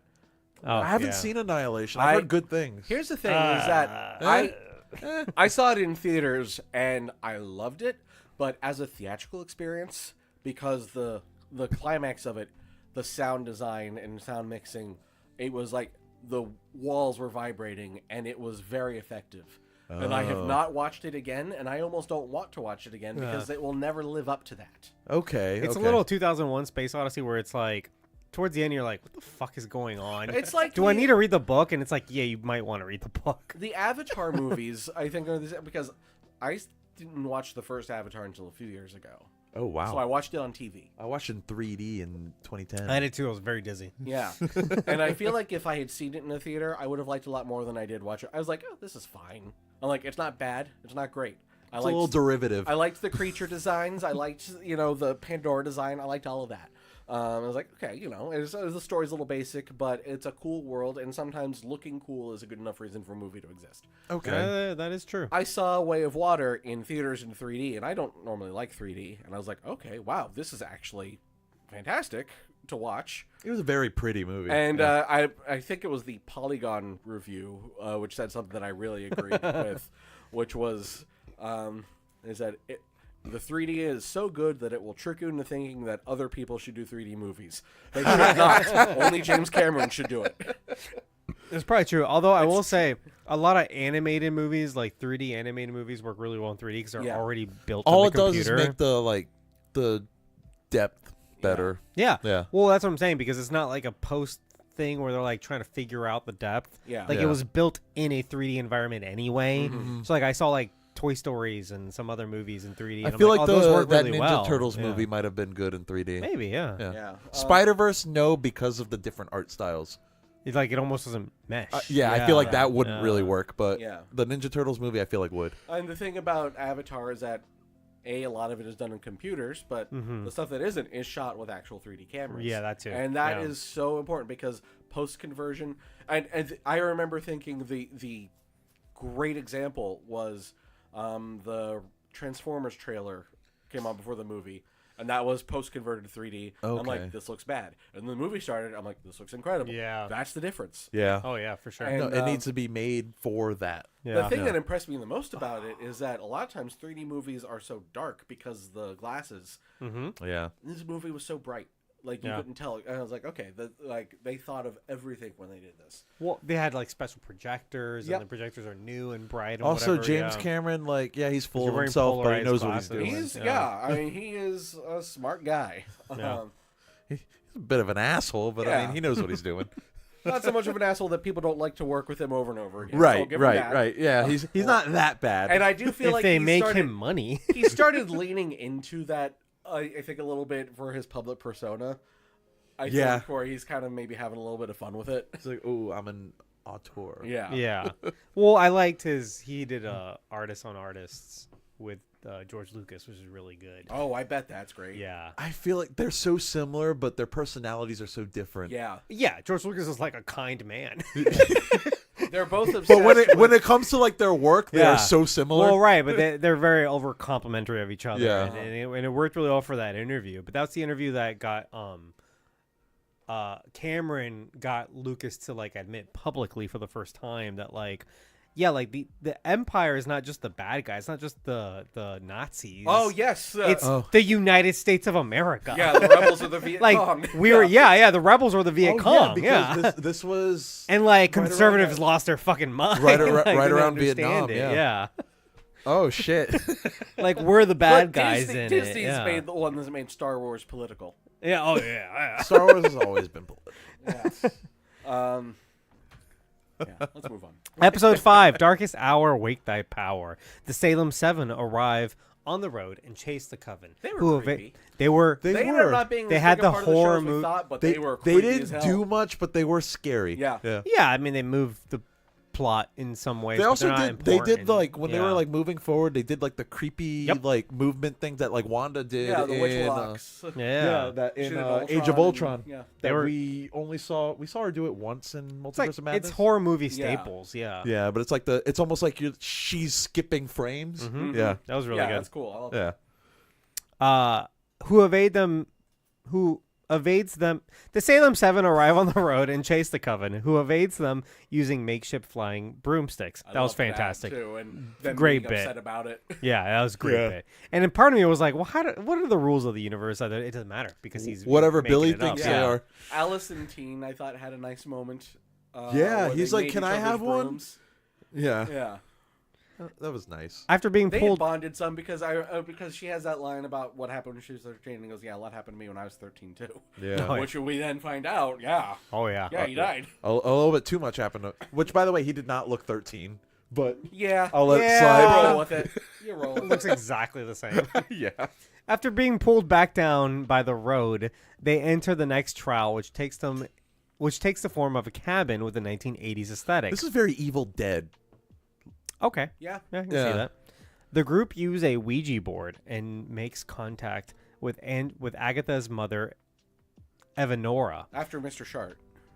Mr. Oh, Sharp. yeah.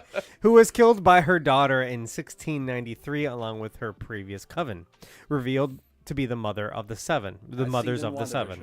WandaVision. Yeah. I was about to say that was in WandaVision. Yeah. Wait, who's the mothers of the 7? The rest of the coven, because she killed the coven but Oh. left their kids alive, Gotcha. Yeah. and they wanted revenge. They Gotcha. became a feral hive mind. Nice. And they're very creepy. Yep. As one does. Yeah. Warning the coven to Among Us. leave Agatha behind, Evanora possesses her and attacks the group. There's some really good effects here too, and makeup. And I'm so this isn't Evanora then. This is still Billy fucking with everything by mistake.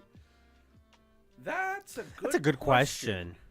Because I think he can bring out. Because he doesn't know who Evanora Yeah, is. that's the thing, is that he was able to, because he didn't know Or anything Nicholas about- Scratch, who talks to him. Yeah, because he's learning about all this right now. I Yeah. think Yeah. there's some real stuff going on here. Yeah, I Okay. think that part of his chaos magic, he's bringing stuff out of them as well. Because, like, when they're having their hallucinations, he doesn't know about the doctor that bound Jen, but Yeah. she still sees him. Right. Doesn't know about Lily's childhood, but Well, she sees that. Do you think that because he thinks he knows what a Ouija board is, he owns one? Yeah. He knows how He they knows- work, he or how knows they're they're supposed to work, whatever. Right. Can he make that a reality? Could be, yeah. When in his universe that he's created and he believes he sees the like- Ouija board, He's like, can he this actually, Ouija board works. They are actually talking to the dead. Therefore, through me, I am the one who talking to the dead, and Yeah. But therefore yeah, bringing yeah, them I up. could see that being a Well, you thing. know, it works because it spells out who is here with us tonight, and it spells out death. That which too, is true. yeah. And she laughed. And Nicholas Scratch, whom Yeah. he doesn't know. He doesn't know the name of Nicholas Scratch. Right. Yeah. He brought that out of Agatha. Yeah. So the Ouija board could also be death fucking with them too. Yeah. Would she though? I mean, she was doing all kinds of shit Yeah. at this point. Her covered with motivations nipples. seem kind of odd. Yeah. Alice uses her powers to expel Evanora from Agatha, who proceeds to absorb Alice's magic. Teen, noticing another spirit's presence, stops Agatha by shouting its name, Agatha's son, Nicholas Scratch, but not before Alice dies. Agatha insists it was accidental, but Teen lashes out at her as well as Lilia and Jen, who affirm that their goals are the same as Agatha's. What does that mean? I don't to the end know. of the To get road? to the end of the road, I guess. I guess. I don't know. This is Wikipedia. I didn't do this. Yeah. The latter marks as an who's the latter? The latter being Jen. Yeah. Jen mocks Teen by stating that he is just like Agatha. Agatha mocks Teen by stating he is just like his mother. Angered, he magically forces Lilia and those Jen. power is their goal. Power. Yeah. Oh. Because Billy says, "Not me," and then she goes up to him and goes, "Are you sure?" And then that's when she goes, "So much like your mother." And if you notice in that moment, they play a bit of Wanda's theme from WandaVision. Oh, no, I did not notice that. the what do you call it? Leitmotif. Leitmotif, yeah. Leitmotif. Motif, yeah. God, I friggin' love leitmotif. Don't get me started. Angered, he magically forces Lilia and Jen to toss Agatha in a mud trap, then blast them in as well. That was a little rude, I thought. As the witches I think sink, he was just like upset. yeah, a headwear similar to the Scarlet Witch's appears on Yeah. Teen's head. We see him in a crown, and then the music playing over the credits. Yeah. is See Billie me in a Eilish's You crown. Should See Me in a Crown. That Oh, was- that by was the way, good, I yeah. love all of the credit sequences Yes. in here. I love how it shows like just Yes. clips of like witch stuff. And It was very good. The first time Sable looked at me going like, "What are you doing?" I'm like, "I'm watching the credits. This is incredible." And my favorite Yeah. thing is in the next to last episode when he realizes he created the road. So for the last 2 episodes, instead of showing the road, they show his bedroom. yeah. So good. So good. It's clever. It's very clever. Uh-huh. But no, like I love credits like that where it's Yeah. just like news clippings or like old video. Something about it's like I like artistic credits. Like, Not to Yeah. bring it back to Godzilla, but the credit sequence in Godzilla King of the Monsters, the MonsterVerse one, where where they play they the play the Serge Tankian cover of which is a Godzilla. great cover. It's fantastic. It's I loved it. I think I like it better in the Blue Oyster Cult. I might version. too. Just the fact that he collaborated with Bear McCreary to bring like the actual score of the film. Bear into it. McCreary, who did Agents of Fantastic. Shield. Did Agents of Shield? Yes. And the God of War games. Yes, and, Bear, he's done so Bear much good McCreary stuff. is fantastic. And I'll get on my high horse for just a second to say the best thing about Godzilla King of the Monsters is that Bear McCreary brought back the original Godzilla theme and the original Mothra theme. Hell yeah. And then we got discount versions of those from then on. But the credit sequence of King of the Monsters is showing all these news clippings about what the world is like now that we all know about Titans and Godzilla has affirmed himself as king, and there's activity happening around Skull Island, and I thought it's one of my favorite end credit sequences. Just period. It's good, and like just that aesthetic is so cool. There's something almost like conspiracy theory, true crime about it. It's like fun to see. Yeah. You feel like there's a lot hidden in there for you to notice. Yes, I love stuff like that. And yet, what's your least favorite Harry Potter movie? The one that omitted most of the story. That does just that. Anyway, but it let's also move on. omitted like 75% of the book. So No, I gotcha. And we're moving on. It's Episode Order of the 6. Phoenix, by the way. It's Order of the Phoenix. Episode It's nice 6. not to be the target of not liking a Harry Potter movie for a change. Yeah, no, actually, I will attack him for that.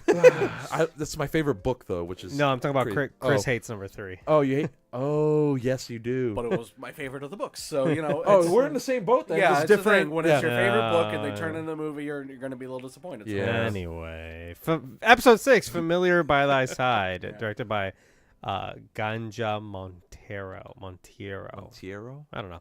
In flashbacks, William Kaplan, a teenager from Eastview, is celebrating his bar mitzvah, where he encounters Lilia, reading his palm. Weird thing to have at a bar mitzvah. But A palm reader? Yeah. A palm reader. But also bar mitzvahs are like known for like just wilding out, like spending all kinds of money. It's not like, it's religious for a bit of it.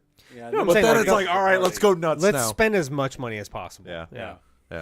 Reading his palm, something she does not disclose, Lilia casts the sigil on William to protect him, instantly forgetting his identity. Yeah. Because she sees the broken, like that his lifeline is in 2 pieces. Yeah. Which is, and he goes, well, that's not good. Yeah.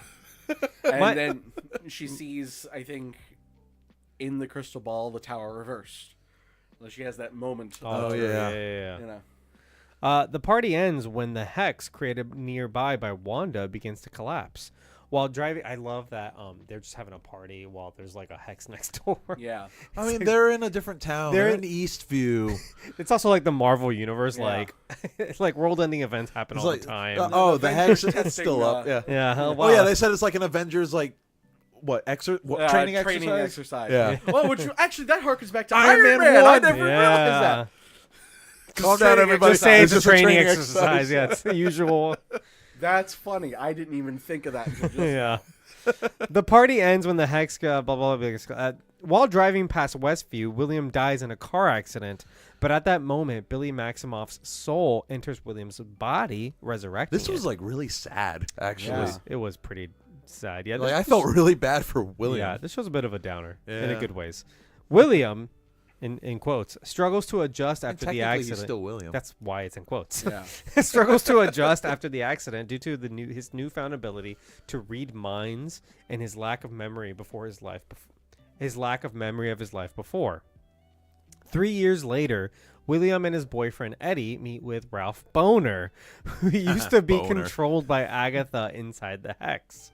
He tells them about what happened there and about Wanda and Vision's twins, Billy and Tommy, making William realize he is actually the former.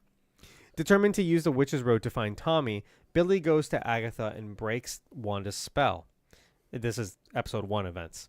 In the present, Agatha escapes the mud and realizing the sigil has been destroyed, deduces Billy's goal and tells him that they must continue together since he cannot control his power.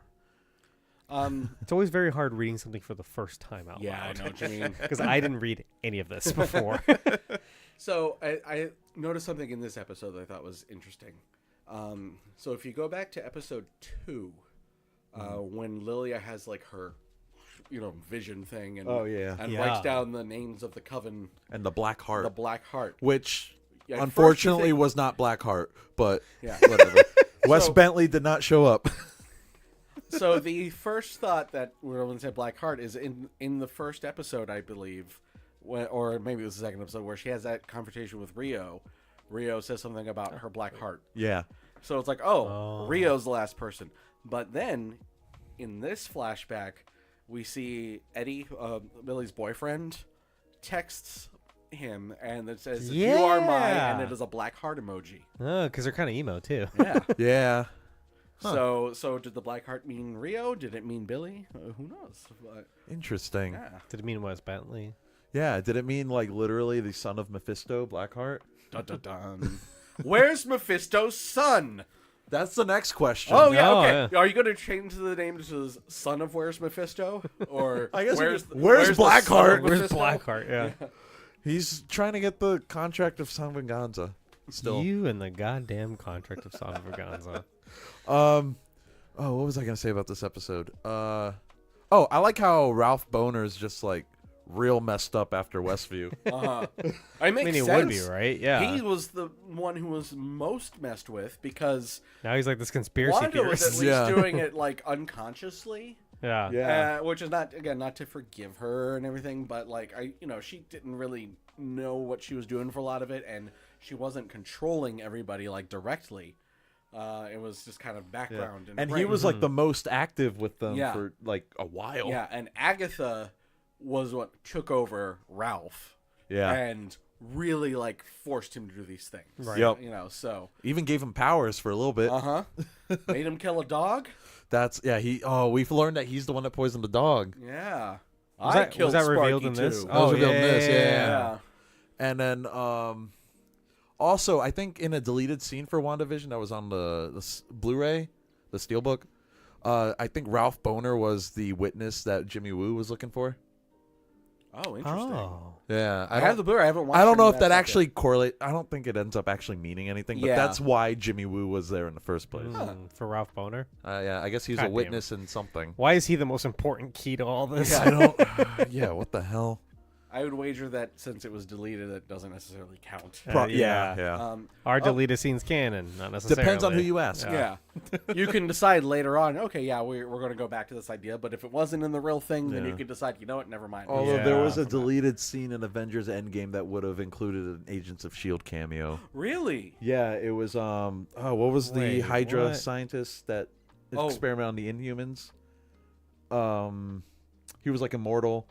Oh. I can't remember his name right now. He had like two different names in the show. But he was included in. He was in a. I don't know if it even got filmed, but he was like supposed to be in it. Interesting. But the actor had like scheduling conflicts. I mean, I know that the brought back. doctor who worked with Strucker was in Agents of S.H.I.E.L.D. Yes, he was. And then obviously Gideon Malik was originally in Avengers, so Yeah. they went from that direction. Yeah. That would have been interesting. I think Whitehall. I think was. Oh, yeah, Daniel yes! Whitehall. Oh, yes. Oh, yeah. Experimentation yeah. leads to. Oh, progress requires. I forget. It was Something requires experimentation. Yeah, Yeah. he was basically a mad Nazi scientist. Okay. Oh, that would have been awesome if he'd been. Oh, wow. Yeah, it was supposed to be in the when Tony Stark was back on the base. Okay. Because I Which guess is when they put Jarvis in too. Hey, baby. yeah, the same part of the Yeah. movie where Jarvis was in. Oh, how's it going? Disable. Not much. Okay. Nope. No. So we're playing Mellow Mushroom, but if they're gonna be closed because don't they close at like 9? They suck. I don't know why they close so fucking 9. Oh, true. I mean, check their hours. If not, we can go anywhere else. Yeah, because I'm gonna walk her now, but I'll be back. Yeah. I don't know if y'all will be done by then or. Oh, we might. Who knows? This has been going on for a minute. This is so- We're having a really fun time. Yeah, we are having a good time. All right, well, All right. Okay. Yeah, she's somehow not been that antsy. She was It playing should've with been her real squeak good. toys a little bit. No, I mean like at this time. Oh, okay. Around 6 o'clock, she should have gotten really like excited. We To wanna go exhausted out. her earlier. Yeah.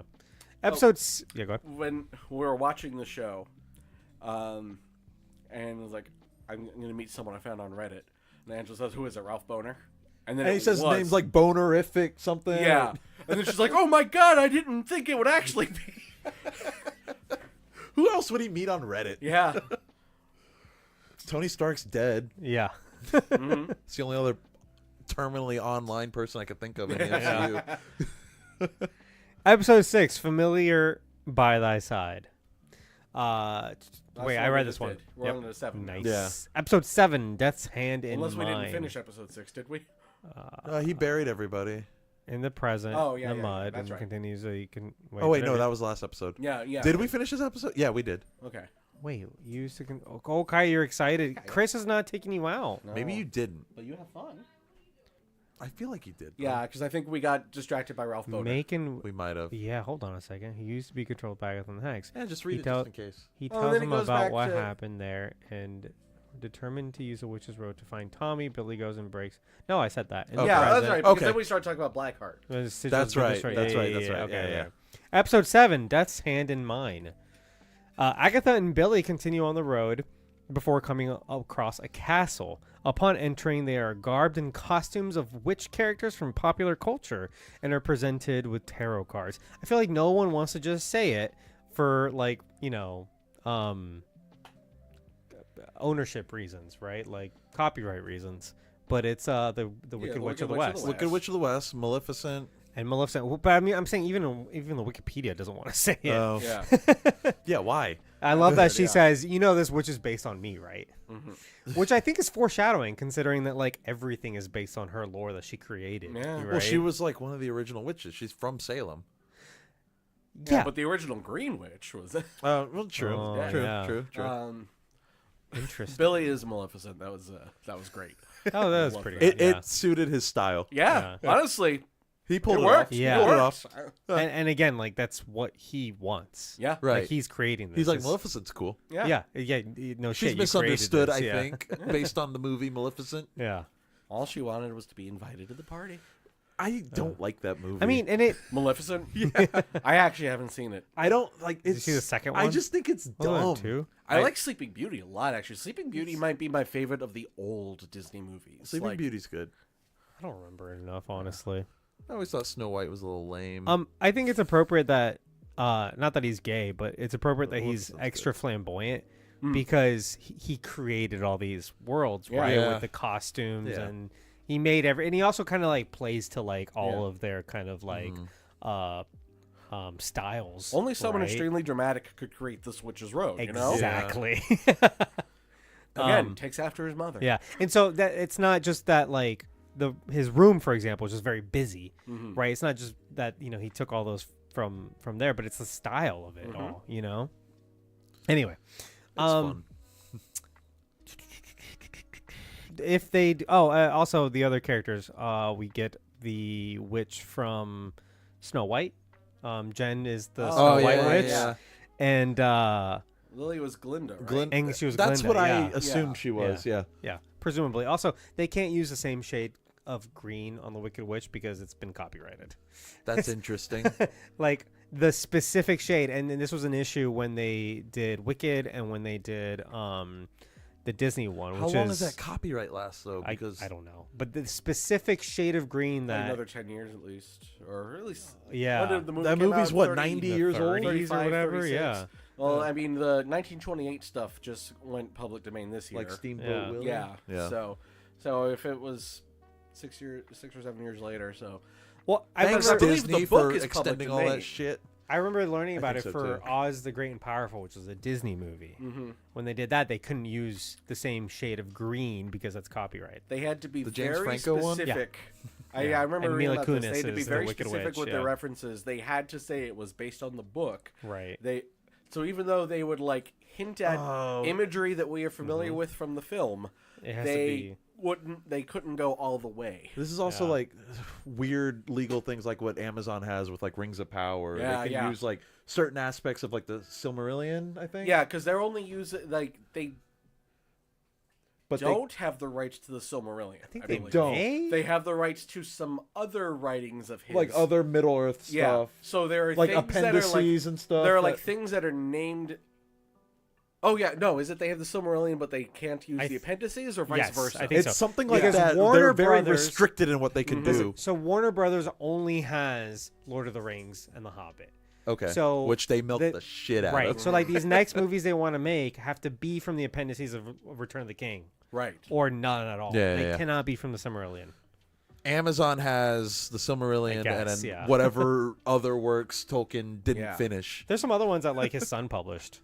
I don't know. I'm not an expert. Yeah. So they're able to talk about things that are referenced in other books, but they can't actually like talk about stuff from The Hobbit or The Lord of the Rings. That's so yeah. weird. I don't understand it. I don't know how you would even go about writing that. Well, it's Yeah. I mean, James Bond had similar Yeah. things where the Well, family yeah. had. there were also some older like Lord of the Yeah. Rings video games that were based specifically on the books because they weren't allowed to be based on the movies because of licensing. Yeah. Which is odd, but Right. Yeah, you know. Well, I mean, it's how different is that from Spider-Man? And back when Yeah. everything was separated and like, oh, we couldn't do Fox things, but Disney can use Wanda and Pietro as long as we don't call them mutants, Right. Because they're also Avengers, right. you know, and Fox can use them too because they're X-Men. yeah, We had this discussion about like just like last week, right? About With, Venom and, like, All Black. Null and All Black. Yeah. And, like, Marvel could use All Black because it appeared in a Thor comic as long as it has no reference Yeah. to like To being a a symbiote. because it was Yeah. a retcon that it was Yeah, actually a symbiote. exactly. Noel Like, had so many retcons associated with him. got a retcons. And it's almost too bad. He created nowhere.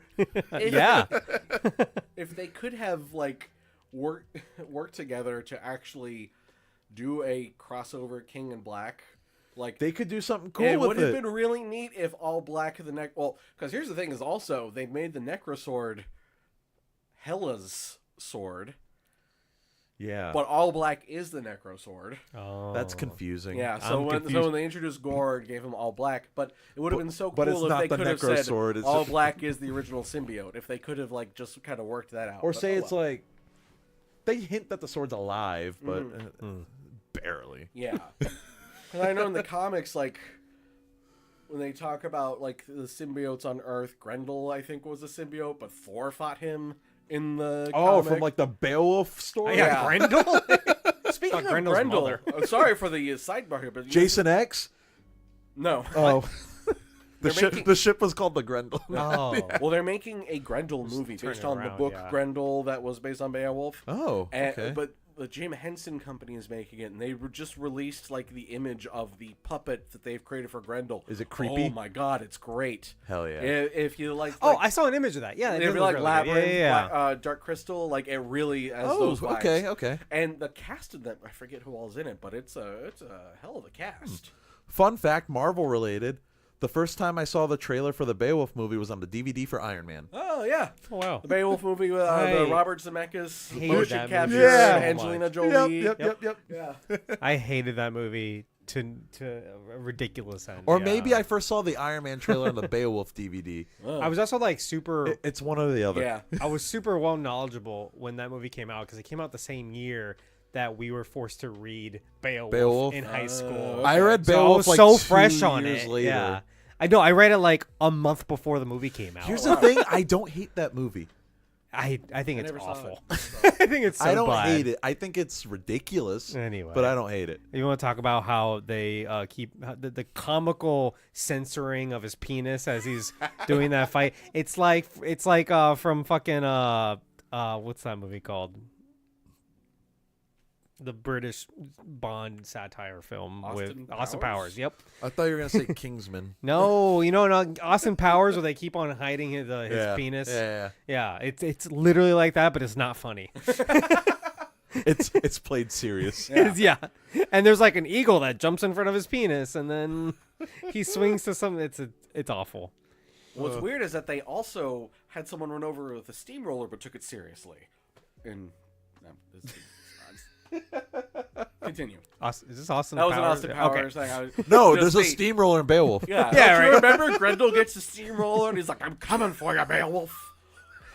Episode 7. Death's Hand in Mine. Did I read this one? That's the one we just did. Yeah, we just did this one. What else is? Oh wait, no. But we I'm- didn't You finish didn't it. finish. I read one sentence. Tarot cards. You Can I finish? Can I motherfuckers. finish?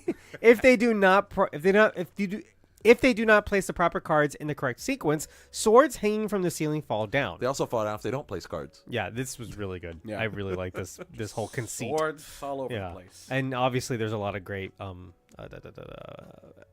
synergy, corporate synergy with Disney. If they do not, flashbacks from Lilia's first lesson in divination reveal that she has been experiencing her life out of order, explaining her memory lapses and precognitive abilities. After falling through the mud, Lilia discovers that Rio is a personification of death, something Agna already knew. who forebodes that her time is coming. She awakens Jen, and after evading the Salem 7, they venture through the tunnels, reuniting. So this synopsis is telling us in chronological order, which is not how the episode. Right. Important to know. Yeah. They venture through the tunnels, reuniting with Agatha and Billy. Knowing the trial is hers, Lilia places the cards in their proper order, saving them all. Prompting everyone to flee through the exit, Lilia chooses to stay behind as the Salem 7 approaches. She flips through the cards, causing the entire room to flip and impaling the 7 and herself onto the swords. Because it Tower was the tower reversed. reversed. Yeah, this is a really good episode. Yeah. In the last scene, a Yes, young yeah. Lilia gleefully attends her first lesson in divination. So yeah, and important to note is that The bottom says that this Yeah. episode is narrated out of Right. sequence to portray Lilia's non-linear perception of time. which is the beauty of this episode is this whole Yeah. episode is very Yeah. non-linear. Yeah, it was really good. And this is my favorite episode. in Oh, the when series. she comes back and she's mad at Teen, and Jen's like, Yeah. "No, we're okay with we're him cool now. now." We're cool with him now." and Teen's like, I thought we were cool. Yeah. Because at this point, Jen now understands what she's going through. Yeah. Which I thought was a nice touch. I really liked their understanding and friendship that kind of blossoms in this episode. Right. But Also- like Lilia doesn't seem to really know it's happened yet. Yeah. Yeah. Because it Doesn't make happened. sense She's like, yet. you told me that you would forget. you know. I- Also, oh sorry, the when they're walking through and there's like the left road would take them to the next trial, but on the right is the Westview Metro Transit stuff that Sharon Davis mentioned back in the second Yeah. or third episode. Oh. Because I thought that there would just be this down here.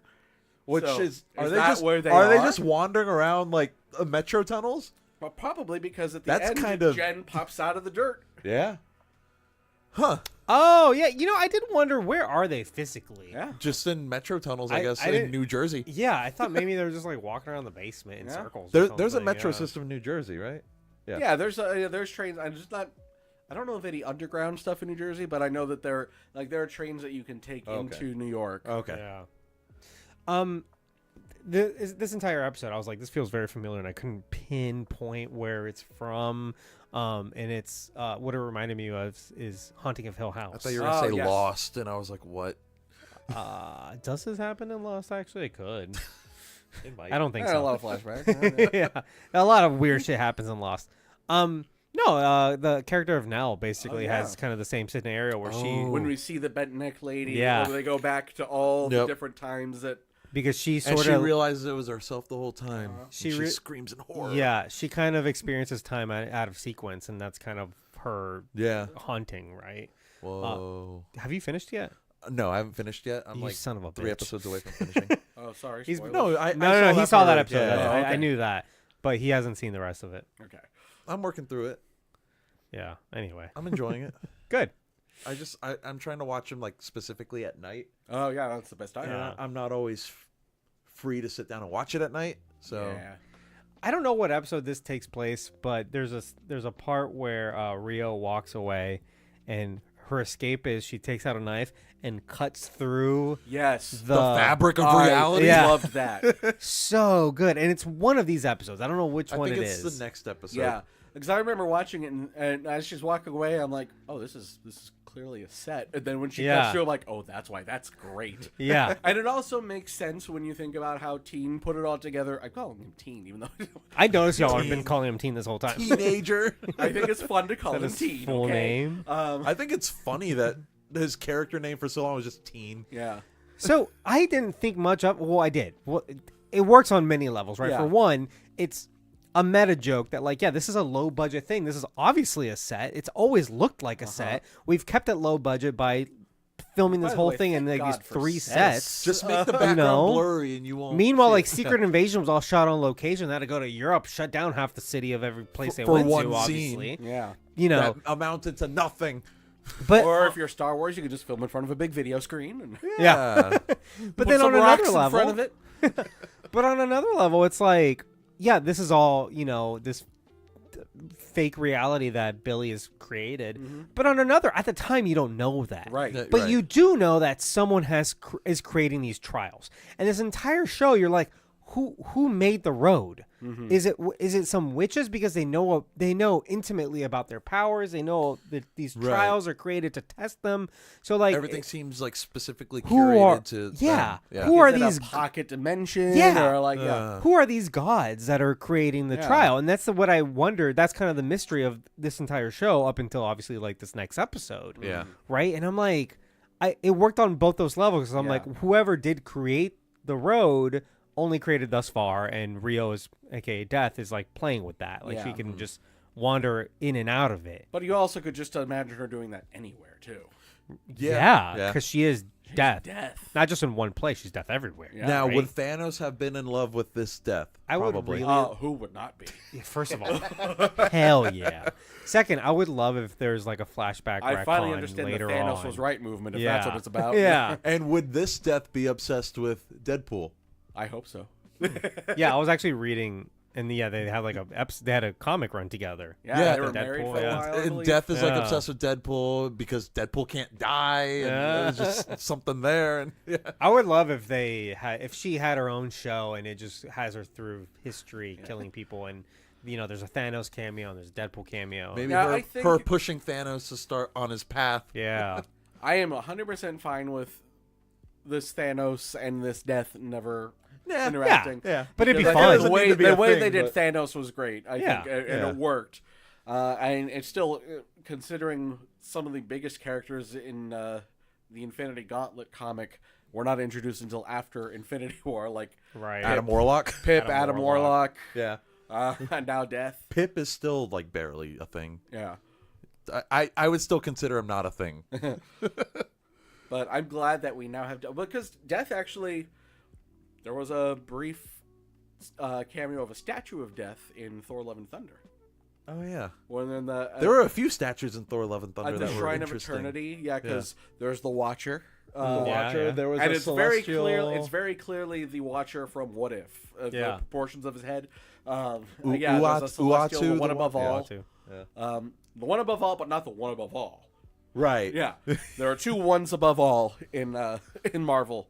There's the Celestial called the one above all, and then there's capital G God, the one above all, Which is who who looks like Jack Kirby at one Right. Yeah. it's complicated. point. Yeah. Comics, Who man. else was in there? There were a couple other like cosmic beings. There I was think. like a celestial. Yeah, I think there was don't know maybe which a one it living was. tribunal. We see the Living Tribunal in Multiverse of Madness. Yes, and a statue of him right. in Loki Yeah. as well. Yes. Yep. Which is, I'm curious if they're ever gonna go anywhere with that. They probably won't. Yeah. It might be too weird for the MCU. Now, I believe, and I guess since this one is, according to some people, 616, I guess that the movie multiverse and the comic multiverse are not the same thing. They would I have to guess. be separate if this is 616. Yeah. Even though there's a paint universe. I still am rolling with the idea that a lot of universes think they're called 616. They're the ones that consider themselves the most important. Yeah. Yeah. Because, sure, the Baxter Foundation. Foundation calls it 616, but what does the Captain Britain Corps call it? Because they're the ones who actually number the universes. You guys are Earth Really? 19999999. Yeah, because Miguel O'Hara. Miguel called it 1999-99. I trust Miguel more than the Baxter Foundation. Yeah, but But also, Oh, that's a Sony movie, so. Yeah. yeah, but the point is getting at is that in the Marvel multiverse, there is only one living tribunal across all universes. Yeah. And I think it would be cool if they lead into that and had, like, this is the comics canon living tribunal appearing in a film or whatever. Yeah. Well, is that one character in Doctor Strange Multiverse of Madness? What's her name? America? America, yeah. She's America Chavez. America Chavez, yeah. I keep on wanting to say America Ferrera. The- The actor. Anyway, she's the only one also. Right. But then also So they there say. are comics. Yeah. And there, I think there's multiple Exactly. versions of her in the comics. yeah. This one she just can't find. God, you know how much I looking don't for her like the moms. dreams are windows in other universes? I hated that. I'm sorry. It felt a little weak. Yeah. Like, what? Dreamwalking gonna- is cool, like, Yeah. as a concept, Yeah. but The idea I'm gonna- that sometimes dreams might be, but saying all dreams are, and I know I'm the only one because I never dream. Okay. Oh, Let's move on. I've never had a dream in my life. Yeah, I'm gonna What's bring that? us back on track. Yeah. This episode was also great for Patti LuPone. The way the episode ends was just the younger version of Lilia Yeah. just starting all over again. It's like the cycle's like repeating. Yeah. Could be. Yeah. Is she just stuck in a cycle then? I think maybe that's Like her. she'll just forever be experiencing. She could also be dead. But has she been dead the whole time then? No, I'm saying that might have been her last thing. I Oh, don't maybe. Maybe. know. Follow me to the episode 8. Follow me to my end, to glory at the end. Follow me, my friend. Sorry, yeah. Follow me, my friend, to glory at the end. After guiding Alice's spirit to the afterlife, Rio meets Agatha. That was also really sad. We mentioned this earlier. Yeah. Rio Oh, meets yeah. Agatha and agrees to leave her alone in exchange for Billy, who disrupts the comic balance by gaining a second life. Yeah, that's why Death is obsessed with him. Yeah. And I think that's when she rips through the curtain. It was after the conversation. Yeah. Billy and Jen rejoin Agatha at the end of the road, discovering that it is a circle. So yeah, they're just walking in a circle somewhere. He's like, F the road. Billy puts his shoes back on, and the three are transported to a version of Agatha's basement with grow lights that slowly go out. Jen learns that Agatha is the one who bound her magic and performs an unbinding ritual, regaining her abilities and vanishing, having gotten what she needed from the road.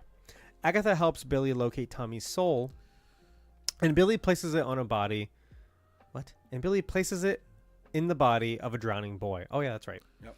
It's Billy. implied that Billy might have killed this boy to do that. Well, He But also, Agatha says Maybe not, boys just yeah. die. sometimes boys just die. Yeah. So I think that was. it's I think that ambiguous. really is showing that no, he did not kill this person. He just He found somebody found that's someone about that to was die. That was about to dying, die, and yeah. Yeah. But 'Cause he's it's not worried like that he he's killed doing William. You know. it. Right. He just inhabited his body Yeah. as he died. He did kill Mrs. Hart. well, if I you mean do, Sharon. yeah. Yeah. I mean, he's feeling guilty for it. I think you could argue that. I think the important thing is that he feels like he did, even if you can't say he didn't kill them. Right. He's responsible for the Yeah. events that. Yeah. Yeah. Also, if you do the math, he saved one person. Oh yeah. And I think that's actually a fair point. Yeah. Too. He saved Jennifer. Yeah. Yeah. Billy also vanishes, and with a seed from her locket, Agatha grows a flower within a floor crack, completing the trial. She escapes into her backyard where Rio attacks her. Billy intervenes and gives Agatha some of his power, but Rio orders them to choose who goes with her. Hesitant at first, Agatha kisses Rio and dies. I mean, who wouldn't, right? Rio leaves and Billy returns home. Upon entering his bedroom, he realizes that many of the objects in it match aspects of the road, and hears Agatha laughing behind. So when this what a great when this end of came this out, episode. I thought I didn't know 2 episodes came out. I just knew the finale was coming out. So for a second I thought that was the ending. I was like, what the fuck was that? Oh, did they come out the same I was day? almost upset. Oh, they did come out the same day. That's Yeah. good. Yeah. That's really good. I watched and then another episode started playing. I was like, what? Because it felt like a finale because that was our big fight. Right. Can I just but say? then you get like that ending. I'm like, oh man, Marvel missed the mark again. Uh-huh. Can I just say, I fucking love this format, and I think this is the format all Marvel shows should have, where A they TV show? separate the ending and the climax.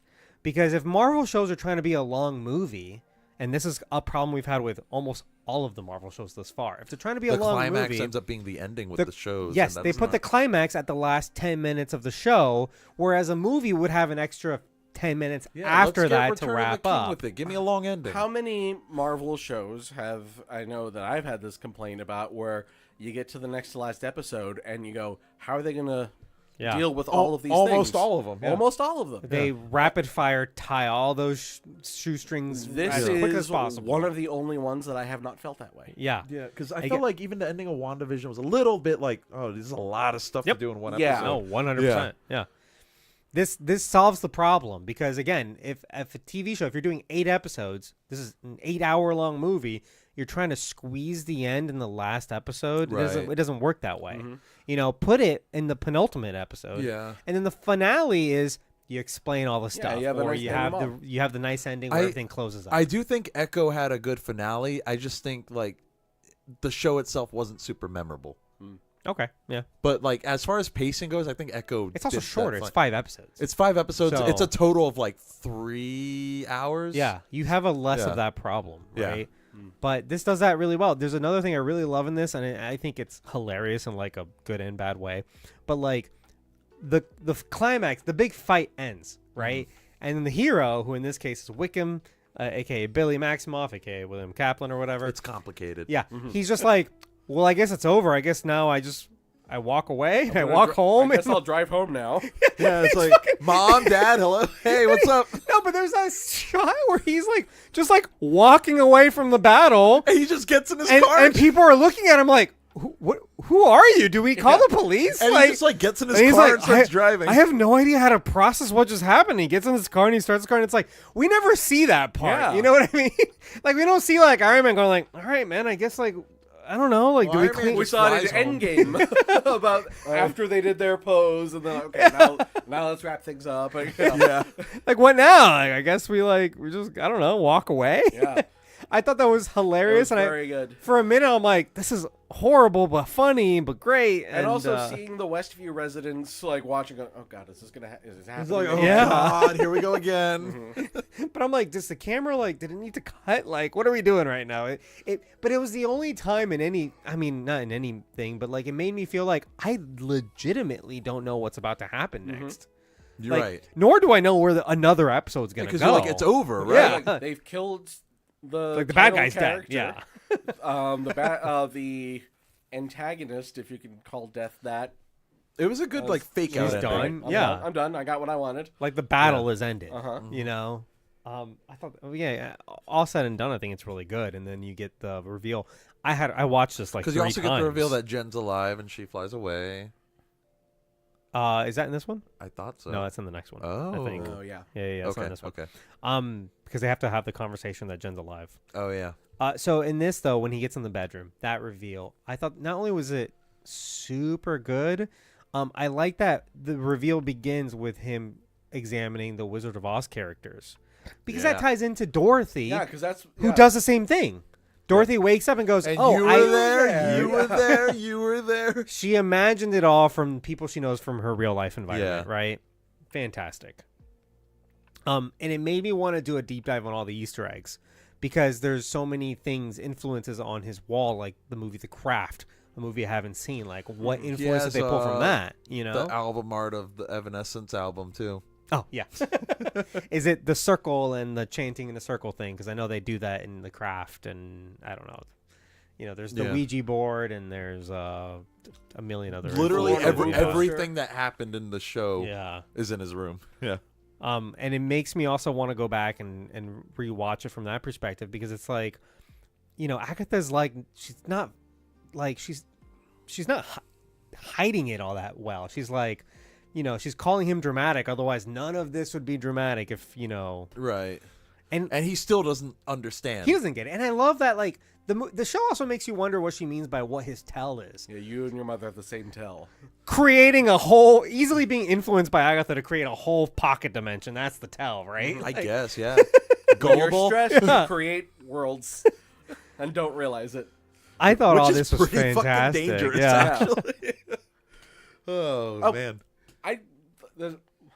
We're talking about the things in the, you know, that manifested through it. I forgot to bring up that in the seance episode, Billy is wearing an outfit that very much suggests Wiccan. It follows like the Oh, same he's got color the headband, pattern. the sweatband. Yeah. Yeah. And I think that was a really nice Oh, I'd have to go back. Yeah, Yeah. I know It- all the costumes are probably. It's a lot like Billy's Halloween costume Yeah. in WandaVision. Yeah.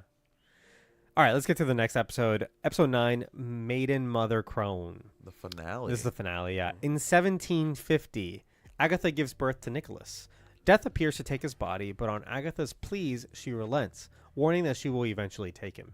Agatha spends the next 6 years raising her son while killing witches, which Nicholas grows to oppose. Together, they create a children's song that would eventually become the Ballad of the Witch's Road and take on a life of its own. Eventually, Nicholas grows sick and death takes him, devastating Agatha. With nothing holding her back, Agatha spends centuries murdering witches and stealing their powers by conning them into the promise of the road. In the present, Agatha, now a ghost, tells Billy that he made the previously non-existent road a reality with his magic. Stop recording. Oh, you got scared? I'm always checking. Billy blames himself for the deaths of Lilia, Alice, and Sharon, but Agatha retorts that she was already planning to kill them, and Jen is still alive. Billy returns to Westview and tries to banish Agatha. She resists, afraid of having to face Nicholas in the afterlife. Billy relents and allows Agatha to guide him. After sealing the entrance to the road and recording the names of the fallen, Billy and Agatha set out to find Tommy. Leading into Vision Quest, probably. Maybe. Or I could see them not showing up in Vision Quest. I know everyone. We got to do something with their father. Quit Yeah. kicking Vision to the side. No, I think his the own Vision needs story, to come yeah. back first, and then That's true. I the guess family and then Wanda has to come back from the dead, and then they all have to get back together.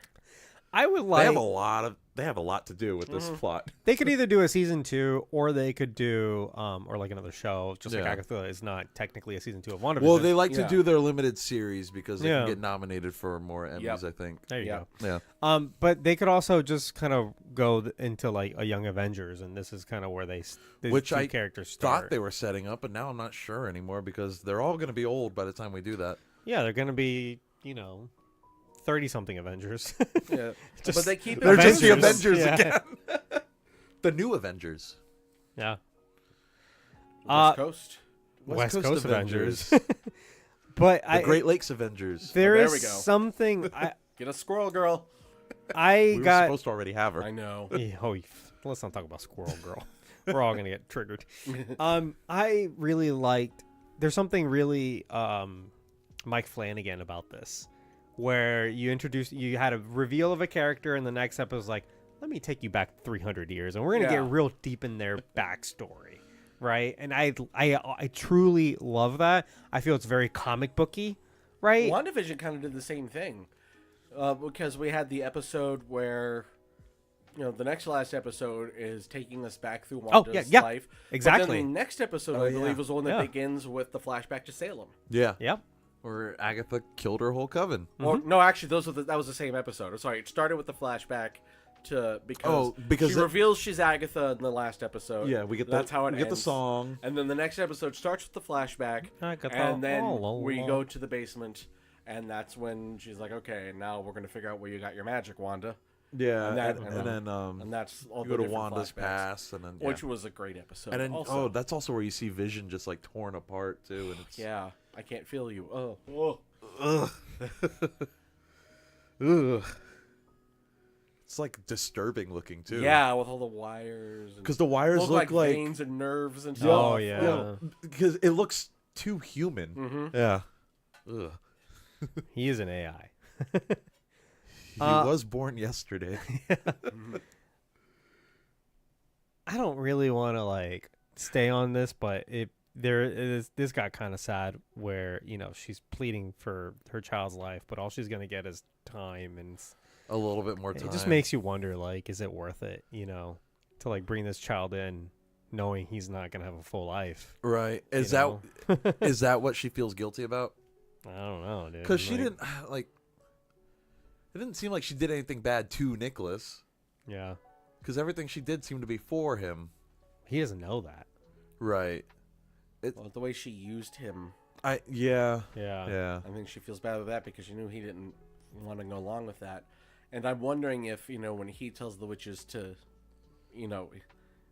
not to meet them so they don't get, their powers that day, is that the reason? Is that's that he why dies? death came for him? Uh-huh. And What? Because maybe she was. using her As power. long as she kept delivering bodies to death, maybe it was like staving her off. but- Is that what it is? Because my impression. Oh, yeah, you know what I want? Maybe. Bodies, yeah. Yeah. Yeah, my impression is that she was trying to get as much power to one day be able to fight off death. Maybe. I think that might have been her goal. I mean, mean, it I don't could know. be two Maybe, things. maybe, yeah, it could be. Yeah. Yeah. I like that it's ambiguous. Also, Yeah. we don't know. Their relationship is really ambiguous too. Because clearly they have already, been. They've already had Yeah. their They've already thing. had a thing. At Yeah. this Yeah, point. she recognizes her when she gets there. And she's Yeah. like, And she's like, please no. she's like, I gave you special treatment because of our relationship or Right. whatever. Yeah. So it's interesting. Look, we still don't know the whole story, Yeah. and I'm cool with that. Ambiguity for sure. Yeah. We also didn't mention the makeup on Aubrey It was Plaza's all face. like prosthetics. Yeah. Yeah, it was and I think they really did touch good. up with CG like Probably. in post. Yeah. but it's very cool that she had the skull stuff like practical. That looked really good. Yeah. Mm-hmm. It looked cool. We're back to Nicholas's death for a moment. Freaked me out a little bit as a new father. Yeah. Oh. Well, that's also why I don't want to like hang on it for too long. Right. Yeah. I just when like the first month that we had our baby home, I could What not. is that? Your Alexa started playing music. Why? What is it playing? Ooh, is it something spooky? Or is there something related to something that one of us just said? Probably. Should be like now playing death. Yeah. I gotta go again. Give me 1 second. Sure. All right. We'll wait. Just don't forget it. Yeah. Oh, don't worry.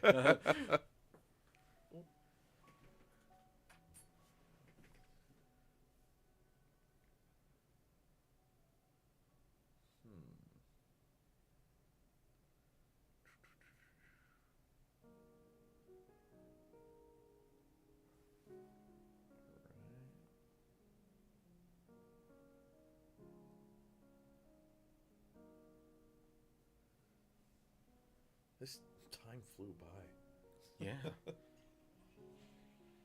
Can't believe we started 5 hours ago. Yeah, it's been like a whole day. Yeah.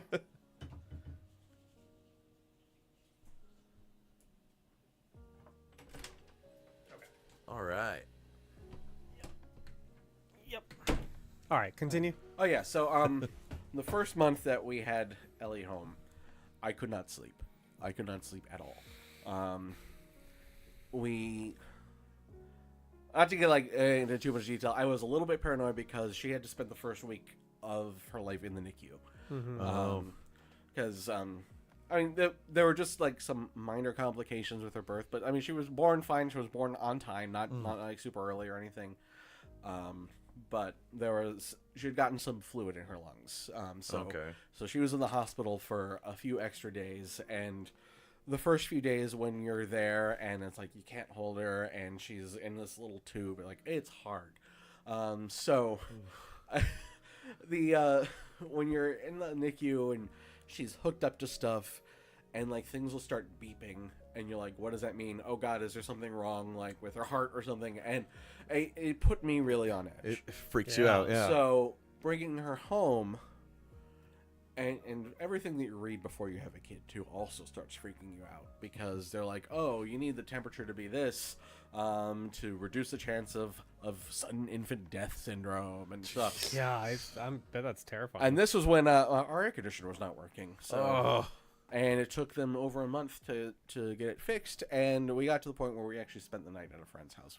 Wow. Our friends who also just had a baby like a couple months before us, they're like, come over. They're like, stay with us for a bit. So, yeah. So anyway, so all this to say that for about the first month of Ellie's life, my biggest fear was like, will she be here in the morning when I wake up? That's terrifying. So I actually slept. She slept in our room.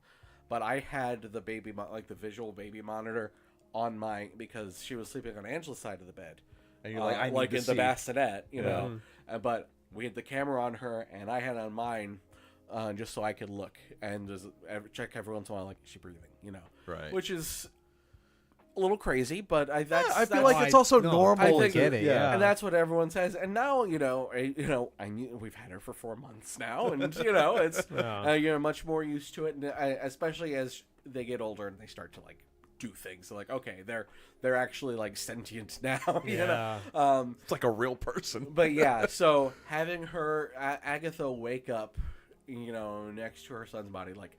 That hit me in a like it hit me right in the my fears, Yeah. So it really I felt all of her pain there, even though I fortunately have not gone through it. It still is like, oh God, that's like my big parent my big parental Yeah. fear for the first month or two. It's also interesting how Nicholas just like is like, yeah, I'll go with you. Yeah. Well, I also really like that. Like, so Death gets there and coaxes him She was to very like gentle with him. come with her, but then she stops him. He's like, no, like, go by, say goodbye to your Yeah. mom. yeah. And he goes by And and he's gives her a like- he kiss gives on her the a cheek, kiss, and then they go. And I thought that was it, kind it of was touching. it was Yeah. nice. It was nice of her to. And she's not evil. Death No, isn't right? evil, It's just she's part just, of. it's part of the She's a natural cosmic order entity, of things. or whatever Yeah. they call her. Yeah. So it's so interesting to see, and it's Yeah. sad, and it's part of life. That's just death. yeah. What a good episode, and what a good. Yeah. The little kid was also really good. Yeah. Yeah, I usually think child actors just aren't that great. He was really good. This one's pretty good. And he could sing the song. Yeah, There are 7 versions, I think, of the song on Spotify.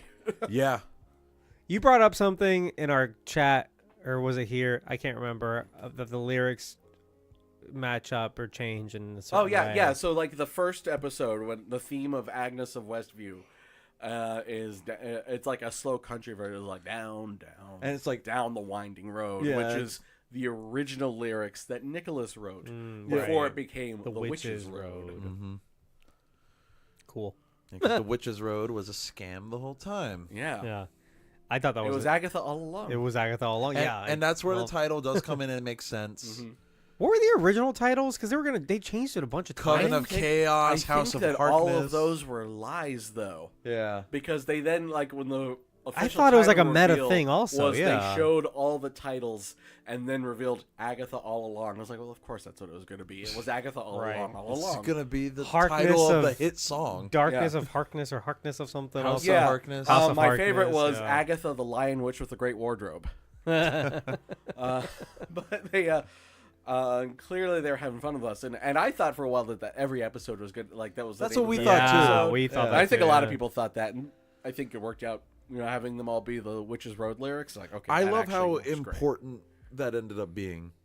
Yeah, and again, that's why I say I can't wait to hear what the songwriters have to say about it, because clearly they must have been really involved in the story. Yeah. Yeah. Have you ever watched? There's a documentary on Disney Plus about the making of Frozen 2. Mhm. I have not watched. I saw one episode. It's a Yeah. very interesting documentary, because you realize how late in the game they actually put everything together, Oh yeah. because they were having so much trouble breaking the story for that.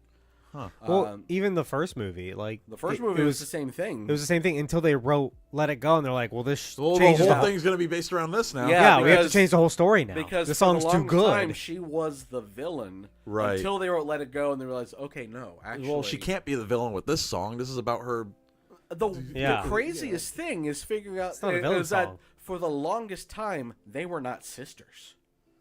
And Huh. it wasn't until, because that feels like that is the crux of that film. Because Yeah. she was just like the evil snow witch, Uh-huh. basically. Yeah. Yeah. And it wasn't until they realized, well, what if they were sisters? And that's kind of when they got on the right track. And sometimes doing it a movie that way works out great. Sometimes not so much. But you see that, and this is how I think all of the, Disney musicals have gone, is that the songwriters do have a lot of, they're in on all the story meetings too. Mm-hmm. Because their job is to say, okay, well, here we could maybe do this through a song, and what if the character was like that? Because that is Yeah. how character. They're writing the movie, just like the writers. Mm-hmm. Yeah. So Reminds me of there's another Disney Plus documentary on what's his face, the songwriter who did Howard Ashman. Yeah. Howard Ashman, Yeah. and they were like, oh, fuck, what movie was it? Where they said, was it Beauty and the Beast? They're like, we didn't want all that.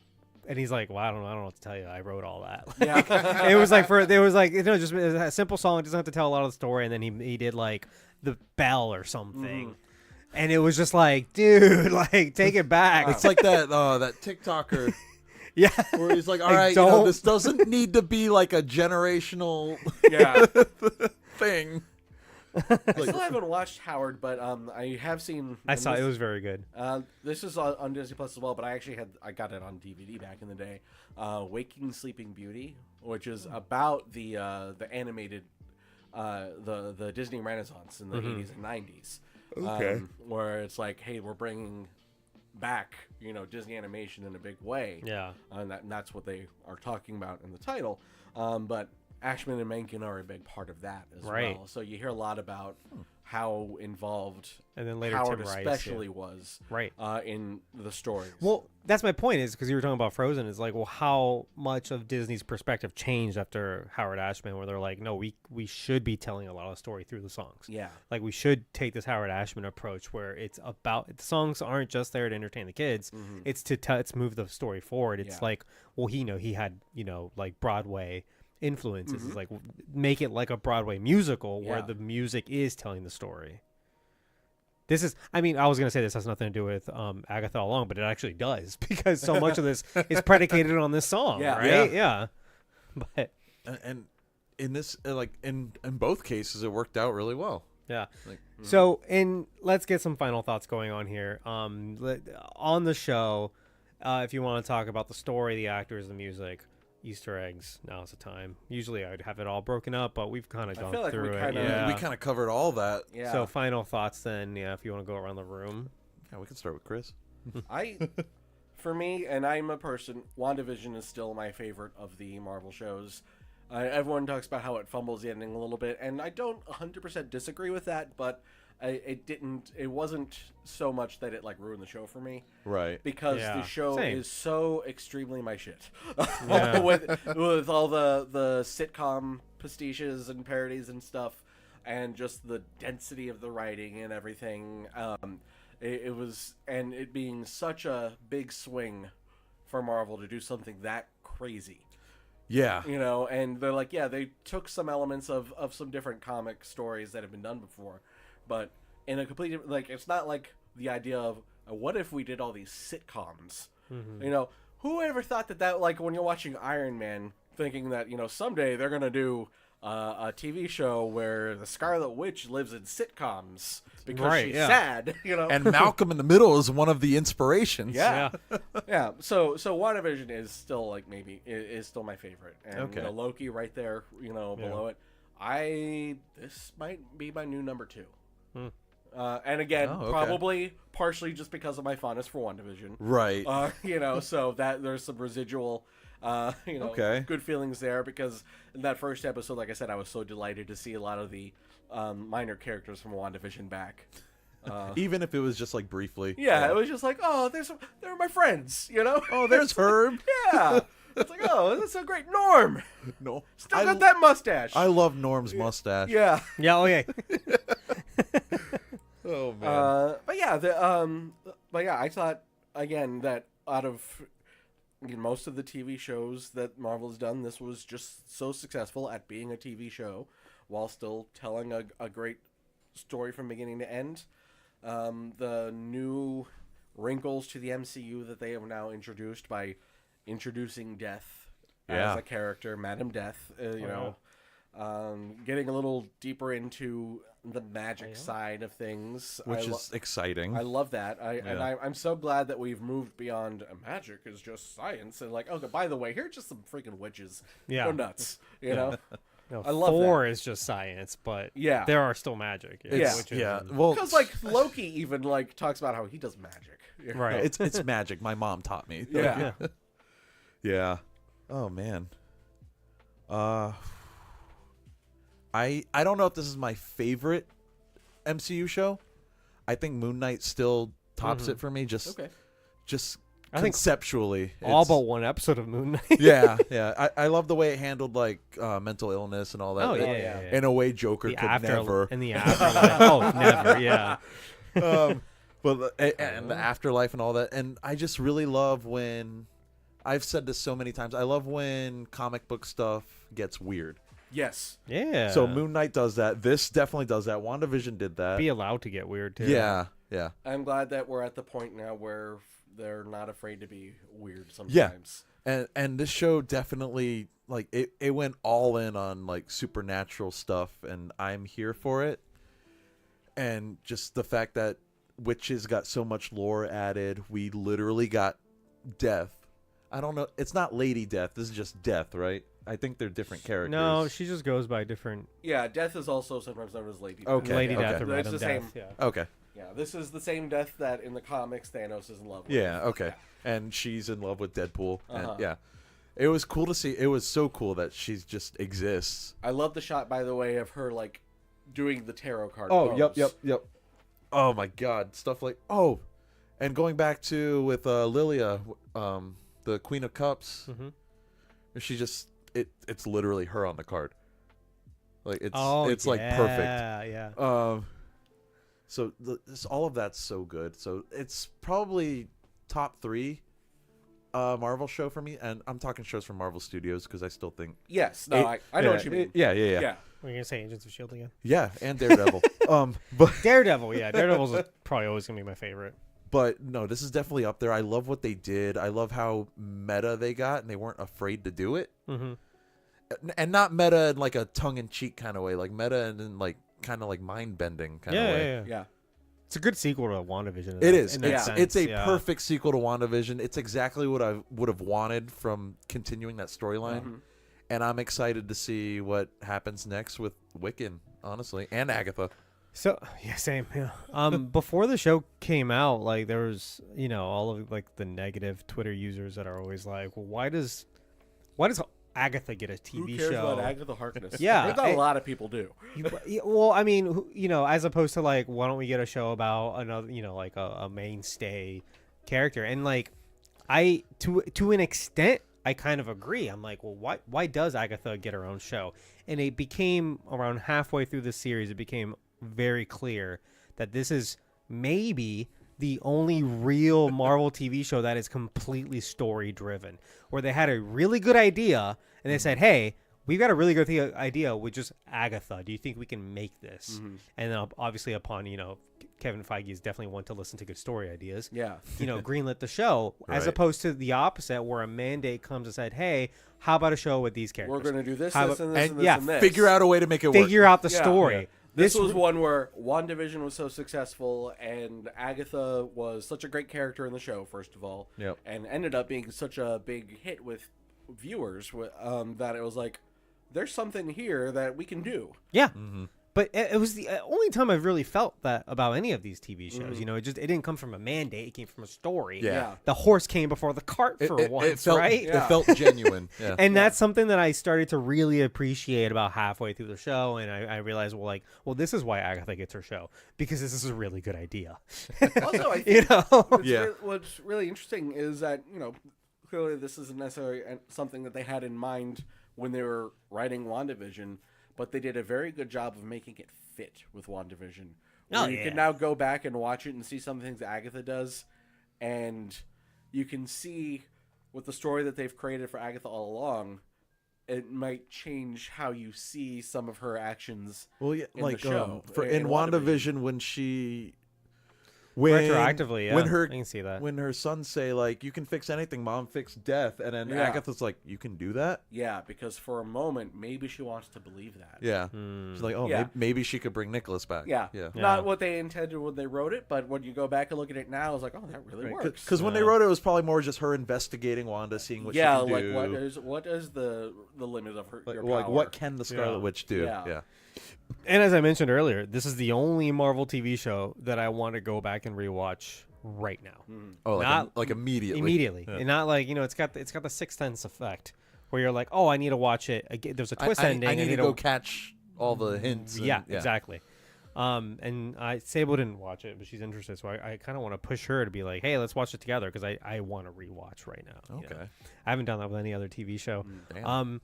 But yeah, top down, I really liked. I think the only really Arlo Skill, thank you for being here the whole Yeah, time. thanks by for the way. sticking around. We're have fun at your party. We are wrapping up anyway, so thanks for hanging out this entire time. Worked out perfectly. Ooh, lost my train of thought.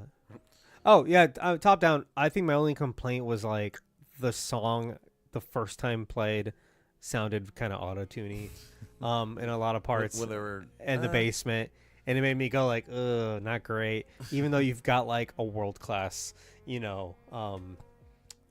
Broadway star in your cast and maybe Yeah.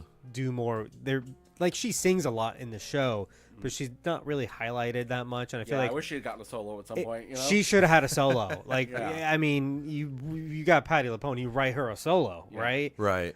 Even though she got her whole episode, and that episode was fantastic. Yeah. It was maybe my favorite episode of the whole season. Mm-hmm. So I appreciated that. But again, top down, the actors are all are great. The story might be one of the best stories of any Marvel TV show. Oh, kudos to Joe Locke, by the way. This is the first thing I've ever seen him in, but He was in something else, wasn't he? Not He's- like I mean, he's I not know a he's new been in other actor. things, Yeah. but like I I say haven't he's seen. mostly done stage stuff. Oh, has he? Before. Interesting. I was looking But, up. He was very good. I thought he agree. was good. Yeah. Yeah, I was.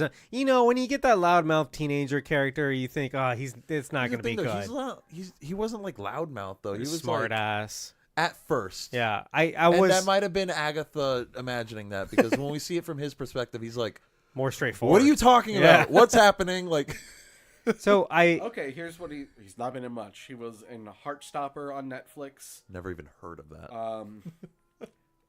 And aside from an episode of the Great Stand Up to Cancer Bake Off, that's the Interesting. only other Okay. filmed thing he has done. He hasn't done any movies. Oh, so he's Yeah. pretty fresh. And then for theater, he was in The Trials at Donmar Warehouse, which is in London.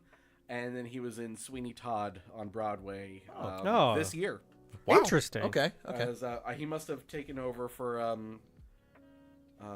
Patty. Matarazzo, who was in from Oh, he was in that for a little bit. Yeah. Who? From Stranger Things. Yes. yeah, because I think he was in it with remember because his this name was right the Dustin. production with Dustin, yeah. Josh Groban as Sweeney Todd. Oh, interesting. Yeah, it looks like he joined it this year. Okay. So yeah, so he's a pretty new face, but I thought he was great. I thought he was very good. Yeah. I'm Yeah. excited for him to continue as Wicked. Yeah. Perfect excuse to get a new actor instead of whoever did it in WandaVision. The Yeah. child The child who's probably older now. Yeah, But that sang the song about ice yeah. cream. Yeah. So all said and done, great show. I don't know where I'd rank it, but I'm not really a ranking personality. But may I up bring there. over a little something from Assembly Required? Yes. Ooh. I'm not going to rank it, but I am going to give it a rating. Oh, true. Yeah, For yeah, those yeah. of you who've, if any of you have listened to Assembly Required before, you know that we gave every episode or every movie and every episode a rating out of 10 using some sort of silly rating scale. So for Agatha All Along, I'm giving it 9.5 Goth Ex-Girlfriends out of 10. Ooh. Goth ex-girlfriends. Oh, Okay. shit. All right. I'll go 9.5 as well. Wicked Witches of the West figurines. Okay, well, that's good. Yeah. So just imagine one cut in half. Yeah. Oh. Okay. And she's melted. Yeah. Oh, sorry. Yeah, you're right. Melted in half, actually. Yeah, half melted. Oh man, I will give it 9 Sharon corpses. Oh, my God. God. I gotta get edgy That's with it. dark. Out of 10. Oh, okay. Death wants her bodies. Hey, you know, She does want her bodies, doesn't she? Yeah. Agatha wants Death's body. But, Yeah. You know. We mentioned it, but Who doesn't? her crawling out of the same place that she just died in, fantastic. Yeah. Yeah, just fantastic. Anyway, guys, that's it for us. Oh, last question. Is Mephisto in this? Yes. Yeah. Actually. Yeah. Actually. Yeah. He's just He on can. screen, but they talk about him. But we got to move the goalposts a We're little getting bit. there. We didn't, Mephisto adjacent. we didn't actually see him, so there's more investigating But to we do, did get right? a name drop for the first time ever. For the first time, know. you actually have a lead Yeah. on this question. That's true. Whoa. So this actually plays well with our detective motif we got going on Yeah. this show. Oh, Brave New World has such Mephistos in it. Imagine. Is he showing up in Ironheart still? Wasn't that a rumor? That was a rumor. was yeah. a rumor. There's That no Sacha way. Baron Cohen would be playing. Yeah. I don't understand why you'd put Mephisto in Ironheart, but I don't get the connection. yeah, that No, feels there like is a none. lie. It always felt like a lie or some weird cameo they're gonna do or Yeah. something. I don't know. Like, why Ironheart? Yeah, because you'd think that would be like a more of the techie side, like Iron Man. Right. Right. Or like, I don't know. We'll see Mephisto soon, I'm sure. Well, yeah, and then we got to close up shop. Thank you guys for listening. Thank you for supporting us on Patreon. You know where to find us. We'll hang out on Discord. And we'll see you guys next time. What's the next time we'll look for Mephisto and something? What's next? The Skeleton Crew? Penguin's still coming out, but we're not watching. Are you watching Penguin? I plan on watching. I'll probably binge it. I'll probably binge it at some Yeah. point, but I can't make any promises that we're going to talk about Penguin on here. But we'll figure it out. Skeleton Crew's when? December. So I mean, it could be. It'll probably be you either know- Skeleton Crew or What If. Yeah, we have. December's gonna be a busy month for me. I'll be moving. Oh, You yeah. will too. I'll be probably. moving too, So it's most gonna be a likely. whole thing. But anyway, guys, thanks for sticking out with us. And then Chris, thank you for being here. Thank you for having me. I really Yeah. appreciate it. Love it. And then again, you're a podcaster with no coven right now. Yeah. So Covenless. Yeah, I'm a covenless podcaster. So once we get the new studio set up, we might just invite you for more things more often. Just I would love because. it. yeah, just because. You'll be a little bit closer. Yeah. For me. It'll be Until I move somewhere, and then it'll be longer. That's move life, closer. right? Move to North Orlando or something. I don't know. But Just yeah, move downtown. yeah, move There we downtown. go. It's great. Actually, houses are super expensive there. Exactly what I'm looking for. But yeah, guys. So we'll see you next time, and we'll love to have you over for more. Well, thank you. And goodbye, you guys. Bye. Yeah, bye, everybody. And then we've been streaming for 5 hours, so we're gonna end the stream now. Holy shit. A lot of times we'll just hang out.